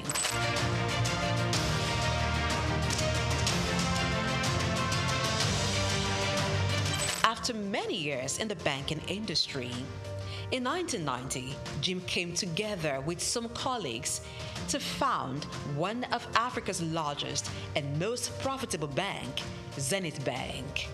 The bank was established with a vision to provide excellent customer service, innovative and technology-driven banking. Zenith Bank flourished as it drew customers who sought excellence in financial services. What started with an asset of $4 million and about 50 staff has grown into over $24 billion in assets and shareholders' funds of more than $3 billion as of June 2022. Zenith Bank is listed on the Nigerian Stock Exchange and London Stock Exchange. Jim Ovia served as Zenith Bank's Chief Executive Officer and Managing Director from 1990 to 2010, and then Chairman from 2010 to 2014. After a brief break, he returned as Chairman of the bank in 2016 and remains so till date. Under his leadership, Zenith Bank has grown to become one of the leading banks in Nigeria and Africa, standing tall among some of Nigeria's first-generation banks of repute, a feat rare for second-generation banks established in a time of tension between military and civilian regimes and economic instability. We will build our own roads to our branches. If we're building branches in some cities, towns where the roads are not good enough. We have also bought power plants, generating sets to power electricity into our building.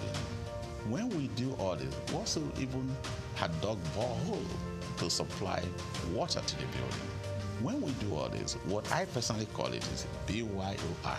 Bring your own infrastructure or build your own infrastructure. Jim Ovia served as Zenith Bank's Chief Executive Officer and Managing Director from 1990 to 2010, and then Chairman from 2010 to 2014. After a brief break, he returned as Chairman of the bank in 2016 and remains so till date. Under his leadership, Zenith Bank has grown to become one of the leading banks in Nigeria and Africa, standing tall among some of Nigeria's first-generation banks of repute, a feat rare for second-generation banks established in a time of tension between military and civilian regimes.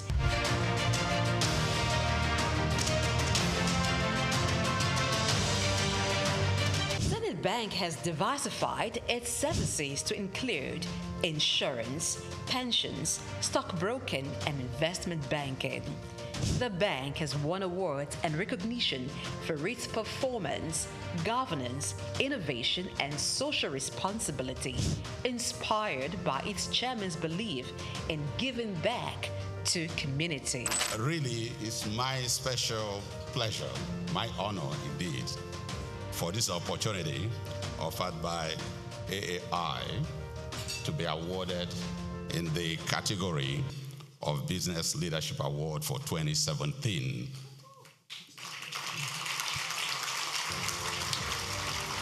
As an entrepreneur, Jim Ovia has made investments in sectors other than banking.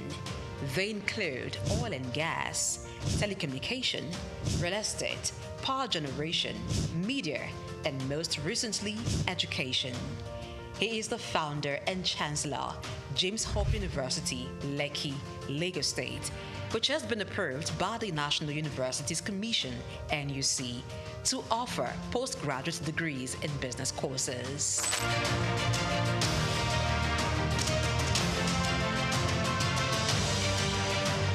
Jim Ovia is a man who believes in giving back to society. He has engaged in philanthropic works through his foundations, Mankind United to support total education, MUSTE, and Youth Empowerment, ICT Foundation. These foundations award scholarships to indigenous students and promote information and communication technology in Nigeria through various initiatives. Ovia has made donations towards courses and institutions. They include Nigerian Investment Promotion Commission, NIPC, Nigerian Internet Group, NIG, Lagos State University, and National Information Technology Advisory Council, just to mention a few.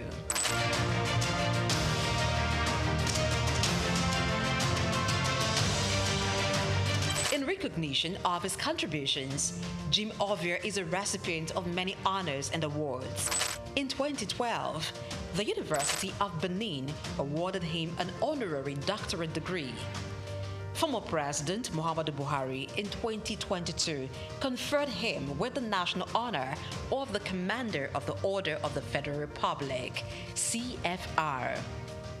Also, in 2022, Jim Ovia was conferred with the National Productivity Order of Merit, NPOM award, by the federal government of Nigeria.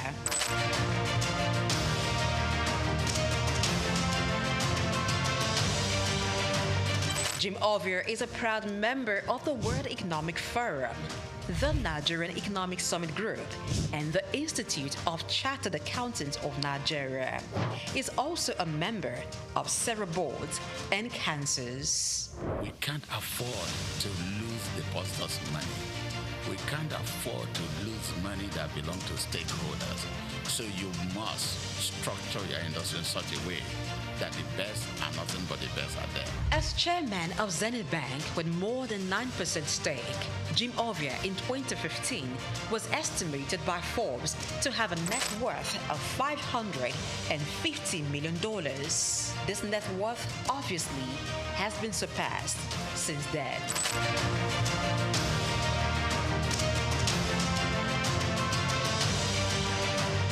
Jim Ovia, as a business person, founded 5 companies. They are Zenith Bank PLC, the Quantum Group, Visaphone Communications, Quantum Luxury Properties, Civic Center Towers, and Cyberspace Network. Jim is a member, Honorary International Investors Council.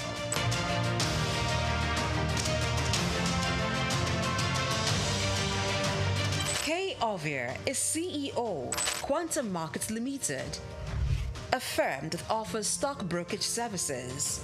She sits on the board of several organizations and is chairman, board of directors of Cyberspace Limited, a leading software engineering company. Cyberspace Limited is one of the pioneers in provision of internet services in Nigeria, providing network and software services. Kay, being at the head of a tech giant in Nigeria, teamed up with her husband, Jim, to strategically deploy robust IT infrastructure at Zenith Bank, which resulted in the development of digital products and technology-driven banking in Nigeria. Kay is an alumnus of Enugu State University of Technology, SOUQ, where she holds an MBA in management. She is much given to philanthropy, with several initiatives to transform lives, particularly those of the underprivileged. One of her projects targeted at children and youths, Star Rising Talent Hunt, aims at discovering and projecting hidden talents.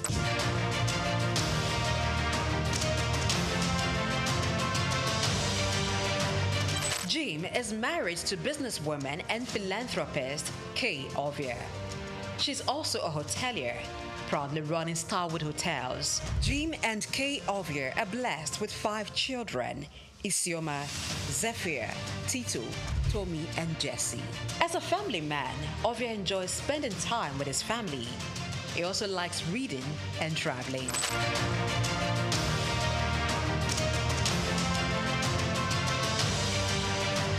In order to pass on his vast wealth of knowledge on business and finance to African entrepreneurs, Jim Ovia authored a book titled Africa, Rise and Shine. The book was published in 2018 by Forbes Books.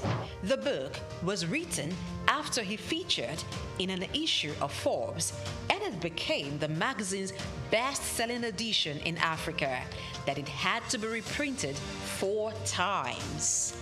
The book, Africa Rise and Shine, paints the picture of his humble beginning from the small town of Agbo in Delta State, and against all odds, pushed through to become a global business icon while providing insight on how to conquer challenges in African markets, taking advantage of the opportunities.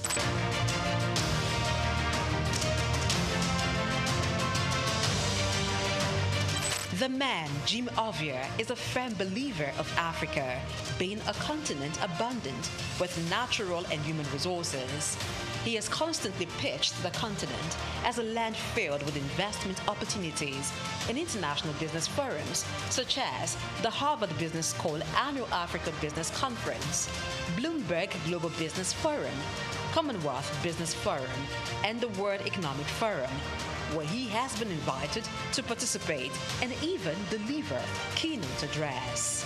Jim Ovia remains one of the pride of Africa and a great contributor to Nigeria's economy and the financial landscape in Africa.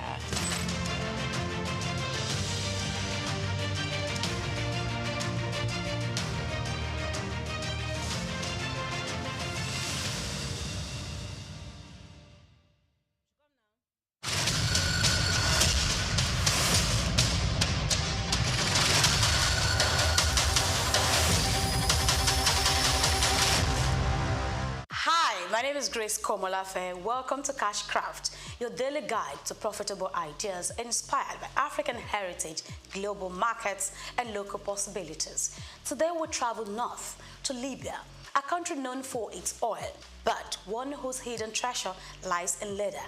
Yes, premium leather crafted by desert hands and traded through centuries. But this is not just Libya's story.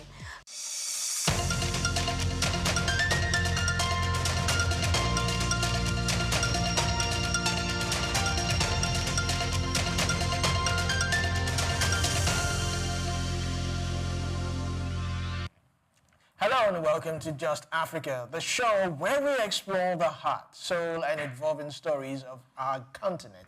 Today we are diving into a topic that sits at the center of identity, family and culture across Africa, traditional marriages.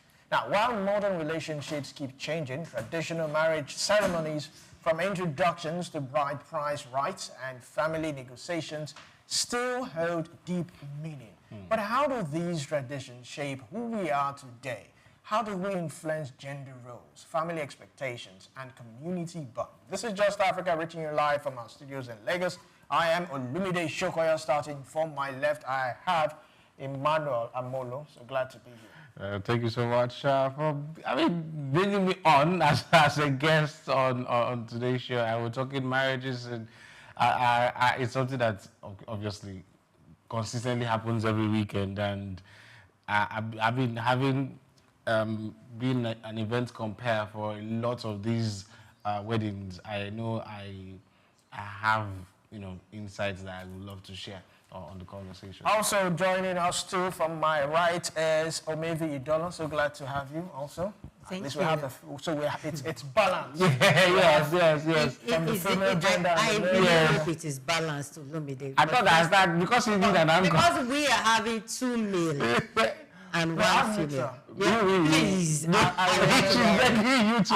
am an observer. Thank you. Yes, good afternoon, Lagos. Good afternoon, Nigeria, to you from wherever you're watching from across the globe. Welcome to Just Africa. This is the most interesting program you have on any TV station. Yeah. Yes. So we're talking about traditional marriage. So I'll use myself as an example. When I wanted to get married, when I approached my father-in-law, he made mention of something. He said a man cannot wear 2 caps. So what he was referring to was, in their own tradition, the traditional marriage is more significant than the customary marriage. To them, traditional marriage is that authority that gives you the right to say, okay, you can take away our daughter. If you go for court and all that, or marriage registry, they don't really see anything. He said, if you like, you can decide not to do a customary marriage. To them, you are legally. The law also recognizes traditional marriage as one form of, marriage institution and all that. So the question now is, a lot of people now give more emphasis now to these traditional marriages across Igbo, Hausa, Yoruba. It's always a galore. It's always very beautiful, colorful. You see them coming out in their dress, their attires. There's this, I'm trying to remember the one I wore for my own. It's quite interesting, you know, and all that. But what's your thought on this? Let's start. So I remember, the truth is, if you look from the economic side now, traditional is now better to just do and then leave the rest. Economic-wise? Economic-wise. So I'll tell you why. Okay. Because this is what usually plays out. So there's a customary marriage, traditional marriage, customary like the courts, and then you do traditional marriage, and then you do your white wedding, what we consider the white wedding. So people spend, just significant amount of money for the customary. You go to court will probably just charge you like almost, maybe like 50K max. Yes, I'm not saying I just one for 60,000. So, and then your traditional marriage where the families unite and then they agree that their children will go. Of course, it comes with all the other transactions, right? And then the white wedding, where people will now go to church or whichever mosque and then do their reception. Over time, why I said it was over time, we now realize you're spending in 3 different weddings. So how do you manage costs? Unless maybe you have money for it, but how do you manage costs? Which one is now most important? I remember that they used to tell us in church, Oga, if the families do not agree, we cannot wed you. So at what place would the families agree? Is it not the traditional marriage? So that one precedes whatever it is you're coming to do in the church. Now the customary marriage, since it is less expensive, so people just do that and they're okay. But because this is Africa, we always use marriage to unite families and relatives. That one becomes very important. Now, since the church recognizes that one better, people just say, you know what? Then the certificate they give you in church is what they will give you a customary, the court marriage. So you just do your traditional marriage and do the less, or you do your less court marriage and then go do your traditional marriage and everybody's okay. So that seems to be what many people now do. Because I have friends in the last 2 years that have gone through that thing. They just go to, during the week, of course, you not spend money. During the week, you're at wedding. Then, during the week again, they will just do their traditional marriage, and that is it. Nobody goes to church anymore. Not that you don't attend churches, but go to church to go and do any extra wedding, because they're calculated as an extra expense that they need to make. Like I said, if you have the money to do it, fine. But the new system now, many people don't go to church anymore. All right, so coming to you, Omevi, we have certain rituals, rites in the traditional marriage. We have the bride pies, we have family blessings, we have symbolic gifts. Do these actually matter? And what do they actually signify? Okay, so I think first of all, we have to go back to the very origin of bride price. Why was there bride price in the first place? So research shows that bride price was actually done to like a kind of compensation for raising the child, for training the child, for the labor and whatever. Then, of course, as you rightly said, uniting the family, recognizing that, okay, your daughter was well raised back then. So that was the excess of bride price, which was beautiful. Very nice. So you cannot just come and say, talking about some of these gifts you were talking about, you cannot just say, oh, I'm coming to marry your child empty-handed. So you must come with a special gift, something, no matter how little they may be, you must come, present it to the family. Naturally, you cannot even go and talk to an elder. In my place, you cannot just go and meet an elder without going with a bottle of drink. So you must go with one and say, this is what I came for. These are, you understand, before you present all your intentions and all that. So that was the excess of the bride price. Now, you said that these days, bride price, marriages that they are not very expensive. It has never been cheap. Never. It has never. No, yes, I disagree with Amolu there. Because back in the days, they were still bringing goats. They were still bringing lambs. But now hold on, they were still gathering people. Yes. They were still doing all the cookings. Yes. Back then. So even if you say traditional marriage or just the ceremony, you are still going to spend more. So now spending then and spending now. Now what makes it, you can tell me that we spend more now than before because other things like the white wedding we talked about, because we want to copy other people's culture. We have forgotten our own culture. So some people are now acquiring more costs to whatever that the traditional bride price and the rest should have taken care of. You understand? Yeah. Now, another difference that we've seen, back in the days, couples could go ahead, have their children.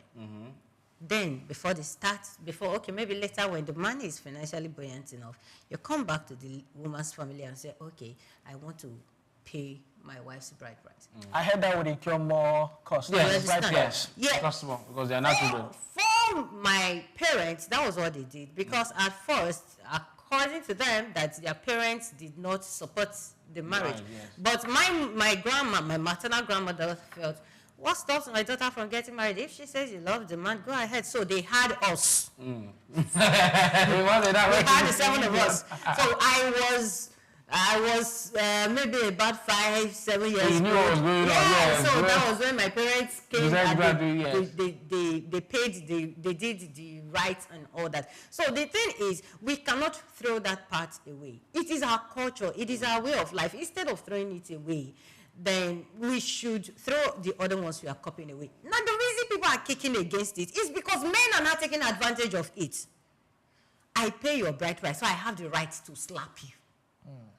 I pay your bride price, so you are not a piece of property in my home. But unless a woman. But wait, that's the argument. So that is why people these days, this generation, are telling you that we do not need bride price. Because you cannot keep me in your house and treat me like a trash, as if I did not come from a home. Okay, so now, before I come to you, okay. Now you're saying some people are now saying this. This protest, is it coming from the family or the couple? Because if they are saying they are not complaining that, okay, fine, or because you paid certain amount, okay, because you paid ₦1 million, you own me. Is it the couples, the actual people getting married that are complaining, or the families? We need to get that. So sometimes it is the family. In my place, our bride price as a Deltan, as an honorable girl, SOUQ girl, the bride price is as cheap as 150 naira. So the problem is not the bride price. It's not the bride price. So when you pay that money, I heard that back in the days it was 5 naira, something like that, because things are changing. So when you pay that money, they give you a certain amount back. Okay. And they tell you that we are not selling our child. It's almost similar. So that's the symbol of. So you get it. Now there are some that I have even seen that they return the full money back to the man and tell you, we don't need that money. Take care of our child. We are giving her to you. We are not selling her to you, so that you don't go home and say, I have paid bride price. I will lord over you. You are a piece of property in my house. Whatever I say, you do. You do not have rights to call. So I mean, let me answer the same question. People that are doing the complaint right now are families and single people. Yes. All right. So families and single people. I want your answer. Yes. There's some parts, I don't want to mention the region. They say once you pay the bride price, they tell the bride, do not come back to us. Exactly. Stay in your husband's house. Yes. Add that to your answer. Because at that point, let me start from the back. Because at that point, they believe that you made your choice. And since we are all saying you are not bought, that means you used your 2 feet and your 2 eyes to go into that relationship. So you must have crossed your eyes and your T's before you entered there. So whatever it is that we are doing, we are only sealing a decision you already made. Now, where I was coming from, the problem is not the bride price. It's probably the players in it. Because I remember attending one in Osun State. One of my classmates then, all my classmates were older than I was. So I attended a lot of weddings. And then what they required of him was to bring all the currency Nigeria had then, from the coins to the... So what we ended up, I think the highest there was 200 naira note, and he was bringing one of each. What we ended up paying was about maybe 250, and it came down to like something very less than 1,000 naira. When he now gave it, they collected it, they didn't return it back. When I now saw the items on the list, I said, this is a very decent wedding.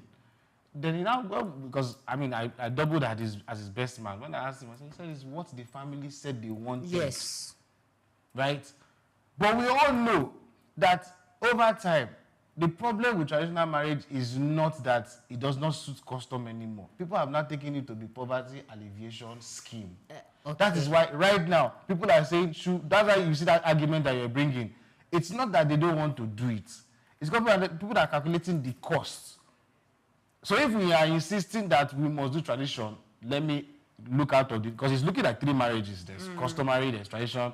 Which one can we can we do without? Now, since customary and white wedding gives you the same certificate, and then the white wedding is not our tradition, I must well just collect the certificate from the court and then do the tradition and spend all the money that I need to spend. Back to your argument of, oh, once I pay for you, I own you. If that is the mentality that we are creating, that's why people are saying, who expunge? Even the women will tell you, okay, remove it so that you don't have anything to lord over me. But that's just like you rightly said, it is not that bride price was placed there so that you can own. It is to say, oh, I recognize the fact that you raised this child well. It's a bride price, so you only pay for the woman. There's no groom price.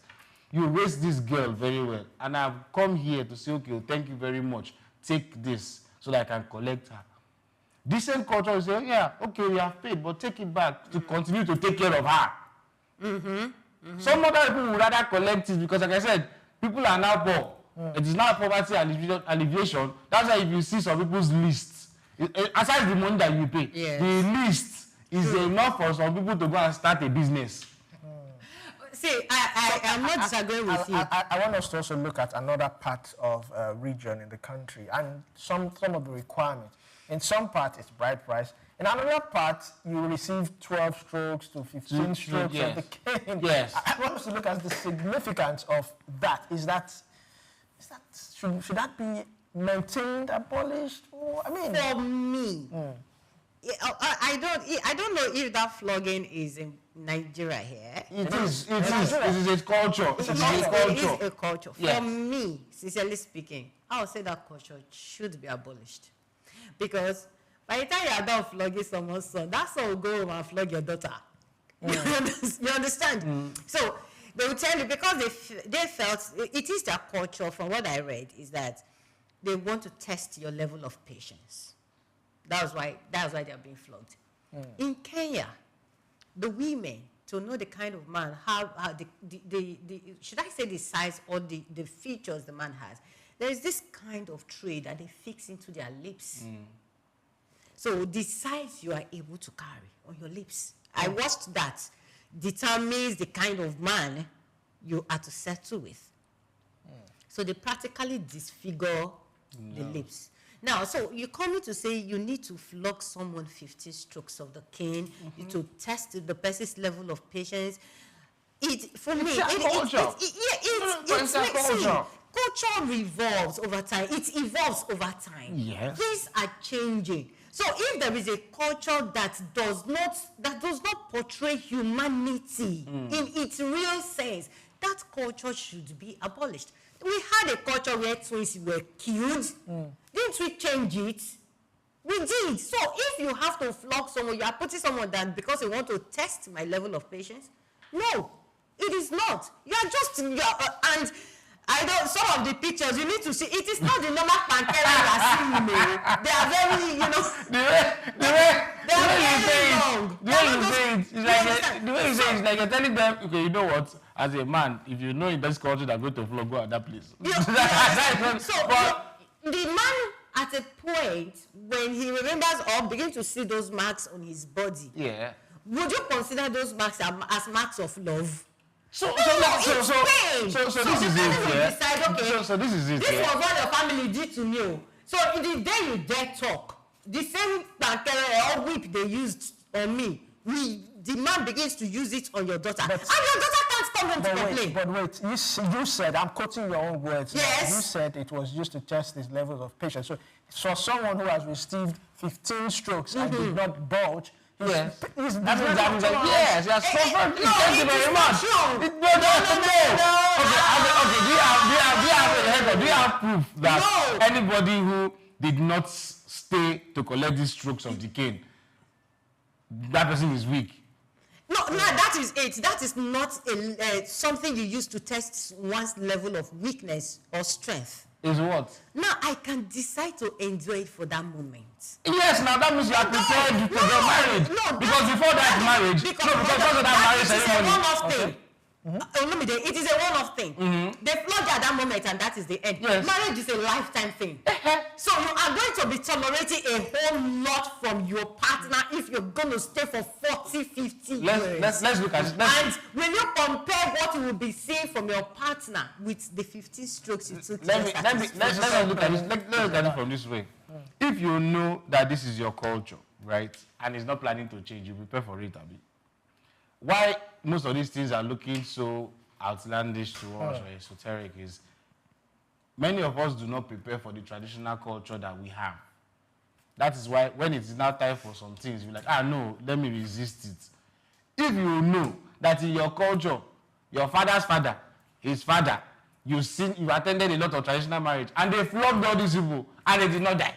Be prepared for it because you know it has to happen to you if you must get married in that same culture. I'll go to another culture. Then that's what I'm saying. So you have the option. But if you are determined to stay there, you know how many years it takes for you to prepare for your body to collect 15 strokes of the care. You can take that same 15 strokes for 15 years. You prepare your body so that when they give it to you, you are able to confirm to them that you are ready to get married. I mean, those are not signs of love. There are other ways that you can Okay, for example, since this one's flog, other people don't even flog.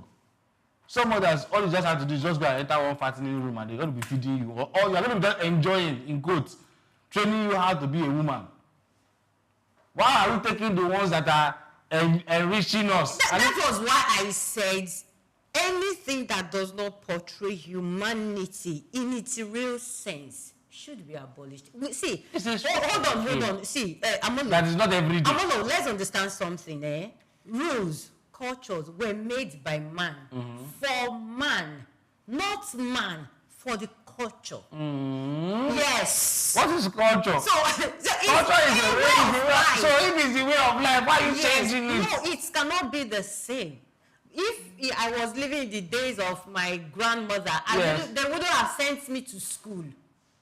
It has changed. Things are changing. So if anything change, if culture can change over time, those ones that are considered, that we see that, okay, they are really not good enough, they should be changed. There was a time we were doing female circumcision in Nigeria, in Africa. Where is it today? We still do. Yes, it but all right, so let's also look at the preparations for traditional marriage. There has always been this debate. I know in different cultures it varies who bears the cost of the traditional marriage. I know in some places it's the groom's family, in some places it's the bride's family. Yes. What do you think? So again, it takes us back to culture. It depends on where you are, right? I know some parts of the north, it is the bride's family that takes care of the bills. If you come to the east, if you are not ready, you don't have the money, don't come to our house. You have, because they don't even say your family, it's you that is coming to marry, you carry it in on your head. And then there are some parts in the southwest, everybody puts hands together. In fact, you want to get married when you go to a typical southwest, because all the families are cooking their own things in their different places. They're all contributing because it's our child. They say it takes a community to raise the child. So everybody in that community is contributing something. It all depends. It all depends on the culture that you find yourself. No, I don't think, in that sense, I don't think it depends on the culture. I think it depends on the family. What the family dictates. You understand? So, the Igbo culture, there are still some families there that support the bride's family, I meant to say, that supports the marriage as if it is the son that is getting married. That is because that's what they believe. It is my child, is my daughter that is getting married. So I will put in a whole lot. Haven't we seen Igbo father-in-laws that buys their son-in-law cars as wedding gifts? Really? Yes, I have. Wow. So it's not, for me, that I said, it is at this point, the ceremony, the spending. Now, that you as the man, you have to prepare for yourself. Naturally, they'll tell you, yes, prepare yourself. But that does not mean the bride's family will sit down and cross their leg and said, if you don't bring anything, we are not going to raise a pin. No, both families. So even, I know it is so common with the Yorubas, both families are into it. Let's get it done. You see the bride's family doing their thing, you see the groom's family doing their thing, everybody coming together. But you will also, if we go deep, you will still see that there are some Yoruba families that don't support that much. So for me, it boils down to the family that you are going into. So if you know that, I'm going to say something. If you know you are entering a family where they will use you to do poverty alleviation. So can some of these requirements, can it be negotiated? For instance, the bride price. Yes. I understand from where I come from, it can be negotiated. As a Yoruba man, you can meet your mother-in-law, your father-in-law, and tell him that, sir, this is what I have. Sometimes they would even give the bride list to the bride to bring to you, and you and the bride will sit down, and you will tell your daddy, this is what I can do. This. Yes. She takes it back and say, daddy, this is the husband I'm going to marry. There's life after wedding. Yes. So if I spend all the money, we will bring that guy. So, and in some cultures, they will tell you might have to train some siblings, you might have to do this, you might have to do that. So is it negotiated? Because I remember, now I'm using myself as an example. When I saw the bride list, I nearly fainted. Thanks to my father-in-law, he called me that day and said, just come over to my place and we sorted it out, because I saw some things. There are some parts where they will tell you, okay, if you cannot provide this, you pay 500,000. If you cannot provide this, you pay 300,000. But certain things are compulsory, which you must buy. And when I did the calculation, whoa, but we at the end of the day, we did not spend up to maybe 300 to 400,000. But that's the thing. It negotiated. Yes. That's so we know that culture is the way of life of the people, right? And people actually formulated. So we know. So you can negotiate some of these things out. So I remember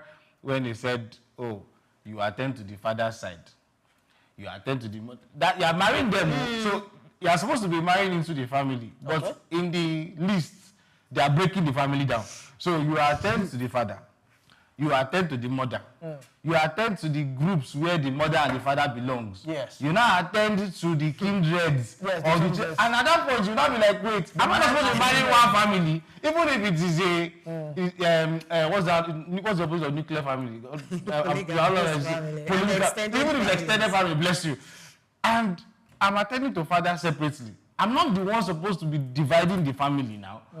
Now, you see father's list, they'll put it somewhere. It is running to almost 700. They will bring mother's home. They will now say, well, maybe if the mother is a first daughter, they usually have a group, Umada group of first daughters. You settle the mother, settle that group, and then now come down. If the girl too is another, you will settle her too, settle her own group, and then now go, oh, the siblings, if they are boys, they are in kindred groups. At that point, you now be asking yourself, should I leave the traditional marriage and probably go and do the customary and just give the woman belly and everybody said they're okay? So I would like to ask you, what happens in a situation whereby the bride is unable to meet, the groom is unable to meet halfway during the traditional wedding? He's been asked to bring this and he's not able. You're told to send, don't go home. But that's just an aside. Okay. Nobody will say go home. Now, when you are unable to meet, maybe meet up with the bride list, right? Whatever you give it, because most times it is the bride price that is the main thing. What about the father side, mother side? There is a bride price. It is that one that is the main. Okay. And I don't think in any culture the bride price, the real bride price, I don't think it is much. Whatever you paid, the particular bride price is usually not much. What makes the list are the branches that we're talking about. You have to go with 52 bars of yam. You have to have 2 houses in Lekki. You have to do this. Those are the things. Now, someone who is not able to make up with that list, it still boils down. I'm still saying it. Culture, someone made the laws at some point. It still boils down to the family. You just talked about negotiation. You saw your list. What did you do? Your father-in-law, who has, at least he didn't start from wherever he is now. Yes. He started from somewhere. So he understand what it is to start a family. Yes. He called you. That is the point of family. Don't go to a family that is looking for how to escape poverty back again. Because the truth is... No, not that they are not even looking for a way to escape poverty, using their children to escape poverty. So when you look, you definitely look at the family you are getting married into. Yes. Who is the father? Who is the mother? Who do you think you can easily approach and tell that, sir, ma, I can't really afford this. 1 out of 2 of them, if they are both not greedy people, one must listen and say, okay, don't worry, I'll be able to talk to my husband or my wife. Then again, the person you are getting married to should be matured enough to understand that, oh, this list, my husband to be can't afford it. You should be able to meet your parents and say, mommy, daddy, this list is killing.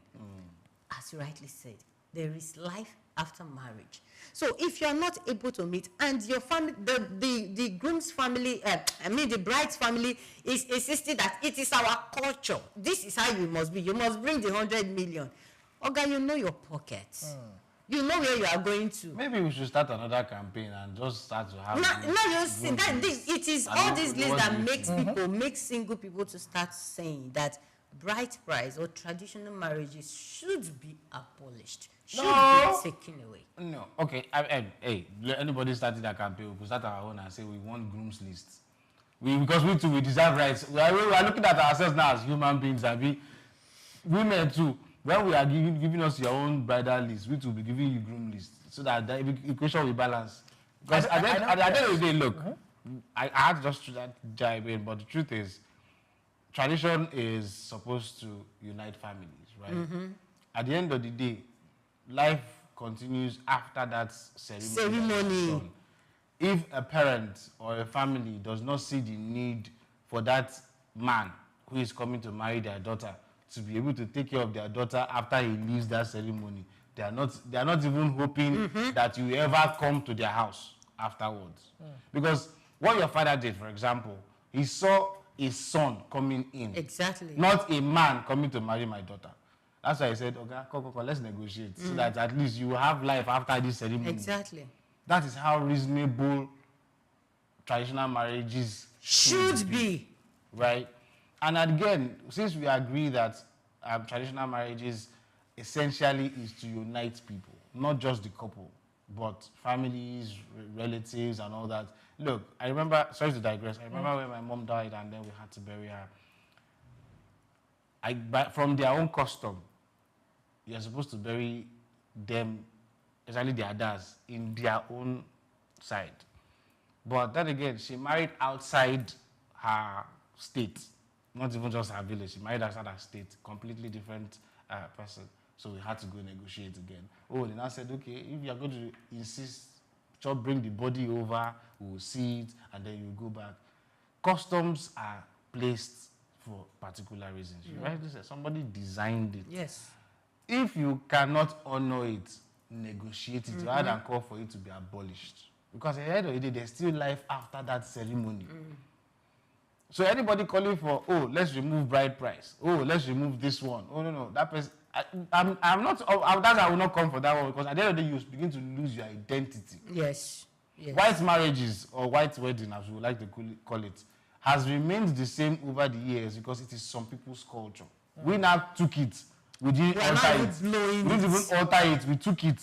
Then we want to now alter our own traditional marriages. It's supposed to hold a significance. Yes. Any African culture should not allow it to be tainted by some people who think that they know better. Look, the truth is, if you see this culture and you feel like, oh, this thing they are doing is archaic, rather negotiate, not change. Those people that are flogging, it is their culture, right? The best you can do is, oh, can we have this marriage ceremony without you flogging me? If your feel is dehumanizing, that's fine. But you won't tell them, oh, let's completely erase it, because that is what makes them who they are. We're talking about monies now. You were right. I don't think anybody's bride price is that expensive. In Africa, there is none. what makes it look like gold is this because of those ancillary things that they add to it. Marriages should not be expensive in the traditional sense of it in Africa. They aren't. But when you remember you have to do 3 marriages, you can't even now negotiate it. Must we do 3 marriages before I can say, okay, this woman belongs to me, this is my wife? No. The government has said, okay, I've seen your marriage. Then the families have agreed. Go and do that. I remember one of my mentors, he will tell you, pick one. He will say, pick one, not even 3, pick one. Yeah. All right, so Omevi, coming to you, we seem to be seeing the prominence of intertribal marriages. So the question now is it really gaining acceptance? Is it bringing about unity? Because there are still some people, I mean, most of the intertribal marriages we're seeing is between the Yorubas and the Igbos. But there are still some Yorubas that will tell you you must marry a Yoruba, especially those close to the crown of royalty and all that to maintain that pure blood and all that. Do you think it's bringing about unity? Do you think it should be encouraged more for a heterogeneous society that we claim to be in? Please, it should be encouraged. Yes, I'm an advocate of intertribal marriages. Get married to someone outside your culture and your tradition. I don't know which, I think it's the Yoruba culture that tells you that if you have not gone to another, a proverb rather, that says, if you have not gone out of your father's house, you will think your father's house is the best until you go out. So if you do not move, you are still within that circle. Yes. Your children, your lineage, and everything is still within that circle. And you will never understand other people's tradition or other people's culture if you are within that place and you just feel, I must, because my people are like this. And even there was a time I did a little research on why the Bible is even against marrying your nephew, your cousins, your relatives. And I tell you, one of the reasons then was because if there is a particular sickness in that family, it rotates around the family. Yes. So if when you marry another person, it causes a relative, the sickness stays within. But when someone breaks away, it's to a very large extent, you can create something else. You understand? So it is the same with our culture, with our tradition. So I am not of the opinion of saying when you are dating, you must date an Igbo person. What makes you think, is it the tradition? Is it the person you get married? Is it your culture that makes a marriage to be a very good marriage or a bad one? The answer is no. It is the personality. So if you are getting married to, you can get married to someone of your tribe. Oh, the Delta people are so nice. Anyways, that's high five. The Delta people are so nice, and so you want to get married to someone from Delta State. It is not a guarantee that because you are married to someone of your tribe and your culture, you're going to have a successful marriage. In fact, the person go daze your eye. That's yes, I think it's more. So coming to you, Amolo, add this one to it. I was trying to ask also. Some people feel because of the language barrier, it discourages them. I mean, a Yoruba person in a house or Igbo, there's a language barrier there, and sometimes when your in-laws are around, they are speaking their language. You feel lost. Yes. You feel lost. So I remember. I didn't want to say anyway. No, don't share. So I remember when I dated a Lebanese. Whenever I was in their circle, of course they speak Arabic, so it kind of like threw me off every time. And you never know when they are conspiring against you. It always felt like that. Anyway, but why I said that was, growing up in a house that had 2 different ethnic groups taught you tolerance. It taught you better understanding. It gave you a better worldview when you realize that, oh, people can have differences in opinions and still stay united. That's why I would always want to encourage people who are from different places, because look, it makes you, when you want to test your tolerance, you get high grade. The truth is, we're in a global village, and as our faces are different to our thoughts and our ideas. An intertribal marriage, which we are seeing a lot of now, would give you a good head start into life. children born off intratribal marriages, go check many of them out. You would see many of them are nicer, many of them are kinder, many of them have better understanding of life. Because they know, imagine, I think there was a current president where he said, I married a Christian. My wife and the children will go to church, they live with me at home in their house. But check it out. Many of them did well. Yeah. Their marriages are, I respect you because you're a human being first. That's Not necessarily all those ancillary things that we had from religion to ethnicity. No. Intratribal marriages, many of them are healthy. I get those ones in the royal line who will tell you, you have to stay with royalty because of the bloodline and all. That is culture that is keeping them in that place. If many of them had the choices, they will go to school and mingle with people. True. Many of them go abroad, sir. What are the odds that you meet somebody that is from your ethnic group abroad that you went to? So you see, many of us want to stay in line with culture only because maybe there's a benefit to it. Otherwise, if you leave all of us, we want to explore what is out there.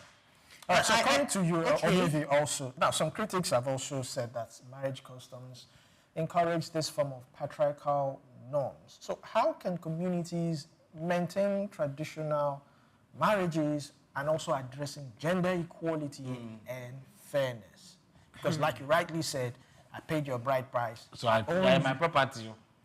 I mean, in some other cultures, they will tell you your husband is your Oluwa, your God. Lord of What is Olowo? You know. Okay. So if you want to stick to traditional marriages and talk about is it equity now? Yeah, gender equality and gender fairness. equality and fairness.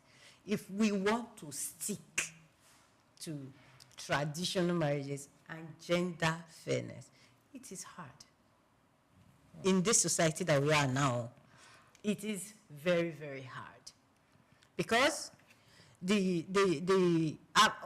although most men don't like me saying this, because I've said that the African culture has wired the male gender to feel that you are so superior that the woman is nothing to you. But some men, most of the time, they've told me, maybe don't be saying that the African culture is not that way, that it is someone that is, someone has created that into the head and all that. So the thing is, creating gender equality with traditional marriages still go back to creating awareness. You have to tell, if we want to go back on, you have to tell the people that the world has moved past the way it used to be, of saying that you have to do things traditionally and let the woman just be there. There was this lady that was ranting on social media, like one of my lecturers would say, out of the nonsense people say, there is a sense in it. And she said something, she said, back in the days, our fathers married many wives because they want so many children. Why were they doing it? Because they needed more hands in the farm. The whites came, our brothers or their brothers sold their own brothers to them as slaves, and the whites bought. So there were not much people to do the farm. So what were they doing? They married so many women, and they were giving birth to so many children to work on their farmlands. Now we are no longer in that era of saying you want to go and do farmland. So why do you need so many wives? Why do you? No, she was ranting, but it actually made sense. Why do you want to do it? But someone will tell you that it is our culture. Why was that culture created? Now that is the question people don't ask. Why was that thing made? Why was there that culture that a man can actually marry so many wives?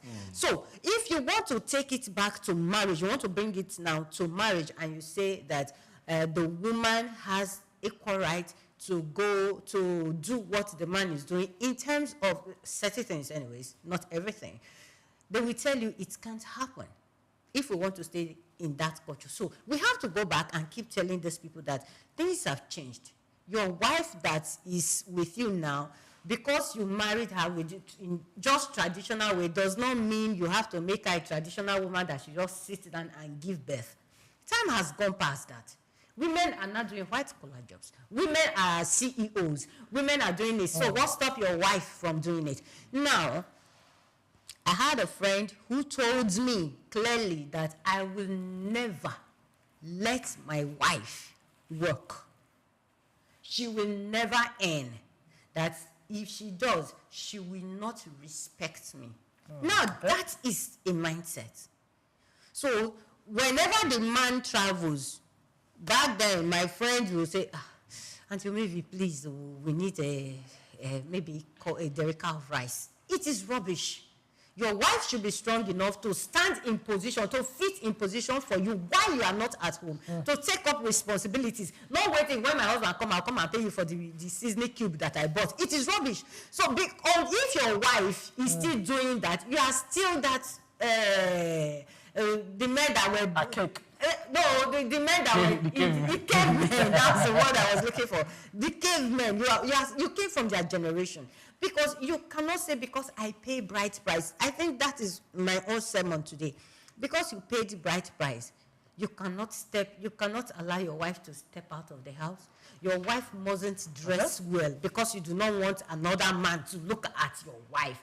I pay bright price. All right, thank you. So, we're rounding up, Amulo. So, two things still about this gender equality. If you look at the traditional wedding, from the beginning to the end, it's almost as if the bride is not part of the preparation. Thank you.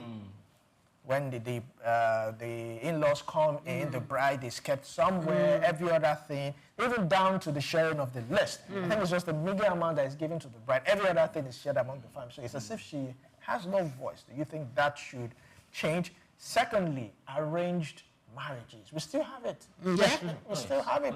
Some people will tell you that, don't worry, they are arranging one woman. Yes. My wife is already... Do you think that is also should be abolished or should it be refined? Yes. So, again, I would say we should change anybody's culture. I'm sorry.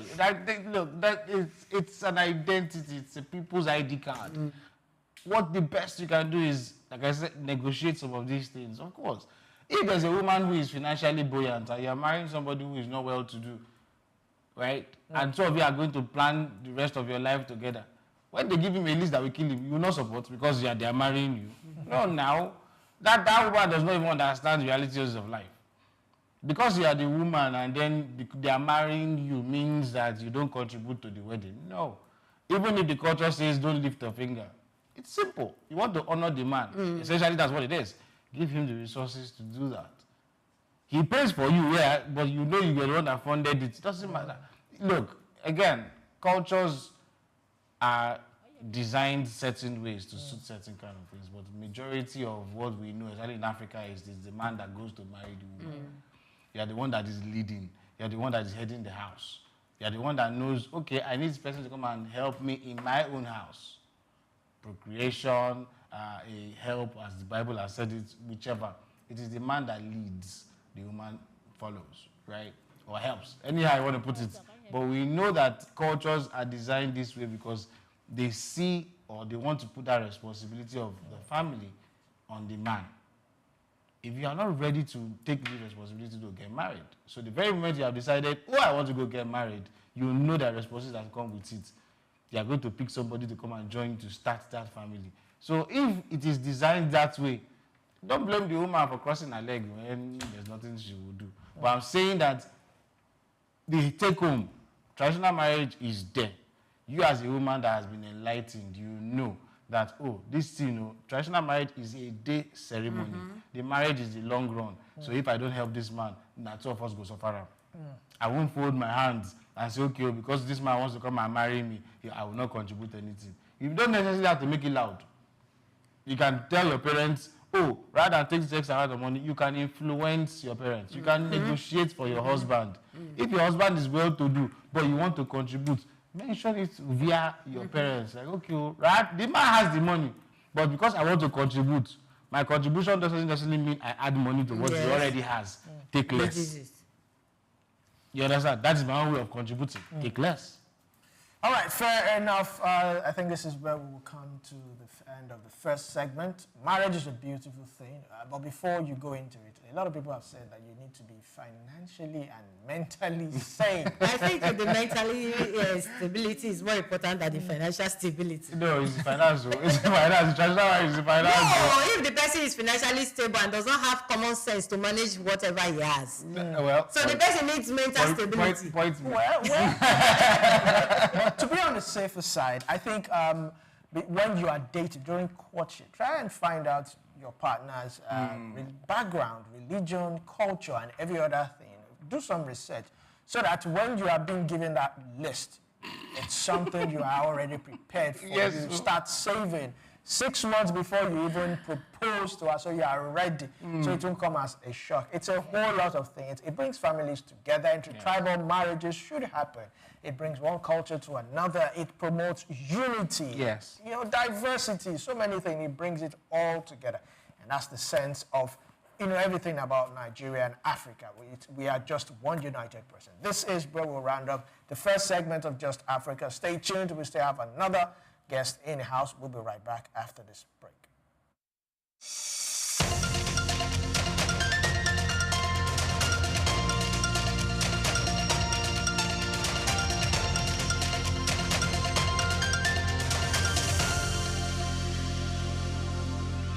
At the Africa Development Studies Center, ADSC, we are committed to driving sustainable growth and development across Africa through innovative training and research. Our mission, empowering leaders, policymakers, and professionals with the tools they need to create lasting change. With customized training, dynamic research programs, and study exchanges on leadership, management, and other critical development topics, ADSC offers a platform for exchanging cutting-edge ideas and global best practices. We provide comprehensive services in research and consultancy, capacity building and training, education programs, publishing and knowledge sharing. Our esteemed faculty, composed of seasoned experts and researchers, ensures a learning experience that is insightful and practical.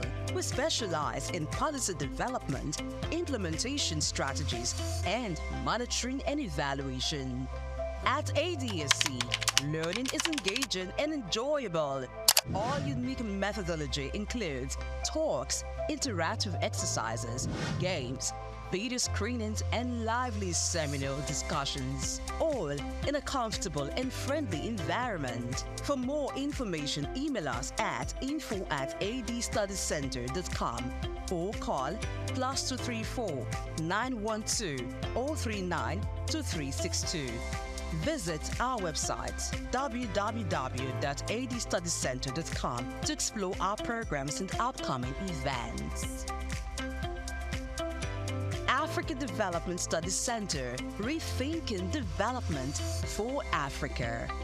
Africa is a rich continent, and when it comes to African countries with hidden riches, Burundi is generally overlooked. This little East African nation, located between Rwanda, Tanzania, and the Democratic Republic of Congo, has a strong, distinct identity. Drums in Burundi do more than just generate sounds, they also convey stories. The royal drummers of Burundi, Abatimbo, are more than just performers. They are historians, keepers of traditions, and spiritual messengers. These gigantic drums, built from hollowed-out tree trunks and coated in animal hide, are regarded with respect. In reality, for centuries, they were only utilized for sacred rites, royal events, and national holidays. Here's what makes this unique.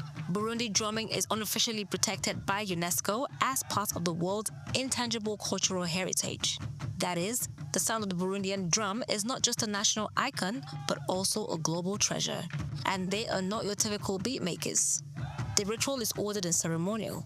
Drummers perform while dancing, holding the drums on their heads and producing rhythm with their bodies rather than with their hands. It's poetry in motion, tradition in tempo. However, Burundi's rhythms are not limited to drums. There is also a rhythm to their agriculture. Over 90% of Burundians depend on agriculture, primarily for substance. Burundians know how to cultivate life, from coffee, the country's main exports, to bananas, beans, and sweet potatoes, even on limited territory.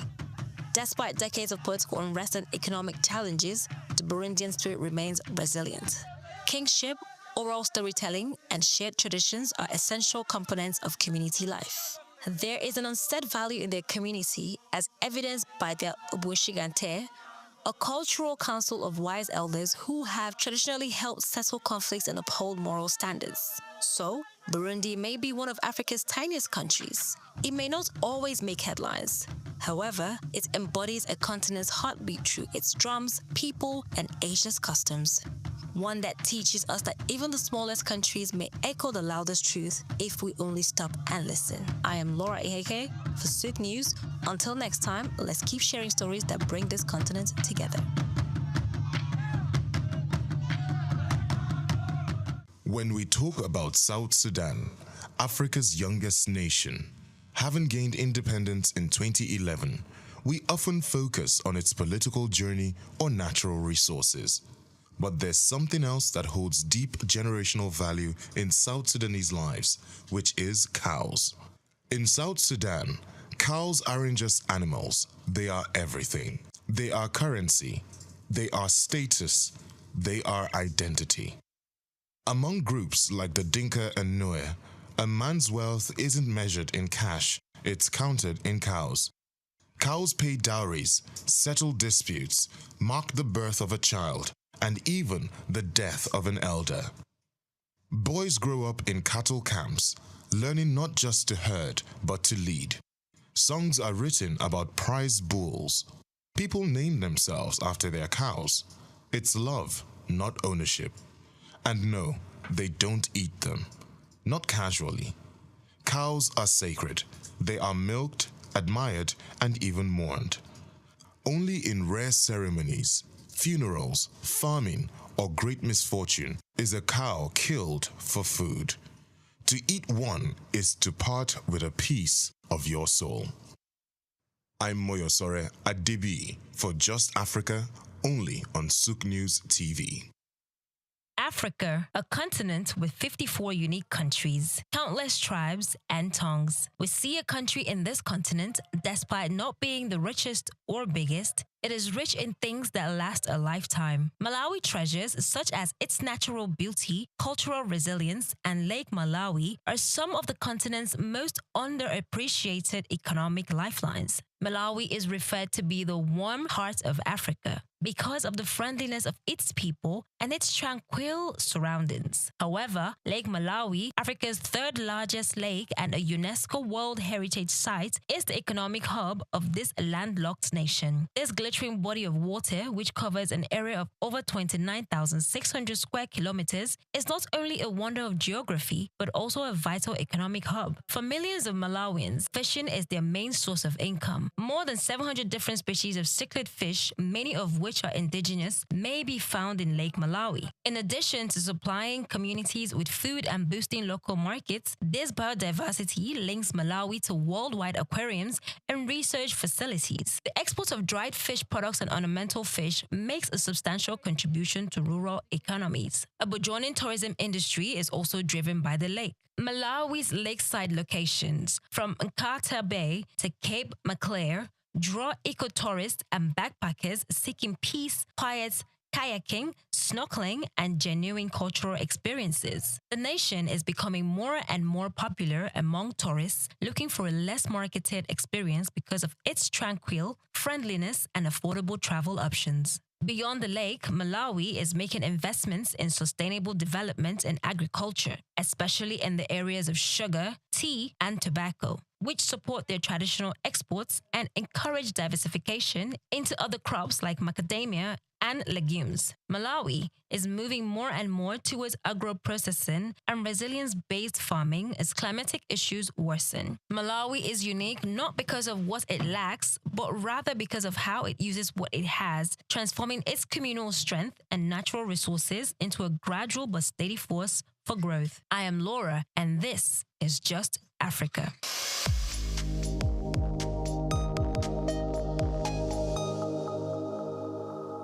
Hello Nigeria, hello Africa. Yeah, this is Sound Man. Keep watching SOUQ News. My name is Babalola from Excel LED. Keep watching SOUQ News. My name is Shepherd Michael Adewale Onofuye. I enjoy you all to always watch SOUQ News TV. Hi, I'm Tom Bogaballs, and please keep watching SOUQ News. Wale Seriki, SLG Lagos Island East.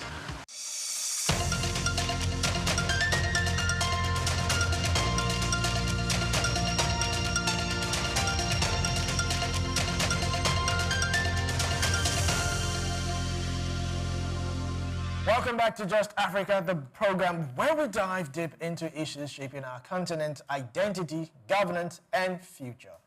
The story of Africa is one of dual authority. While democratic governance manages policy and budget, traditional leadership from the Oba in the southwest to the Emir in the north holds the key to the future, identity and the trust of the grassroots. These ancient structures are living heritage of our nation. But in an era demanding rapid modernization, transparency, and economic growth, how relevant are these institutions? Can traditional leadership survive the pressures of modern politics and urban migration while still driving development? This episode of Just Africa is titled Living Heritage, Development, Culture, and the Future of Traditional Leadership. It examines how age-old systems continue to evolve amid modern governance, rapid urbanization, and shifting cultural expectations. We have two people here, starting from my left is our very own veteran, Bayo Olaoye. So glad to have you. We are also calling Thank you for having me. Big Babs. Yes. So glad to have you. Yes, we have a special guest in here. He is Chief Raymond Adekunle Olaya Akishemoye, the Baale of Makoko, Lagos. Thank you for joining us. It's a pleasure being here. All right, so let me start off. You know, in the midst of so many things that is happening in Nigeria, the traditional institutions still hold so much influence. If you look at the last coronation of the Olubado, even our very own president was there. That tells you that the traditional institutions still has so much reverence. But paint us a perfect picture. The influence, the lifestyle, everything that has to do with traditional leadership. Well, traditional institutions, like you said, are age-long institutions. They existed before the modern government. And they hold a lot of sway over their subjects. In fact, they are the grassroots leaders. The traditional leaders are seen as part of the system. And if anything happens, the people feel free to meet with them than meeting with outsiders. And if not for this modern day democracy and things like that, it's the traditional institutions that governs the area. They have their lieutenants, they have their emissaries, they have those that send around, and there are hierarchies you follow before you get to them. There are stages you meet on the way before going to the peak, the top. So if this present day government, you see, what I always advocate is inclusive government. Don't let us say because we have a democracy now, we have a modern day government now, then you forget your past, you forget your roots. These traditional leaders, these obas, these emirs, represent the culture and the heartbeat of that area. So if the present-day government wants to survive, if they want to succeed, it's always good for them to go back to their roots, listen to the people, then bring the ideas from within the people to what you are putting on the table in your Senate or your House of Reps, or your whatever council you have, the executive. Yeah, your Royal Highness. Yes. Now, right now, we are reviewing the Constitution, the 1999 Constitution bequeathed to us by the military. And people are saying there are inconsistencies. What role do you think the traditional institution can play in this reviewing process? Because I believe, just like you said, it should be an all-inclusive something. We should get views from everywhere about reviewing this constitution. Because most Nigerians think that it is not the right constitution for us. It was imposed on us by the military, and it's not a perfect constitution from the Nigerian people. You see, my own opinion about that is that those in the National Assembly these days are saying they are doing the constitutional review and everything. Are they carrying the people along? Yes, they say they have gone around, They have sampled, they've called for public opinions and things like that. But how many Nigerians are aware of what you are doing? How many Nigerians have you gone to tell them that, okay, what is it that you want in this area that should be included in the Constitution? Are you getting what I'm saying? Then this traditional institution, have you taken their opinion separately? Have you asked the people around? You don't just sit in the House of Reps or National Assembly and say you are drawing the Constitution for people. That's the same mistake the military made. The military just handpicked some people. And now, at the end of the day, say, we, the people of Nigeria, hereby adopt this Constitution. No, it's not we. That we should be able to incorporate every sector, every segment, every strata of the society. Do you get it? We have so many different nationalities, ethnic nationalities in Nigeria now. And these people should be considered. The Ogoni people are there, the Yoruba people are there, the Hausa people are there, the Kanuri people are there. In fact, there's this very active Niger Middle Belt group now. Very, very active. They should be considered. It is we in the South that have this erroneous thought that everybody in the North is a Muslim. Everybody in the North is a Hausa. It's not. When you get the North, some people will fight you tooth and nail. Look, I'm not a Hausa man. They want to claim their own, area. So these are the kind of things we have to now put together. And if it is not possible for us to come up as a people, even though the strength is good, there is, we gain everything. There's a lot of gain in having a big, populous nation. But if it's not possible for us to live together as one, for God's sake, let us live together as confederation. You get it? Don't say Federal Republic of... When you say Federal Republic of Nigeria, how Republican are we? All right, thank you very much. Now, let's look at the history of traditional leadership in Nigeria.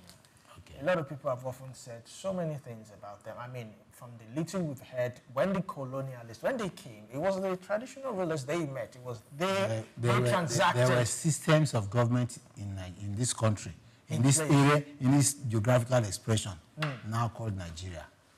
Benin had a very fantastic system of government. Oyo Empire had theirs. The Igbo people, despite the fact that they are,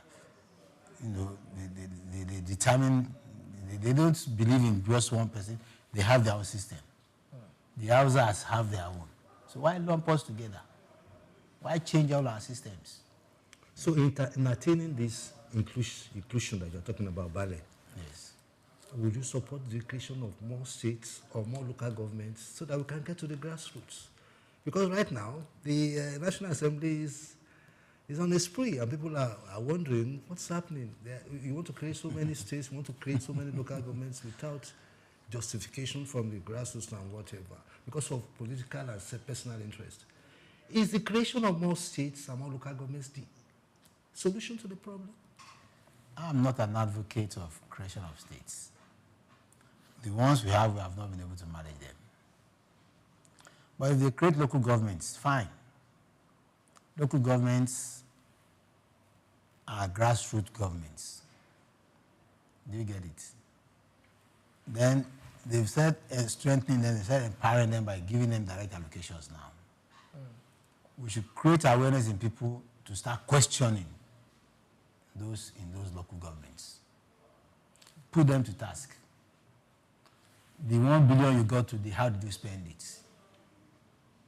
What is the rationale behind buying fleets of cars for your officers when there are so many potholes, there are so many uncompleted markets, there are so many terrible areas in your local government? Let's start asking questions. Do you have health facilities for our people? That 1 billion or more, how many billions you use in buying cars, could have help in such areas? Do you get what I'm saying? Let's start asking questions. Don't let us say, it's my cousin that is there, it's my son that is there, or it's our person, it's my party elected chairman that is there. No. Let us ask what it pertains us. The schools in our areas, are they good schools? Are they conducive for learning? Are you getting what I'm saying? It's not as if they've given us 10 billion for the allocation for this month. They've given us 150 trillion for this month. And you all hail the government at the center. Thank you for giving us this money. The man you've given that money to, at local government election, has started buying houses far from where he has been elected to lead. These are the kind of things we have to ask. All right, thank you very much. Now, let's look at inclusivity along with what Mr. Bayo Alauri said. It's easier for a community person. I mean, you are the Bayo in Makoko. It's easier for me to approach the Bayo's palace and to go to the local government. So I would ask, what possible ways do you think you can represent these people, and how can you go about this? What do you think you can do, to represent the cries, the complaints, the requests of the people in Makoko, for instance? Naturally, the Bayo, like you said, should be able to liaise with elected officials in his local community and tell them that, look, these are the things our people want. But the situation is different these days. They have politicized everything. In many cases, the Bayos cannot even talk in the area because there are so many miscreants who now are empowered. The local government chairman is now seeing himself as a king, even higher than the Bayo. Are you getting it? And the so-called politicians have created so many hiccups, so many roadblocks for governance, all in the name of we want government to get closer to the people. Bale, the Supreme Court. Let me explain this. Look at, in areas now, you have CDA, these people are tenants in that area. Some of them are landlords. Now you constitute them into a government, kind of, calling them CDA, CDC, or whatever. And they're even more powerful than those who are supposed to give them, who are supposed to dictate to them that these are the things we want in this area.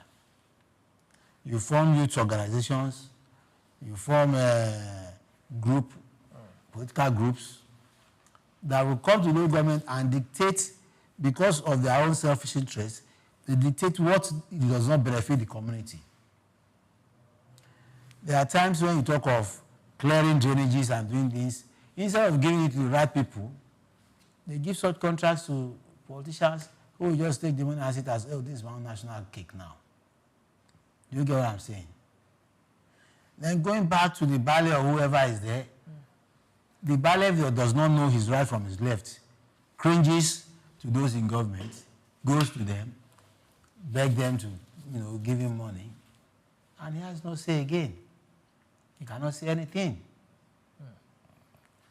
The Bayos, the Obas, the chiefs in that area should come together and work for the good of the society, right? Yes. But once my chair, and the chair gives them 1 million, gives them 5 million, they go back into their palaces and keep quiet. But I also understand that local governments, state governments, they have some form of welfare packages for the Bayos, the Obas, and all that. Don't you think that would also want to influence the way the Bayos would operate, the way the Obas would influence? Indeed, Olu, I wanted to join that with the local government autonomy. The Supreme Court has ordered that the local government should have some autonomy. And I know people like you are having problems with the workings of this arrangement. The local government is supposed to be autonomous. What's your experience with the autonomy they are talking of now is in terms of financing for projects, you don't rush to the states now to collect money any longer. Do you get it? It's an arm of government on its own. We have the federal, we have the state, and we have the local government. Just as we have the executive, the legislature, and the judiciary. I get what I'm saying. Now, these local governments, if the people so desire to have progress, and they elect good hands, not non-entities, not cronies. Are you getting what I'm saying? If they elect sound people to represent them, then they can go back and sleep and say, yes, this man will represent us well. Because for every local government, for every community, you have needs of each area.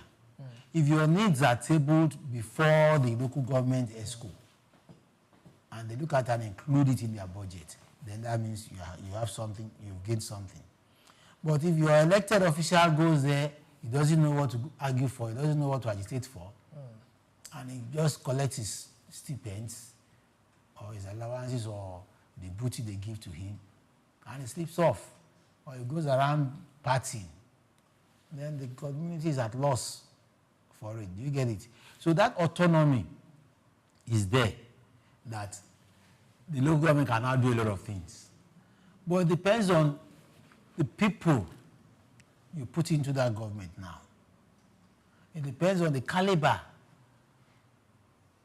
of elected officials who will represent that community. Are you getting me? If I may digress a bit, I'm sorry. Look at the NDDC now. All this Niger Data Commission, this commission. Those people you elect as directors, as executive directors, right? Yes. Are very, very important. Because it is they who will now talk on behalf of those who elected them in. Yes. If there's nobody, if you don't have a voice in the board, those who have the voice will continue doing it. The same thing goes for the local government. So when you are talking of autonomy, you are talking of autonomy in terms of the caliber of representation. Are you getting what I'm saying? If it's the chairman who is the all-in-all of the local government, and you're unfortunate that the chairman is not from your area, they just brought him from somewhere and put him there as your chairman, he will carry your money and take it to his own area to develop his area. Of course, he will develop your own area, but that is as far as he wants. But the general needs of the people will not be taken care of. That will be taken care of. Look at our local governments now. All of them are doing grandiose plans and things like that. You know, that would not benefit the area. There are some areas where you sit down and say, look, what do we need in this local government?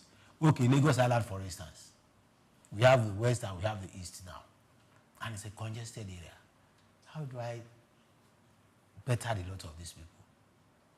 People keep on parking on the streets everywhere. A local government chairman with his executive shoes now and say, okay, let me build high-rise car parks. That will fetch money. One, it will fetch money. Two, it will ease the clogs on the road. Because people will know that every street end you get to, you see a high-rise car park there. They won't park on the road any longer. Definitely. Then the tow vehicles you put on the road will become meaningful. But if you don't provide where they have to park and you are towing vehicles, that means you are punishing your subjects. You are just being wicked to them. All right. You get what I'm saying? All right. So if you look at Makoko now, for years long, I mean, for decades, it's been bedeviled with drainage, flooding, overcrowding, and all that. And I'd like to ask, first of all, how does this even affect the health outcome of especially children and the elderly? And what do you think is the lasting solution to Makoko community? We've been crying for long that we need a good hospital. Though we have one at Ayetoro. It was started by the federal government, pushed to the states. The local government has taken it over now, And they keep budgeting for that place. It's operational. They are attending to patients there. But we need other, Maoko is a bit big. Yes. We need about 2 or 3 within Maoko zones so that you can easily reach the hospital to get attention. Are you getting it? That will solve a lot of problems. And I was told, well, the local government chairman, the new local government chairman now told us, we called a meeting, I was there, told us that he's now doing something about building a second health facility, local prime health center in Maoko, which is laudable. You get it? Yes. I like that. Apart from that, we've been telling them for years now that there is no single government secondary school in Maoko. With that huge population in Maoko, there is no single government secondary school there. We have land. There was a time I tried donating land for them, but somewhere along the line, things got stuck. They should come and build a secondary school for the pupils who are now going to other communities for education. A philanthropist, one Dr. Victor Mbaba, came to Maoko and he started sponsoring children with scholarship. And he even came in January and promised that he will sponsor children who excel in their classes as far as university level. You get what I'm saying? We are trying to encourage them. The man has even promised to build a library free of charge so that the children can have a reading culture. We are trying to change their lifestyle. The problem with Maoko, like I said earlier, is problem of politics. Governments, official government appointees see everything as politics. Instead of providing good things for the people, we are politicizing with their lives. How can you be allowing influx of aliens, of immigrants into your area without checking them? When you go abroad, you are made to register in your various local governments. Yes. When you get there, if not, they'll take you and hand you over to the appropriate authorities. But in this place, they give them lastra. They make them negotiants. Just because you want them to come and vote for you. Bale, I am aware of there's a master plan. Marukoko as a fishing village. No. It's been, I want you to run us through that master plan to change the place. No. There was never a master plan making Maroko a fishing village. Maroko was not and is still not owned by government. Maroko is owned by the Olaya family, my own family. Do you get it? And we inherited it from our grandmother, that's Ramotu Manuel, who inherited from her father, and her father bought it from the Oloto family. So it's a private? It's a private property. But because we, the owners, do not know what we are doing, my siblings are just having a free day trying to sell. And I've told them it's illegal. You have no right selling. And those who are buying from them are buying nothing. Because by the time we come and have somebody like Wiki, who will come and start demolishing, people will start shouting, we've been here for over 1 million years. It's a lie. We, the people of the families who own Maoko, should sit down now and plan.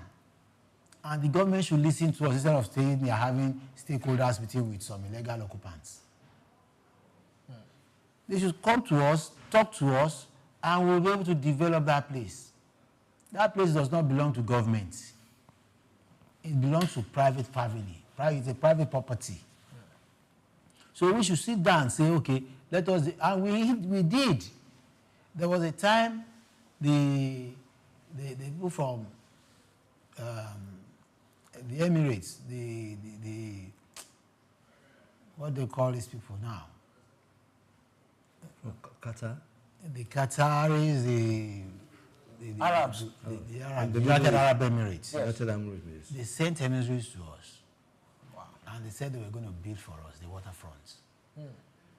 We were negotiating with some of them. Somewhere along the line, negotiation just stopped because we're not serious. A past governor of Lagos State approached us that he had X amount of money that time and that he wanted to come and partner with us. He sent emissaries who sat with, I called the family members. But my people said, they just wanted to take our land. No. You have to collaborate with people, with organizations to develop. Nobody's an island. You cannot do it alone. That Makoko can be turned into a fantastic tourist center. I want us to also look at the business part of Makoko. It seems, apart from fishing, what other business opportunities? Makoko is a coastal area. It's a waterfront. It has its own waterfront, and it's centrally placed with good plans, with good development. There was a time I approached the local government chairman then, Jide Jimo, and I told him that if he could collaborate with me, I will make sure the local government collects an average, at least an average of 100 million naira per month. To add to this, I'm sure you've heard of revenue generation. I'm sure you've heard of the Omieko initiative. Do you think Makoko should also be some form of destination point, for that? Obviously. If they put us in their plans and they carry us along, we can do it together. We can, and we can achieve a lot. The problem I foresee is that government trying to bulldoze its way into areas and saying we are government, we can take. You don't take like that. I'm a lawyer. Do you get it? I will fight for my rights. It could take some time. It could take a long time. It could be protracted. But at the end of the day, justice will be served. Because if I do not agree with their plans, that means they have to come back to the drawing table and see how we can both work together. But if they say, no, we are not working with you, we are loading it over you, I'll tell them that before you came to Lagos, before you got there as governor or as president or as anything you are now, we were always here. We have always been here. You get what I'm saying?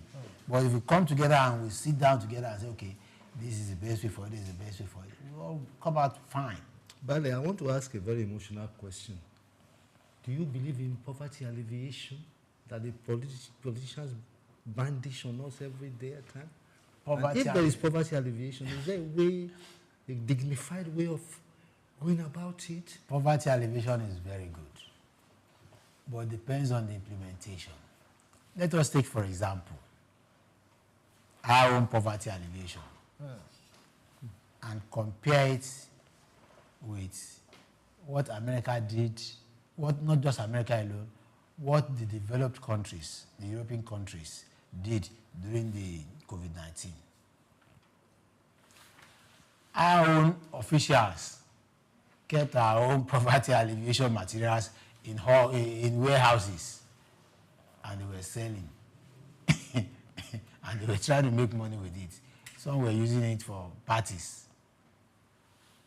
The developed countries knew where the people were and took these poverty alleviation materials to them so that they could survive. We locked our own up in warehouses until people went to break those warehouses and carted away everything. That's a vivid example of our own poverty alleviation. Poverty alleviation, my own take about it is that these are politicians who canvass for votes when they need votes. You go to nooks and crannies and canvass for votes. Now you are in government and they say give people this. Why not use the system you use in canvassing for votes to distribute this thing to people who voted for you? At least those who voted for you will be a fraction of the percentage of people representing that society. But that fraction would have been taken care of. They will start thinking of how to take taking care of the other fractions. But you keep on locking it up. So let me ask you this. What efforts have landlords, associations, community associations, community structures, what efforts have they made, towards local development in Makoko? They are trying their best. I know that some organizations come to Morocco and they reach out to them, if not to the Bali at times. They ask for the CD, they ask for landlord associations, they ask for church leaders. You get what I'm saying? And they do these kind of things, they give them gifts. But for me, those gifts are gifts. I appreciate them, I thank them.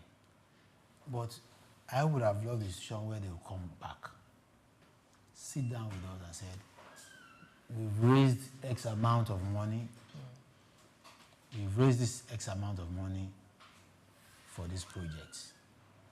How can this project really affect or benefit your people? Then we sit down and look at, okay, we have out-of-school children, girls or boys here. We have the aged here. We have this indigent set of people. They take care of them according to their needs. But when you bring trucks of food, rice, beans, gari, everything, and you say you want to distribute, at the end of the day, people start struggling. And half of what you want to distribute is spilled on the floor and wasted. To what end has that gone?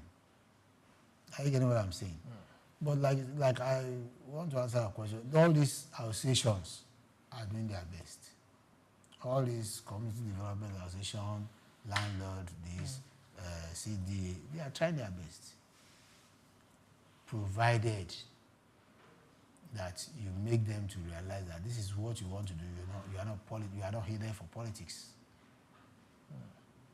I'm talking like this because I'm terribly embittered with Nigerian politicians. I was a politician. I cannot say I'm still not a politician, but I'm not happy. If you are embittered, is it the system, the political system, the presidential system, or is it the parliamentary system? Is it the system or the kind of people that we just talk? The systems are not our problems. It is we, the people. The way we go about operating these systems. That's the problem of Nigeria. Look at your studio, for God's sake. You are trying your best. Right? Yes. The best thing, if this studio were to be existing in other countries, the government will reach out to you. The banks will reach out to you. There are some, agencies that will reach out to you and say, how do we help you? And they lift you up instead of putting burdens on this studio. You've been operating from the YouTube now for long. Why not use the other cable networks so that people can reach you, people can see you? How many people watch the YouTube? This is what government should be planning. It's not as if the revenue they make from this company is not there. But the larger society will benefit more if they assist this television station. Then more money will be able to come in. You will get more commercial, and you will get more adverts and things like that. But if they leave you alone, I don't know how much you spend on YouTube. The millions or billions you spend on YouTube is going down the drain because nothing is augmenting it. Are you getting it? Yes. Then they are limiting your audience. How many people watch the YouTube? All right, so at this point, I wish we had more time, but I would like to also thank you, Chief Raymond Adekunle Olaya, Shemoy Dibale of Makoko. Thank you for your thoughts and thank you for joining us on Just Africa today. We do appreciate your opinion. Thank you very much. Thank you. All right, I would like to say a big thank you to you out there for staying tuned to us Monday to Friday on Just Africa. This is where we will round up the episode of Just Africa for this week. It has been a blast, and I'm sure you enjoyed yourself. Keep following, like, comment, and share on our YouTube page at SOUQ News TV. This is where we draw the curtains today on Just Africa. I am Olumide Shokoya. I am Bayo Olaolu.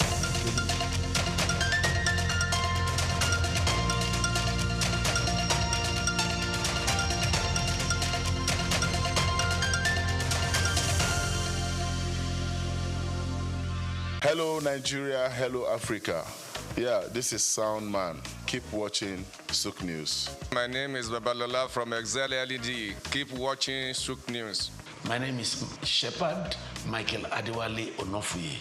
I enjoy you all to always watch SOUQ News TV. Hi, I'm Tom Bogaballs, and please keep watching SOUQ News. Wale Seriki, SLG Lagos Island East, SOUQ News.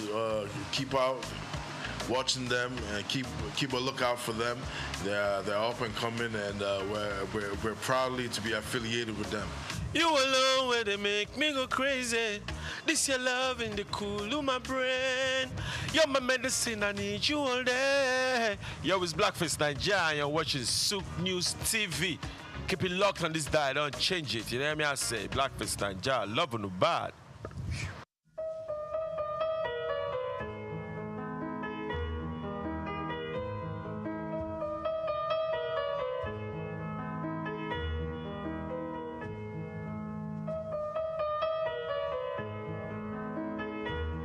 We're going to have increase in the number of facilities that we would visit in the year 2025 by 30%. That would have improved compliance and enhancement of data-driven decision making using data analytics. That we're going to strengthen collaboration between our partners, and we're going to have 25% increase in our compliance rates by carrying out the key strategies.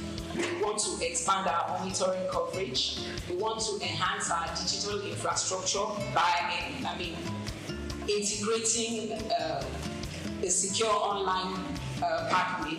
We also want to include the e-learning platform and our mobile platforms on the digital infrastructure. We want to strengthen our community engagement and build capacity of both the farmer staff and our partners. We want to drive innovation and research. This year, we want to carry out research on quality of care. In doing all of this, we want to make the health facilities in Lagos safer by leveraging on technology and ensuring that all our processes are data-driven. Thank you very much. Thank you very much, Dr. Onoriede, Dr. Nibo Shinawo, Dr. Veronica Iwayemi, and Dr. Abiola Idowu. Your Excellency, the Governor of Lagos State, Mr. Babajide Olusola Sanwo-Olu, the Honorable Minister of State for Health, Dr. Isiaq Salako. Taking us further in a comparative study, I want to especially welcome a professor and consultant medical parasitologist at the College of Medicine, University of Lagos. He coordinates the International Malaria Microscopy, RDT Quality Assurance Center, as well as the country's World Health Organization malaria specimen collection sites in the College of Medicine, University of Lagos. Ladies and gentlemen, please let's put our hands together for Professor Wellington Oyibo for the very short comparative study. Thank you very much.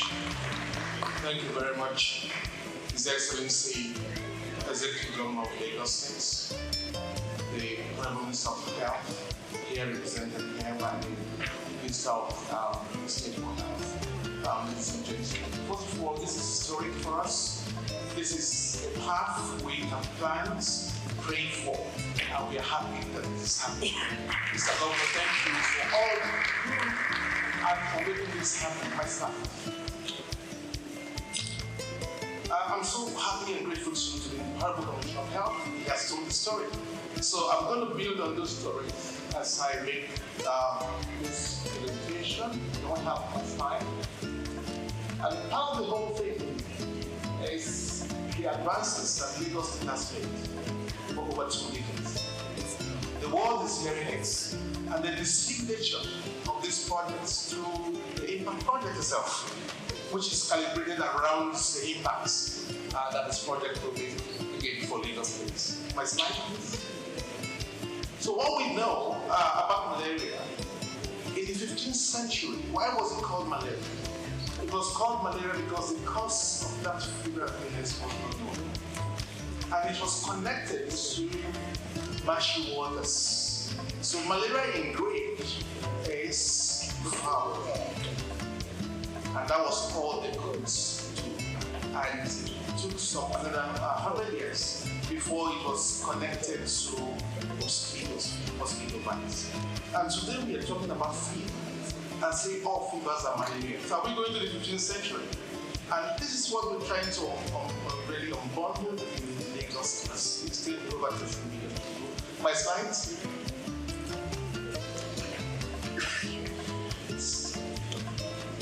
So if fever is still malaria, we go back to the 15th century. And then, of course, for evidence base, meant that we will have to quickly provide the evidence. Can I want to slide up? Yes. So the horrible complaint of school is out from here.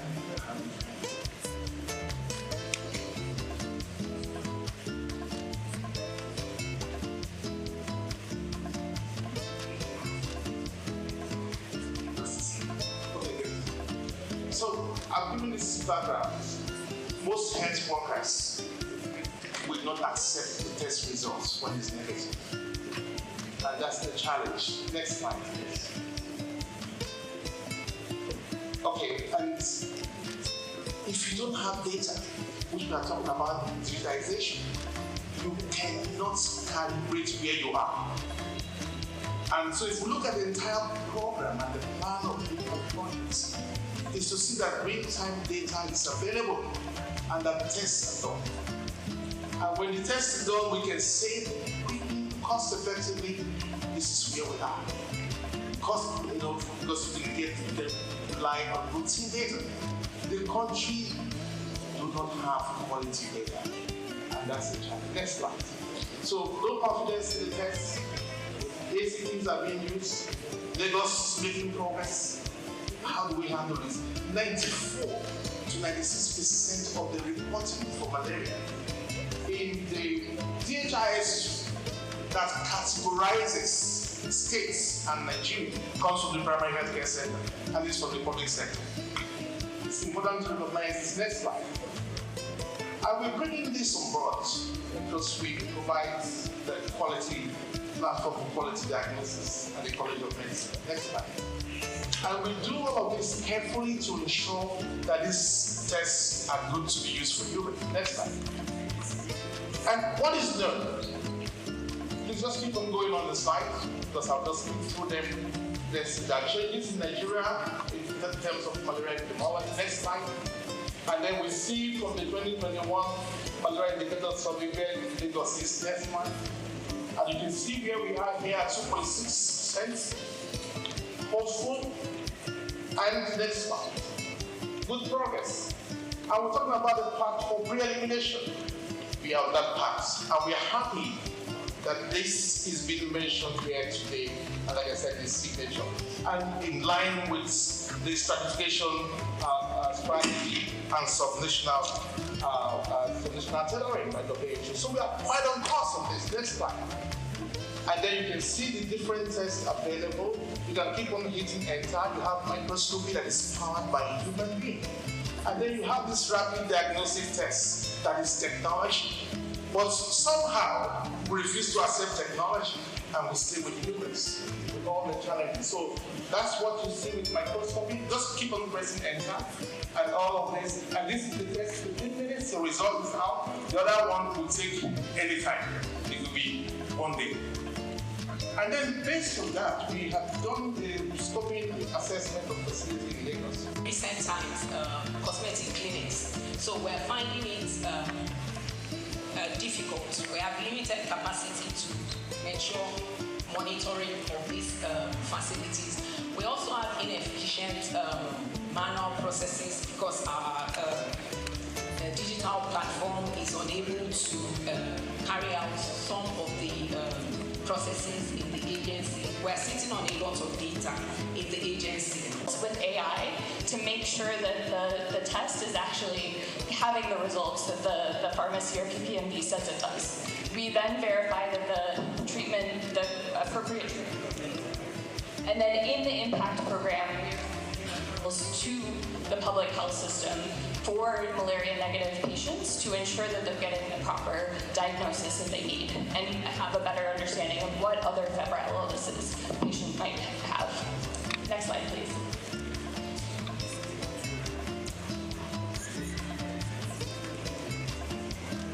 Next slide, please. Okay, so I'll just talk briefly about all of the other partners that are working on this as well. So we are working closely, of course, with the Lagos State Ministry of Health, which envisioned this work and brought us in to support on this, with NMEP, which is overseeing the work and providing technical oversight, with WHO, which is providing, again, technical support and facilitation, and then importantly with our private sector partners as well, so PCN, which is doing quite a bit of the regulatory oversight and ensuring the quality of care in a pharmacy setting, with SFH, which is enabling the supply chain, and then of course with LASHMA, which is to go quickly into the final results on why this is improved quality of care. Oh, okay. Sorry about that. So the work is providing network expansion, innovative financing, integrated health systems, supply chain resilience, comparative research, and regulatory reform, leveraging all of these different partners that we've mentioned to ensure that patients are able to access quality care and that the data is being provided back to Lagos State to help improve regulatory support, policy, and other things. I've mentioned the partners that we have here already, but we're very grateful for all of the work that they are providing to ensure that there's quality of care in the private sector. And then finally, one final slide. To reinforce what Dr. Wellington said earlier, the work that is being done is also to be supporting with testing, understanding the difference between rapid tests and microscopy, to support on policy reform to ensure that rapid tests are always done before treatment for malaria in Lagos State. Thank you all so much, and we're very excited to be a part of this. Thank you very much, Dr. Jessica Venom, the CEO, Vice. Ladies and gentlemen, taking us further, Nina Ogunlafo. Thank you very much. Thank you very much, sir. Your Excellency, sir. We're very happy that this is happening today. So just permit me to do something unique in terms of our focus for malaria control in Nigeria. To do this, I will call on Dr. Dao, Country Director for Volta.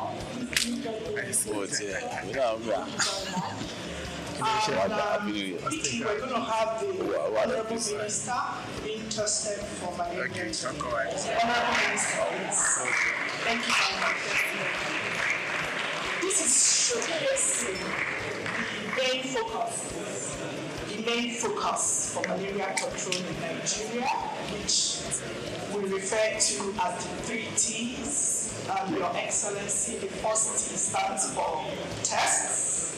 We cannot overemphasize or we cannot underscore the importance of that. The second T, sir, is for treatment.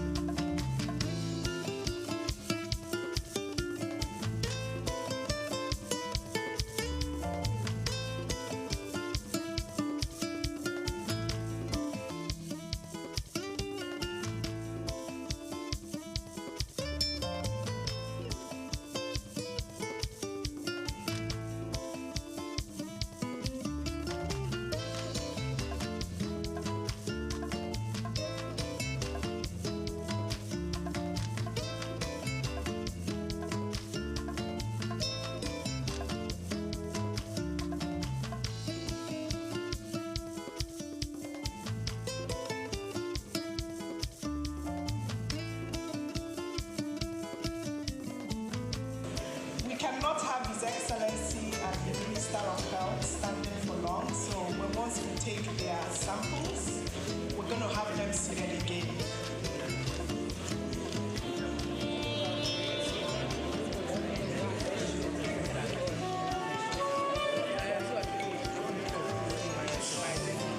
So can I have Dr. Walter on stage to come and quality check what is happening, sir, please? Thank you very much.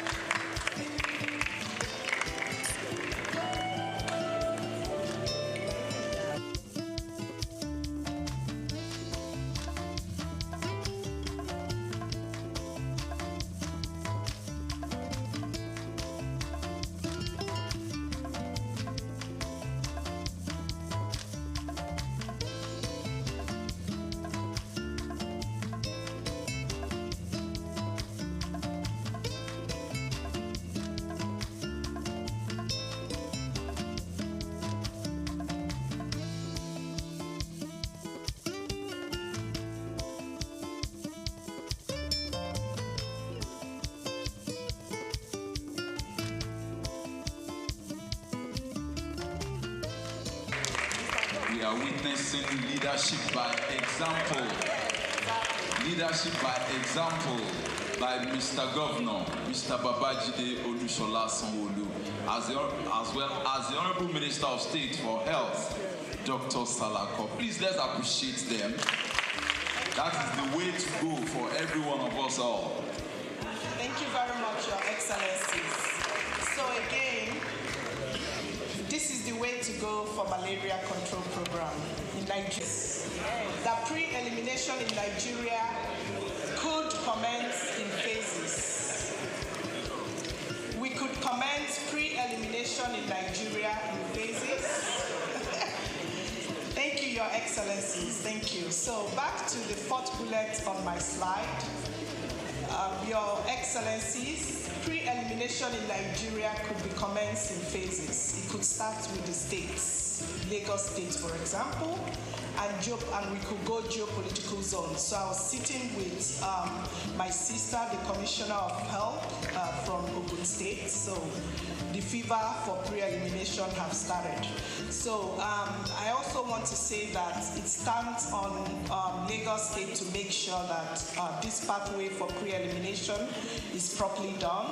The National Malaria Elimination Program is waiting to take the experiences and the processes that Lagos will use to achieve elimination to be replicated in other states. Your Excellencies, it's important to note that right now we have a couple of states under 10% prevalence in the country, and those states are Anambra, Kwara, and Rivers states. So what is happening in Lagos that has been flagged off today, it's like NMEP, it's poised to take what these processes and experiences are to states like that. Thank you very much. Thank you very much, ma. Let's appreciate her. Thank you very much. Thank you very much. Mr. Governor, sir, Minister of Health and Social Welfare, Professor Mohammed Ali Pati, who has been ably represented here today by the Honorable Minister of State for Health, Dr. Isiaq Adekunle Salako. A round of applause for him, please.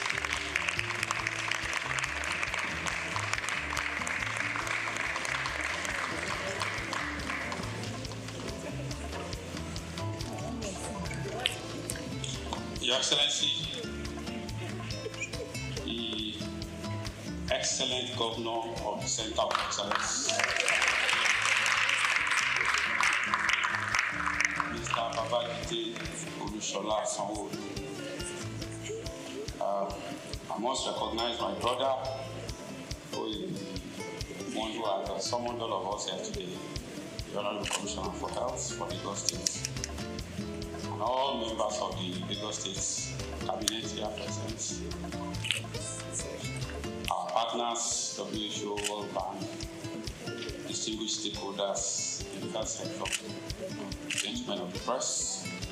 Because of time, let me say all protocols to be extended.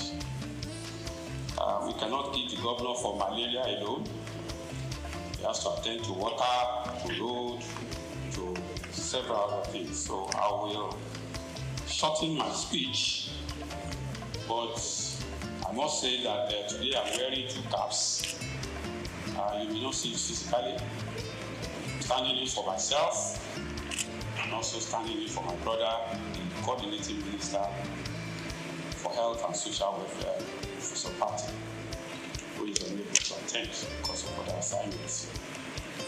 I am most delighted to be at this auspicious occasion of the launch of the Pathway to Malaria Pre-Elimination and Digitization Program in the Center of Excellence, Lagos State, led by His Excellency the Governor, Mr. Babajide Sanwo-Olu. I recall that Lagos State pioneered intensive malaria case management in the early 2000s through the Eco-Free Malaria Initiative under the leadership of now our President, President Bola Ahmed Tinubu, the then Governor. I am most delighted to be here today to be part of another pioneering initiative now under Governor Babatunde Sanwo-Olu as Lagos State takes the lead in the agenda to end malaria by 2030. Your Excellency, the Federal Ministry of Health and Social Welfare is elated with this giant stride, which aims to improve malaria diagnosis, case management, and accurate tracking of cases through the integration of digital health solutions in the form of real-time electronic reporting systems, all targeted at further reduction in the burden of malaria and its eventual elimination from our land. This momentous project will not only set the track for malaria pre-elimination in Lagos State, but in Nigeria at large, thereby once again making Lagos State a trailblazer. I want to emphasize that this project is in line with the renewable agenda of President Bola Ahmed Tinubu and the renewed vigor for the Federal Ministry of Health and Social Welfare on the Rethinking Malaria concept that was launched in April 2024 and is aimed at fast-tracking the malaria elimination goal through strategic shifts. We have continued to make progress in this regard, and the inauguration of the advisory on malaria elimination in Nigeria, AMEN, the development of pragmatic costed plan of action, the expansion of permanent health facilities, training of frontline health workers, and the initiation of domestication of affordable medicine facilities for malaria to make malaria treatment more affordable are all testament to the progress we are making. Your Excellency, distinguished ladies and gentlemen, the Ministry is taking these steps in order to reverse the undesirable trend of being the highest burden malaria endemic country globally, accounting for 27% and 31% of cases and deaths respectively. I am confident that Lagos State possesses the needed attributes that can help drive Nigeria to malaria elimination through such case-setting initiatives like this program. Furthermore, Lagos has been consistently the lowest malaria prevalence state in Nigeria, as evident from all the malaria indicator survey conducted in the country, with the most recent result in 2021 showing 2% prevalence, hence indicating a tendency of attaining pre-elimination when concerted and consolidated efforts are put in place. I wish to report that the challenge of let me use this opportunity to call on all stakeholders not to relent on their support towards this impactful intervention, which will contribute significantly to the drive at eliminating malaria from the world.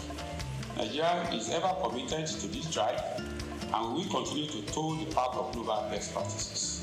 I wish to assure all Nigerians and our partners that the change in the policy of the United States government with respect to global health funding will not adversely affect our malaria elimination programs and other public health initiatives, as President Bola Ahmed Tinubu GCFR has approved a robust mechanism to ensure adequate and cost-effective funding for public health programs. I call on all state governments to join hands with the federal government to ensure that our country becomes self-sustaining in the funding of our public health programs.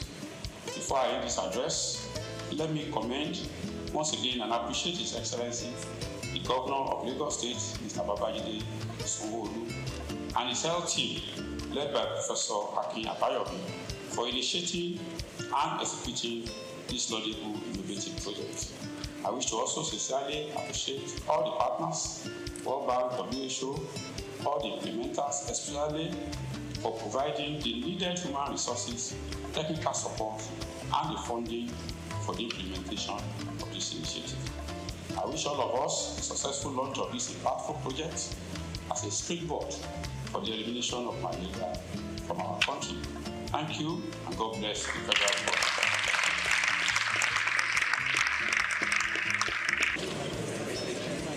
Distinguished invited guests, Your Excellencies, Honorable Minister of State, have your results.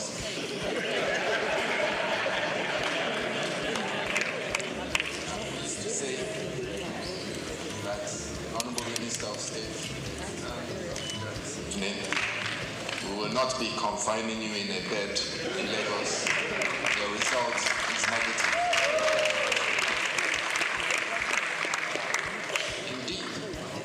When patients go to clinics and the doctors tell you that they've performed a test, it is your responsibility as a patient to see the test.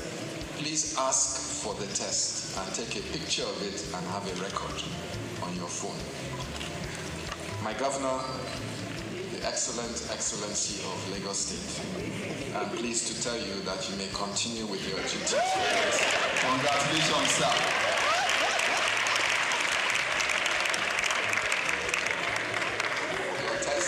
Negative, in line with the low prevalence of malaria in Lagos as well. Charted course. Thank you very much for your support, both the Honorable Minister and our Governor and members of the Lagos State Executive Council. Mr. Governor, if you would like to approach the podium to give your keynote and to launch a pathway to malaria elimination in Lagos. Practitioner himself and a strong politician, Dr. Thank you very much for finding out. Members of the State Executive Council, especially Professor Akin Abayomi, and Special Advisor on Health. Thank you very much. Other cabinet members, all the permanent secretaries in the Health Ministry, and several of you that are here. Thank you very much for taking our time. The country director for the World Bank, Dr. Diop, the country representative for the WHO, Dr. Walter, all of our partners that are here, MyShamed, Impact, SFH, the National Malaria Organization, our friends from our neighboring state, the Honorable Commissioner for Health in Ogun State, thank you. All of our health practitioners and stakeholders that are here, gentlemen of the press, ladies and gentlemen.